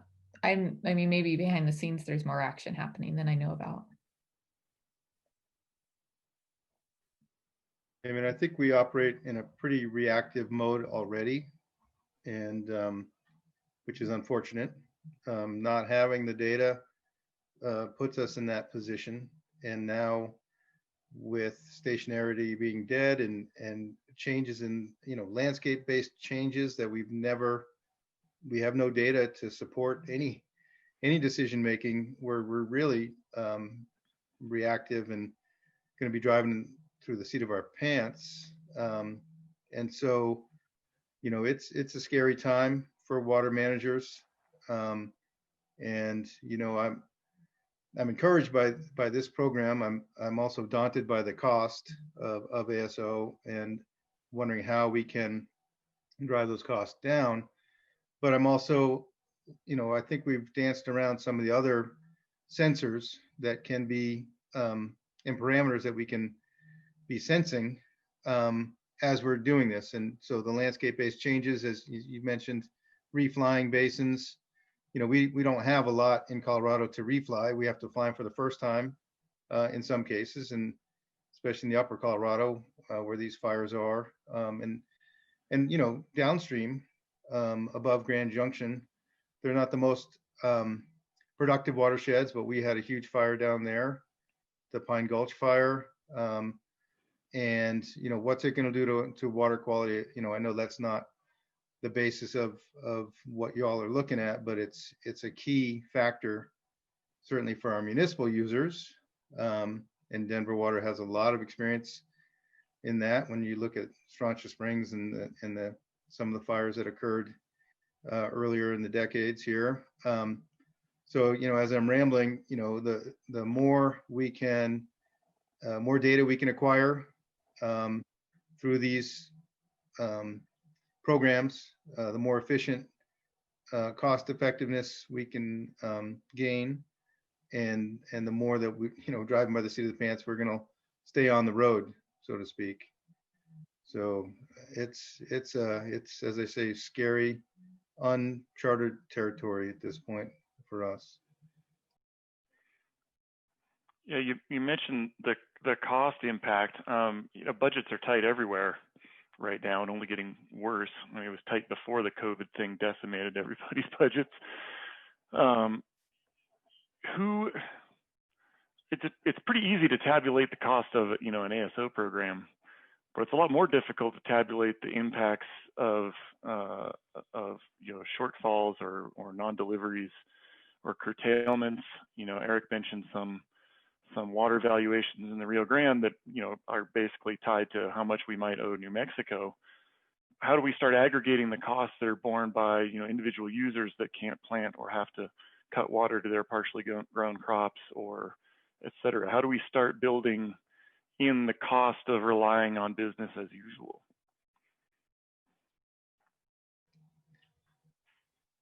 I'm not sure I've got an answer for that one. I mean, these are the questions that are facing us. I mean, the farmers that I deal with, do this in real time, every year. They have a reasonable idea based on carryover storage and projected, volumes.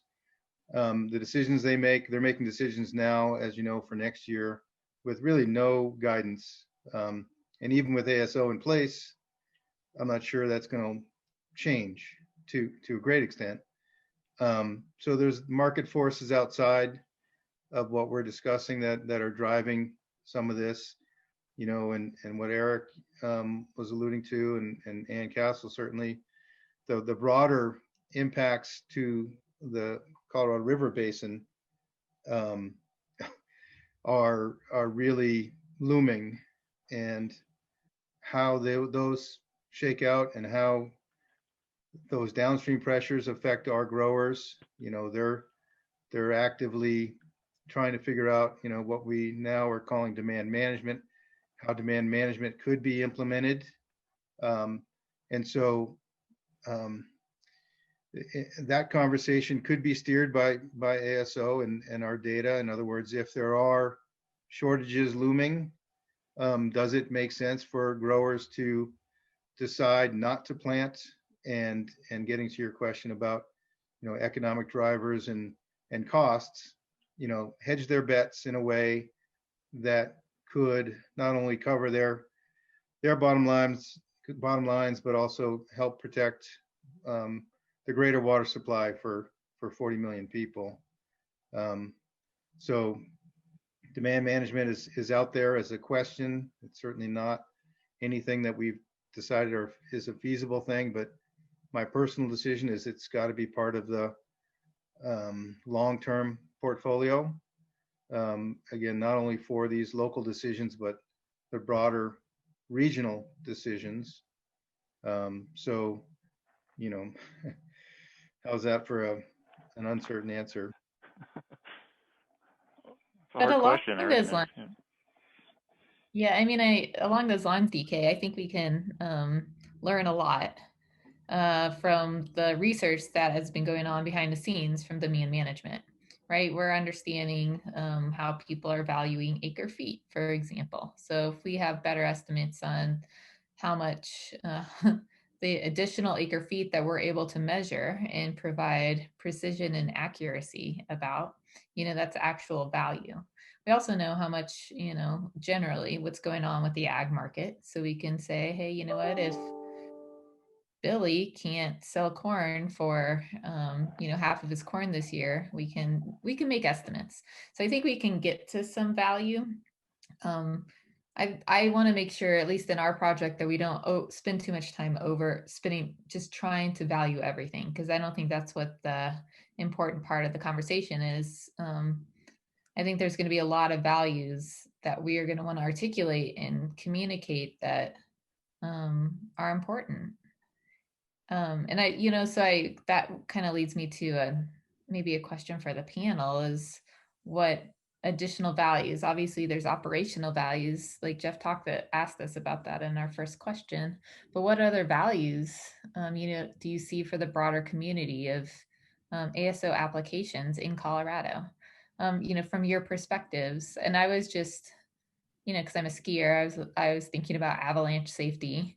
That is really important. The other thing I was thinking about from a state perspective, and this is important to all of us, is if we do flights at the end of winter, so we know what's going on with winter snowpack, we can start our drought messaging as early as April, right? If we have good insight on what's going on from winter snowpack. In starting drought messaging, it takes us, a month and a half or two to get our customers ready for being on drought restrictions. We don't just say, okay, next week everyone's on restrictions and we're on restrictions. It's not how it works. You have to rev it up. It takes a long time to communicate. So if we understand what's going on with the watershed, I mean, that can be used for so many other purposes beyond just, municipal water management and utility management.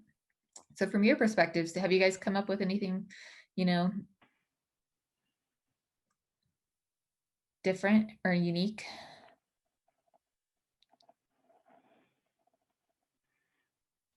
I think one of the things that pops off right at the top of my head would be measuring goals and adjusting goals based on the available water. So with the water plan, we do have our conservation goals, storage goals, all that good stuff. But as far as measuring those year to year, I know that Polis just came out with the wildly important water goals. We're not quite sure how the metrics are going to look on that just yet. But if it is going to be annual metrics of so many acre feet conserved and stuff like that, knowing what's actually going to be available will help us say, hey, this is not realistic.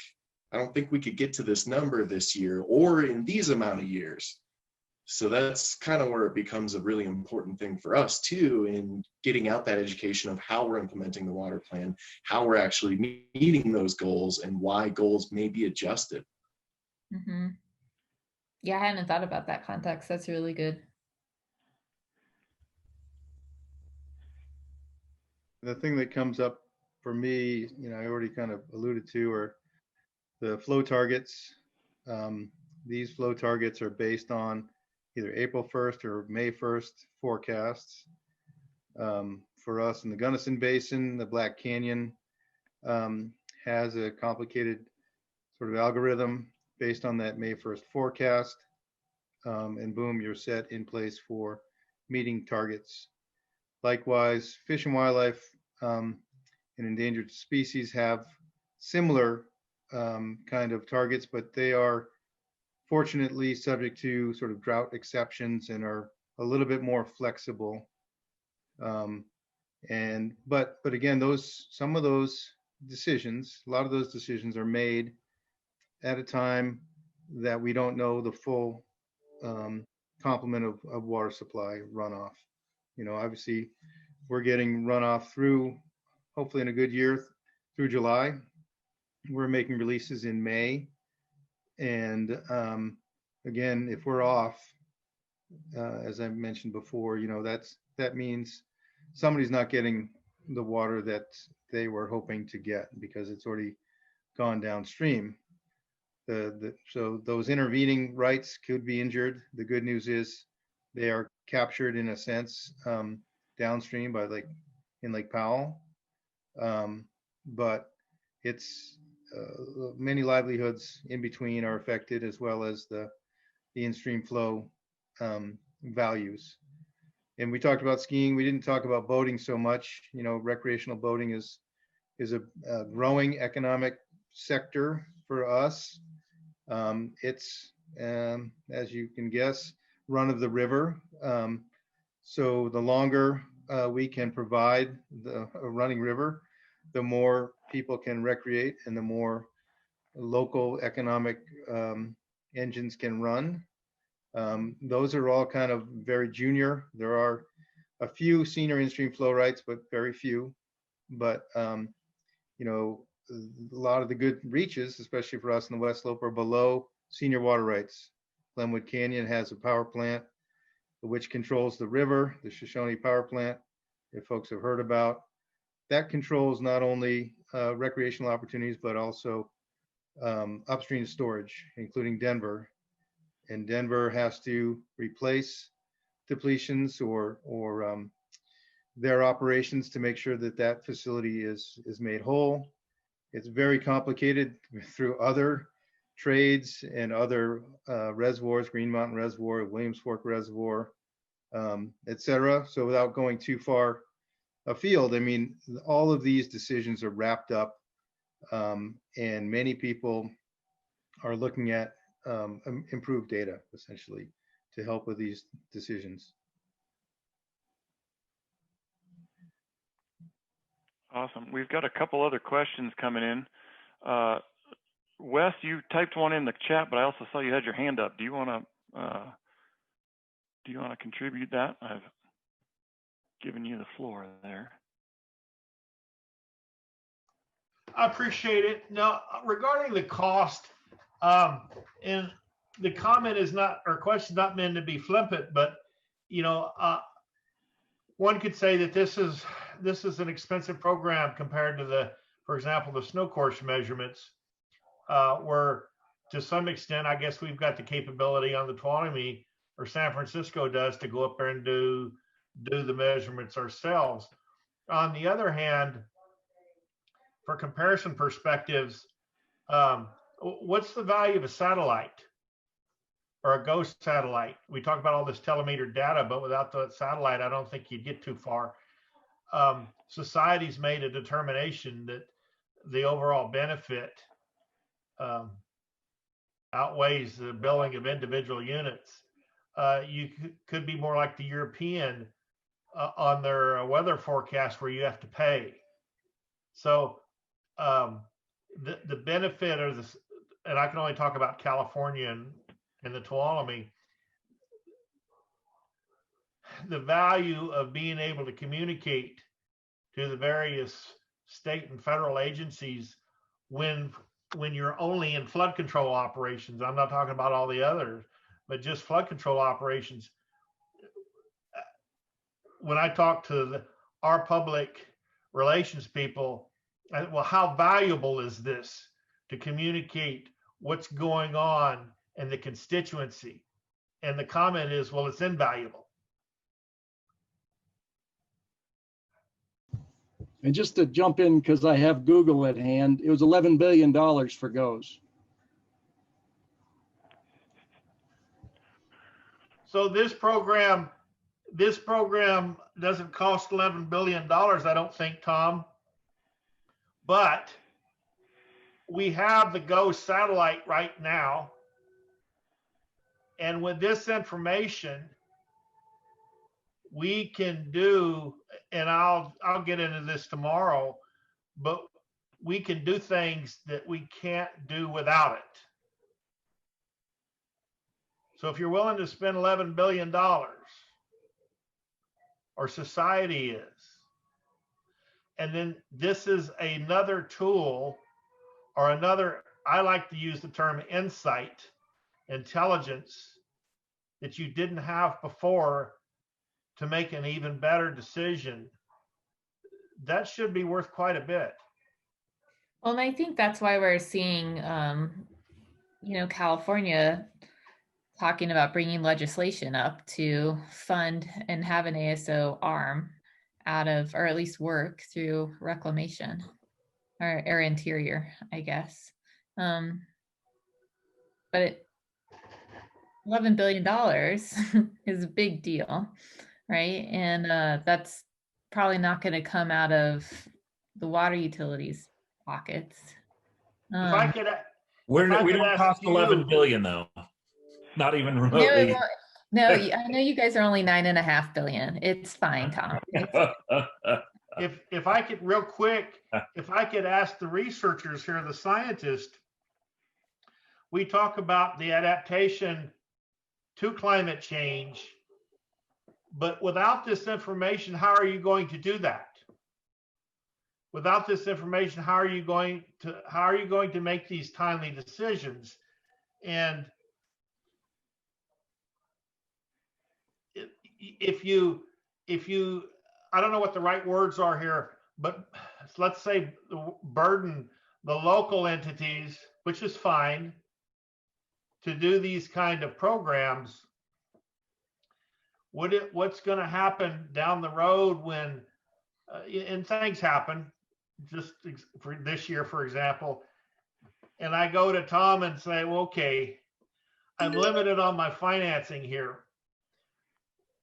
What I want you to do is fly in February, and then I want 4 more flights at the cost of 1 complete, but I just want you to fly a big X right over the watershed.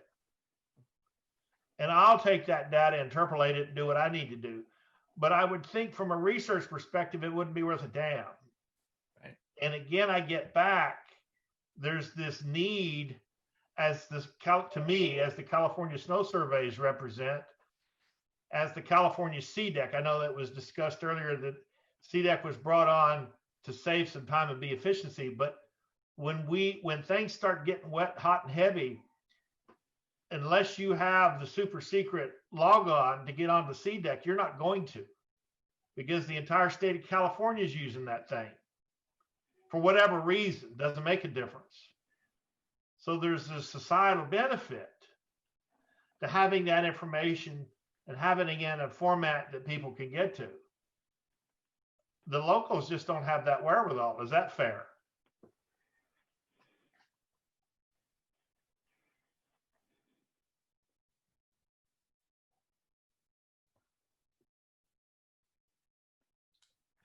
Wes, I think that's a great perspective to bring in, because I mean, when we talk about scaling, we've kind of grown this program organically through ASO. It came out of a research project, and what started as a proof of concept was quickly proven as a concept, and then its value became, without putting a number on it, became quite obvious. And this is where, you know, we start flying in one basin and the next basin over is saying, hey, when can you guys mind expanding to the south a little bit or to the north?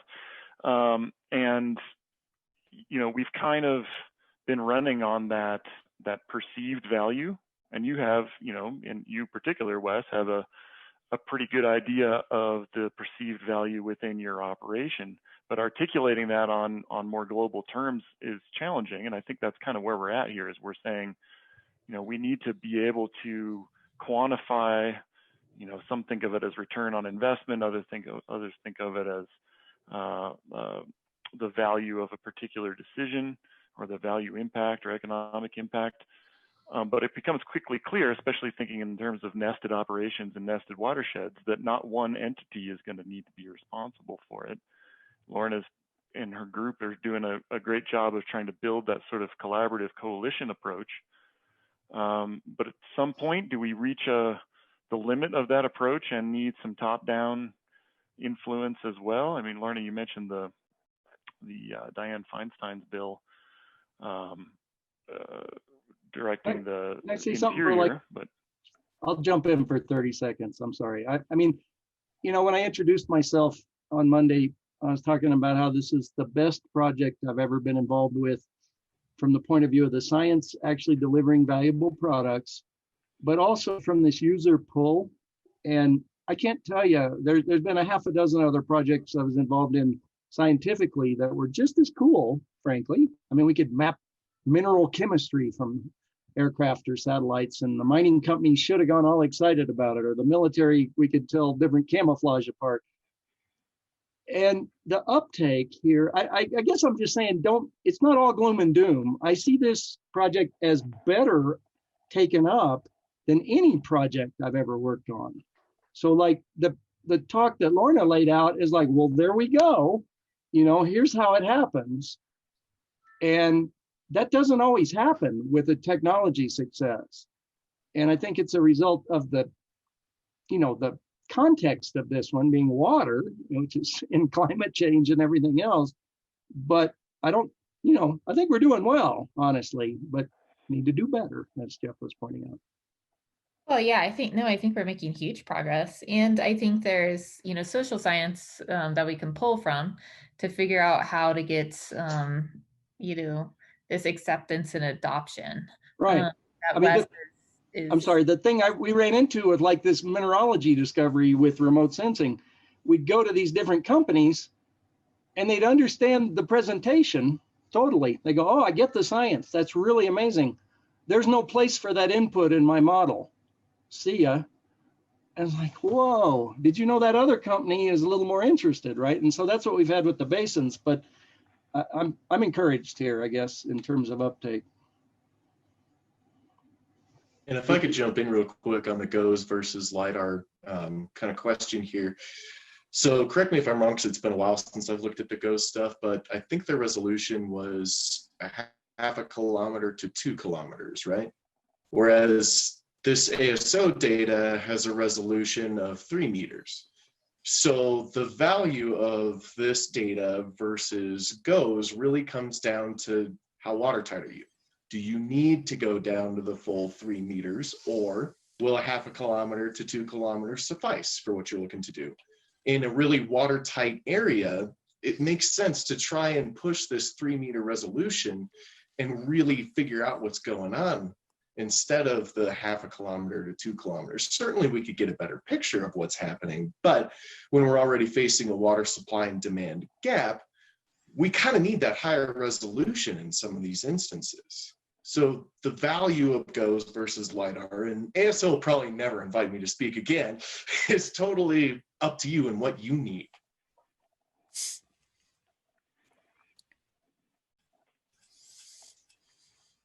Well, and the analogy isn't perfect there. With with GOES, we can see where the snow is, but we can't see how much is there. So that's an important distinction. But I think the scale of the program is good from an analogy standpoint. And really, as a nation, we can pool resources to achieve a repeated $11 billion program. So what scale do we need to aggregate to achieve, a full build out of an ASO type program? I think is kind of the fundamental question. Gus has been waiting patiently with his hand up. I can. Hey, Jeff. Yeah.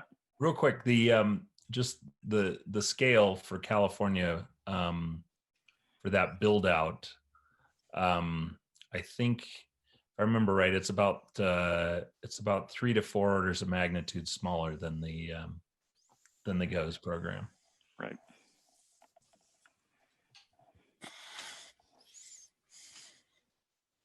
Gus, are you there?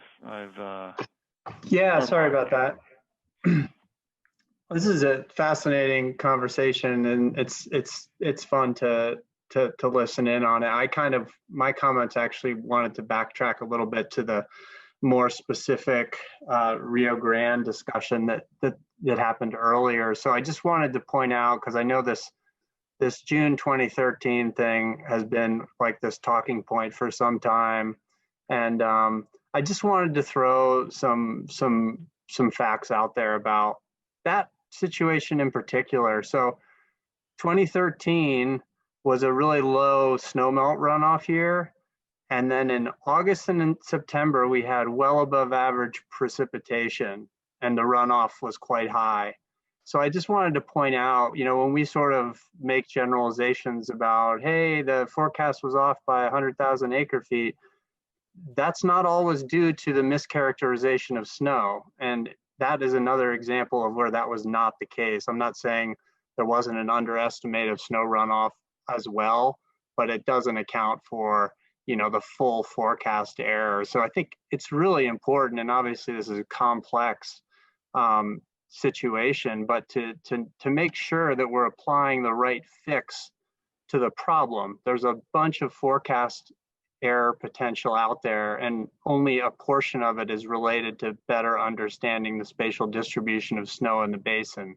Now, obviously that is a very important and primary driver of the runoff, but it's not the only issue. We all know future weather is largely unpredictable, and especially for long lead forecasts, will continue to be the major error source.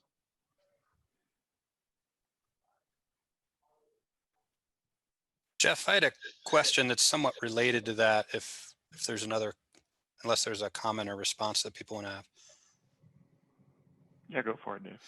Yeah, so I think it's a good point when we talk about mechanisms. I think the interesting thing about what Eric was talking about is just it's the value of water question, or what the value of a blown forecast is, because the value impacts where the future investment goes. And so this is where I'm going to divert. It sounds like clearly there's a group of interested stakeholders here that find value in ASO particularly, and this kind of data more scientifically in general, that's worth investing in from that Snowpack measurement perspective. There are some things we know that control forecast skill, Gus rightly brings up, which are sort of beyond that control, but to continue the leveraging of things that have value that support this, I guess, what other critical needs have been identified from these airborne LiDAR, airborne spectrometry platforms that could help continue to build this community or coalition of people who would contribute to this? Things that come to my mind, I know you guys have worked with floodplain managers, hazard managers, things like that in the past, high resolution terrain modeling. We know our models would benefit from better terrain characterization in general, but in particular, better channel structure characterizations. And so that speaks to getting information in the snow off season in different ways, particularly in dynamic environments as those channel conditions change. There's also the stream temperature and habitat type modeling activities. And then you guys, I think, have got applications in vegetation and things like that. How much of these other groups that are interested in this kind of technology, they have, I think, hydrology and water resources relevance in some ways.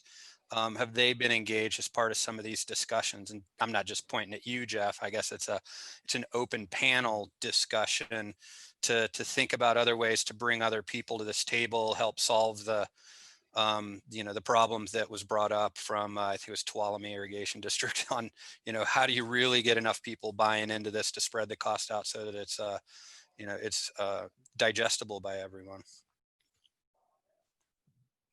One thing that I've learned recently is that the Forest Service does, I think they do flights, but maybe they do something else, but they take pictures of our forest the end of every summer. So is that something that we could do together? So, we do flights at the altitudes that we need them at. Can that replace the work that they're doing? And can we do that every year? Because we want to have a good visual of what's going on in our watersheds. So that would change our game plan with, staying at these higher elevation bands and really, focus in on a broader picture of the watershed. But that's one of the things I've been thinking of, in one of the communities I think we should connect with. This has definitely emerged considerably. It's interesting that just as you're asking that, Liz Van Wagtendong is not on here, but she used to work with the Sierra Nevada Conservancy, is now at the University of Washington doing her PhD.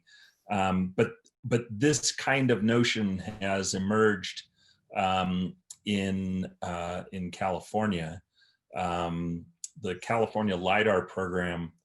In fact, Liz had put the link to the ramp up to that into the chat session earlier. It was sold in part based on the ASO program, but also on forest disturbance, forest characterization, et cetera, and doing a roughly decadal scale census of the forest health, but then leveraging in the mountain areas, leveraging the ASO data, snow on, and then fusing those data into a higher density product.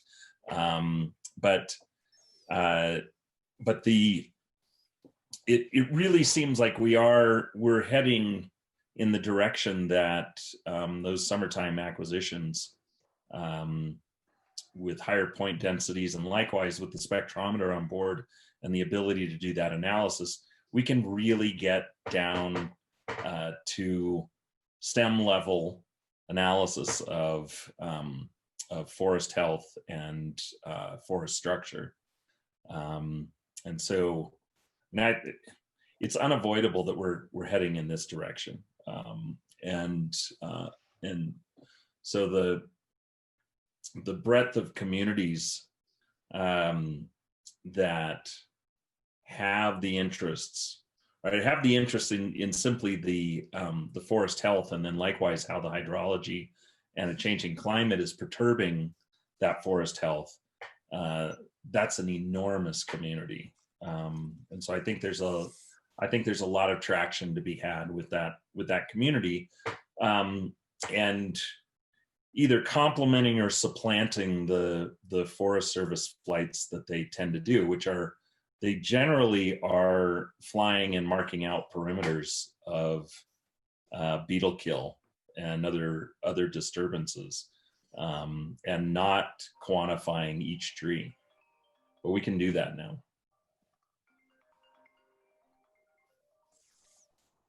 Yeah, that sounds encouraging. I guess maybe back to Laurna and DK and others that may fall into this. We've talked a lot about quantity of water, but that quality of water, in particular water temperature, as a constraint on your operations, and then trying to manage water temperature in a warming climate.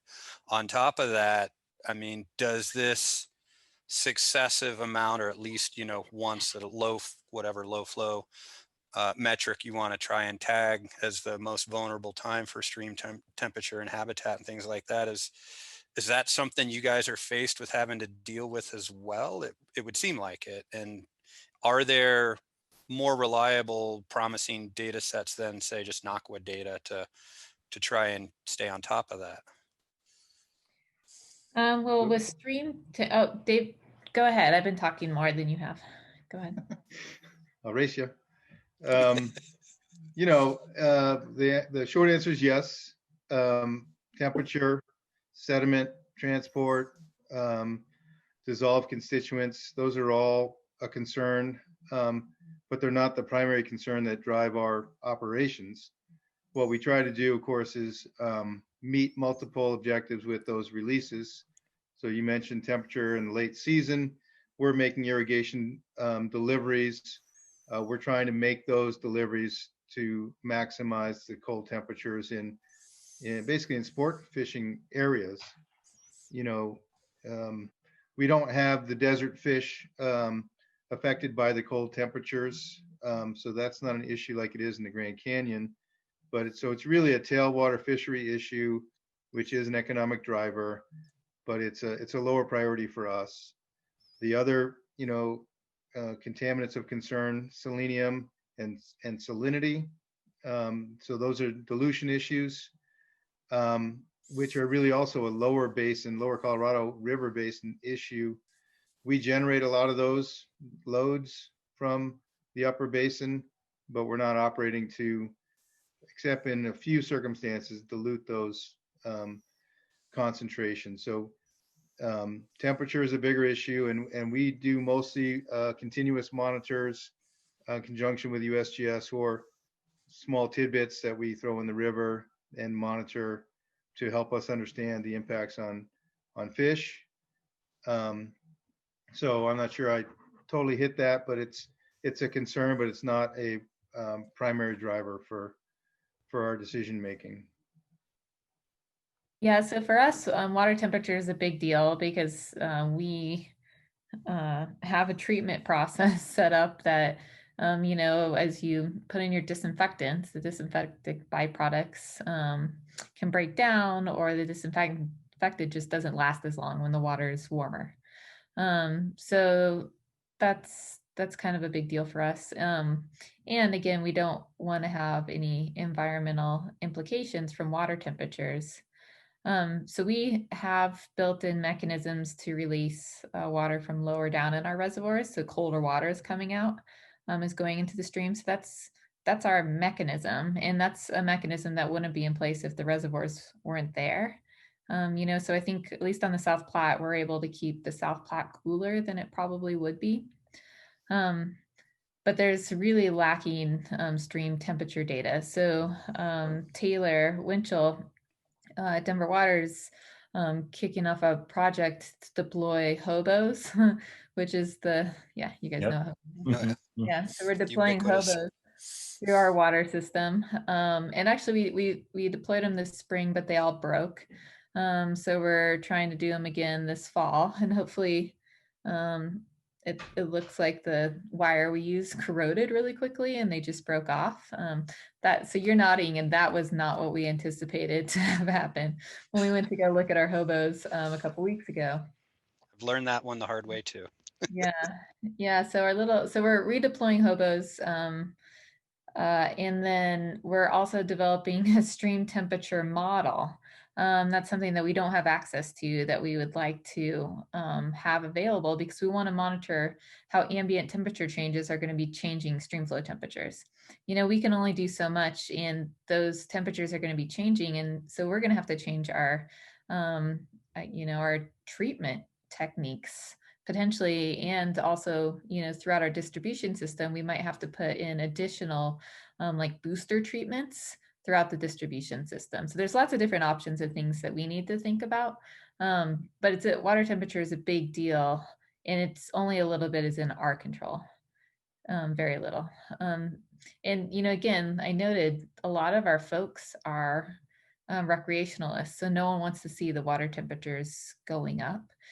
So we have, I wouldn't say we have ulterior motives, but we definitely are interested in the environment, so we want to maintain those systems. But climate change is going to put us in a whole new, a fundamentally whole different paradigm. And so what do we do as we continue to change? And it's not going to stop. We're not going to just warm up and then not warm anymore. We're going to continue warming and warming and warming. So what does that look like? What does a thriving environment look like in those conditions? And I think I'm just going to get on my soapbox for a second, but we need to have a societal conversation, a Colorado conversation about what do we want our environment to look like, and how do we make that happen, because it's going to be different than it is now. You're muted. Sorry, yeah.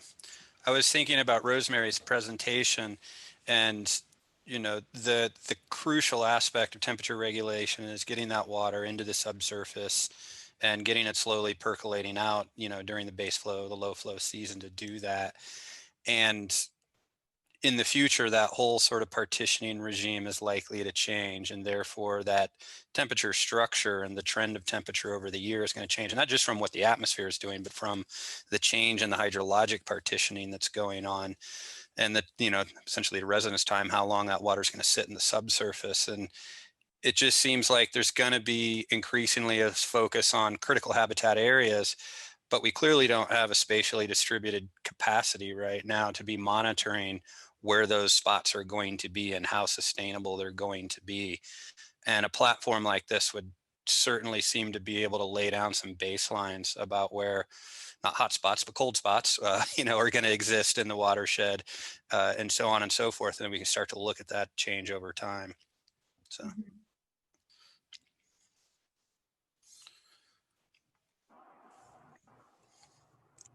You guys, this is a great conversation. I really hate to try to pull the plug on it. We're running well over time. I wish we were meeting in person so we could adjourn to the beer hall and continue this. So unfortunately, we can't. I really want to thank all of our presenters today, and particularly the four of you on the panel for chiming in here and keeping this discussion going. There's obviously so much to talk about, but you know, I'm really encouraged, as Joe kind of spoke to earlier, I'm really encouraged by the level of engagement we're seeing across the board. And I don't mean that just for ASO, I mean that in terms of these, you know, these big issues that we're grappling with in this changing environment, changing society, changing climate. I feel really privileged to be in the conversation with the likes of you all, put your heads together to find solutions to these challenges. So thank you all again for chipping in. Thanks to the audience for sticking around and contributing questions as well. It's been a great discussion. And I'll hand it over to Tom for the conclusion today. Great. Thanks, Jeff. Yeah, and I just want to echo Jeff's thanks to the panel, and you guys are the path forward. So it's great to be working with you. So tomorrow is the fourth and last day of this year's workshop, so you got a little teaser of Wes Moynier today during this session. He is going to give our keynote tomorrow. Don't miss out on that. And we'll have the improvement interlude. Kat's going to be going through the science analysis updates. And then we have a series of talks in the morning. And then likewise, 3 talks in the afternoon to round things out, and then we'll have a closing session, and once again not retreat to the beer hall, but maybe next year we can figure out how to do that if we're still electronic. All right, thanks you all. We will see you tomorrow. Thanks, Tom. Take care. Bye.